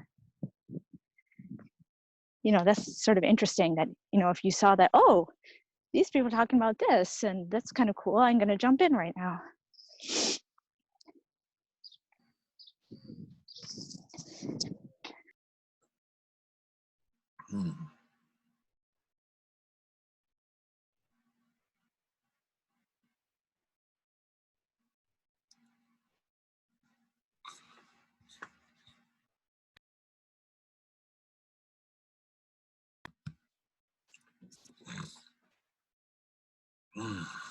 I think the trick is to like, you know, It's more of a permission to be creative and creating a space for that.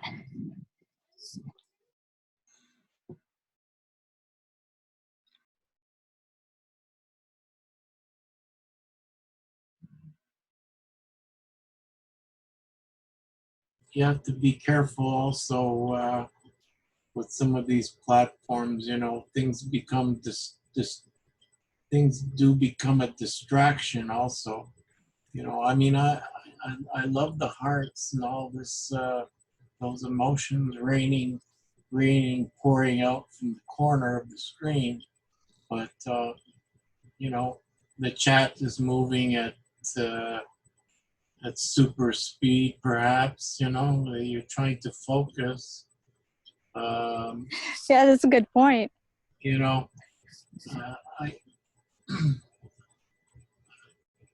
you know, and then with dealing too, you've got all kinds of contributions. You can contribute lemons and tokens, you know, Lamborghinis, and they're all valued at a certain amount. It's kind of crypto kind of exchange, you know. Right. YouTube, of course, is the Cadillac, you know. You've got the chat where you've got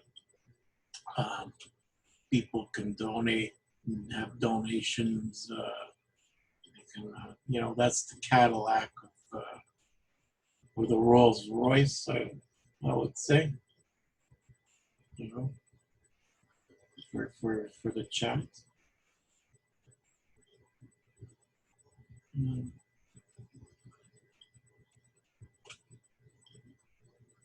But of course, you need 1,000 subscribers to, you know, to get that going. I mean, you're not monetized anyway, and I mean, for us, really, we haven't been discussing any very much the monetization aspect of the OSS, or the, you know, the operation that you know, to save life on the planet, and you know, the Federation. You know, I mean, I guess that's further down the road. Certain people will you know, stand up to the challenge, perhaps, and you know, based on their ability, their position, will be able to make a contribution here and there, right, for certain things. I guess just have to wait and see. You know, as I listen to what Lauren's describing, one of the things that I do from time to time is I'll use my iPad and Apple Pencil, and I'll connect it so I mirror it onto the screen and I just share, and so I'm kind of drawing in real time. But what occurs to me is, this is just occurring to me, it's just this nutty idea, but it's just to help articulate what's formulating, which is, imagine that in parallel to this Zoom meeting, I had a separate Zoom meeting going on a separate computer where I'm screen sharing my iPad and I'm doing whatever drawings, and it's just real time sharing on this other Zoom meeting. But here's the rub, is that on this other Zoom meeting it would be nothing but people's iPads like mine and any other artifacts they were screen sharing to just communicate, this is what's going on in my meeting over here. Meeting A is this one. Meeting B would be the one where we just screen share the images. So you might have, you know, 50 different meetings happening that are all broadcasting through meeting B. So somebody who wanted to kind of get at a glance, okay, what are these 50 meetings that are happening in parallel in this community that I'm a part of or that I'm interested in? And so I go to this meeting B, and there's like 50 windows like this with all these different drawings that have nothing to do with each other, right? But it's sort of like a catalog at a glance, right? You know, these catalogs where it's like a whole bunch of thumbnail images, whether it's sailboats or whatever they're selling, and you can just visually scan through the thumbnails, right? Which is a lot more efficient than looking at text, for example, right? I mean, a thumbnail picture of a sailboat. Okay, I know this because my dad was into sailing his whole life, so we would have these sailing magazines around the house, and but so you know, I'd flip through them. With an image, you get so much more of a picture about a sailboat than any amount of text, right? A picture is worth 1,000 words. So if we could do something similar for conversations in real time, and then somewhere have kind of like a bulletin board of that. I'm just thinking of a way, not really a way to operationalize it. I'm not even there yet, but just a way to describe what I want to operationalize, right? Sort of this constantly updating visual bulletin board of what's going on. And you could zoom in. Yeah. And you could zoom in, you could scroll in, and as you're scrolling in to any particular meeting, the volume would come up. The volume would engage. Totally. So imagine you're at this Zoom, what I've been calling Zoom meeting B, and there's 50 different conversations being, you know, advertised there, so to speak. So you're scanning around visually, and when you see something that looks interesting visually, you hover your mouse over it, and you just suddenly hear the volume in real time of what's being discussed in that meeting, right? Works for me. So, That's interesting. Or, so what I was talking about earlier, I'm about to get off the phone, by the way. What I was talking about earlier is creating kind of a umbrella brand that no one owned, kind of like Visa, which enabled, basically everyone wanted credit cards. The bank wanted credit cards, and the stores wanted credit cards, and all the people wanted credit cards, and they couldn't make a single credit card because all the banks were very competitive and didn't want the other bank to capture the technology and dominate the credit card market. So they had to create this neutral brand called Visa that could basically get all the banks together and ensure a neutral entity that would kind of release the technology. And I don't know how to describe it, kind of be like provide the standards or whatever.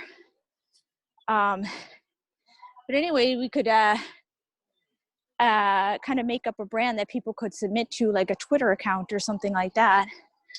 I think you can create like more sophisticated rules now for Twitter, so, and give different groups access to that, so they can use this brand to, you know, tweet out their things and do it in a variety of ways across different mediums or different platforms.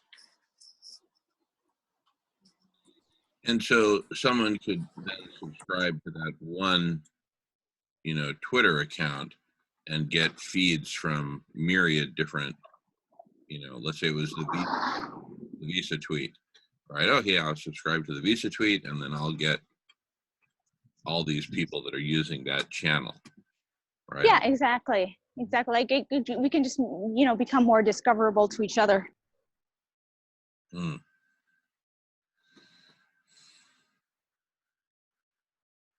It can just be in our own community, you know. Doesn't have to be like hundreds of thousands, but we could do like, you know, 20 groups, and that would be kind of cool.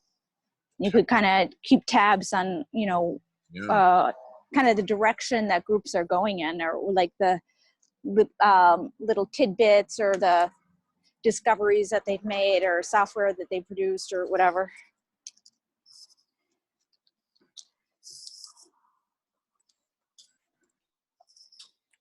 Could also, you know, tweet out maps of conversations. People could put themselves on the map.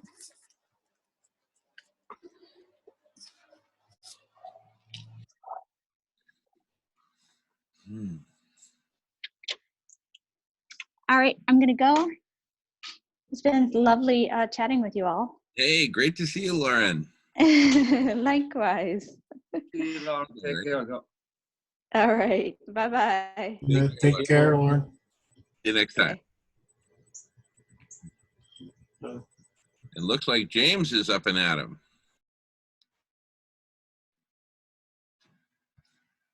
I think he's been lurking in the background for a while now. I can't seem to get my mic work. Oh, can you hear me now? Yeah, we can hear you. Yeah, we can hear you, James. All right.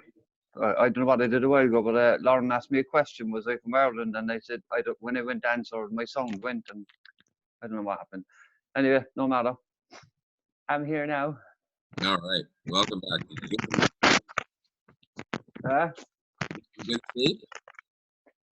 Yeah. I woke a couple of times. All right, still a bit of pain there, like, but that's when you natural. But I woke earlier. No, all right. My pillow was saturated in blood. Oh goodness. I was bleeding out during the night anyway, like so. Hmm. And no bother, like it's fucking, you know, what you expect when you have two kind of hemorrhages going on in your mouth. Like. Hmm. Good, all good. Rinsed out in salt and water, and Good. took my antibiotics. Good. Hmm. So I've been listening away there, all right, yeah, but I tried to get back on and just apologise to Lauren for not being here answering the question, but my sound went. I don't know what happens. I think when I stay offline for a while or don't respond for a while, whatever happens when I go to speak again, it just gets cut off, and I literally have to leave the room and come back again to get the sound on. Hmm. I don't know. That's just me. I think it's my phone, really.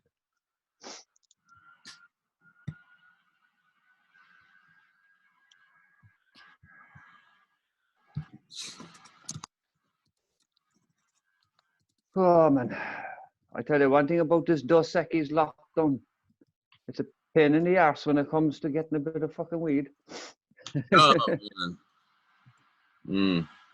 You're going to have to come over here, Jamin, and you know, teach my fucking government a few things. Yeah. Oh, I'll be so happy.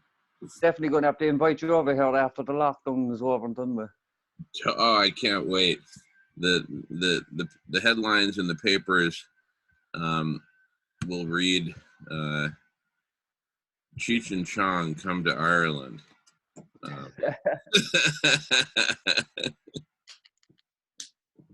Yeah. Well, it's not as if there's you know, up until a couple of years ago, there was a lot of pushback against it because, as I said, like we were dealing with an archaic government led by, you know, antique politicians is what I call them, like that are still living off the 18th century rules. You know what I mean? Yeah. But they're all kind of dying out now anyway. Like, and a lot of young people going into politics, and there's a lot of people with much more open and broad-minded. Like, you know what I mean, when it comes to things like that. And you know, a lot of the education about the medicine side of it's coming in now as well. Like, and the CBD oil is legal, all right here, like, but that's just really been fucking really taking the piss out of, because people aren't really getting what they think they're getting. They're getting a watered down 1% diluted version of it. Like, you know what I mean? Yeah. So I wouldn't go for that kind of crack at all. Like. I prefer the 100% though fucking actual real product. Like. Unfortunately, it ain't around now anymore. It's not around with the Dos Equis situation. Yeah, basically, yeah, that's it. Like, it's just it's a famine. Oh, we have a famine in different ways this time. Yeah, the bud famine, not the potato famine, but the bud famine. Yeah, worldwide famine. That's the basics of it now. So, what can you do except for plant a crop?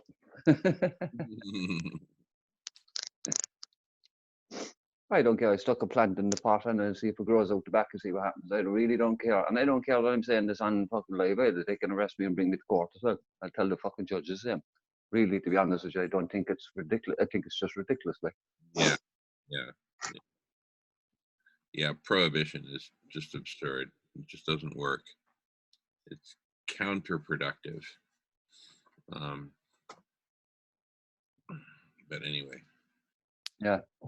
But the subject for another time. Yeah. Hey, Welcome, Krishbu. Krishbu. Welcome back. Hi, this is my third visit to the party. Good. No, I love it. And that's just the idea. We're just here holding the space for people to come and go as they will. And so what you guys were talking about? I have something to say, but I want to know. Oh no, we were just chit chatting, but I mean, if you must know, we were talking about cannabis, marijuana.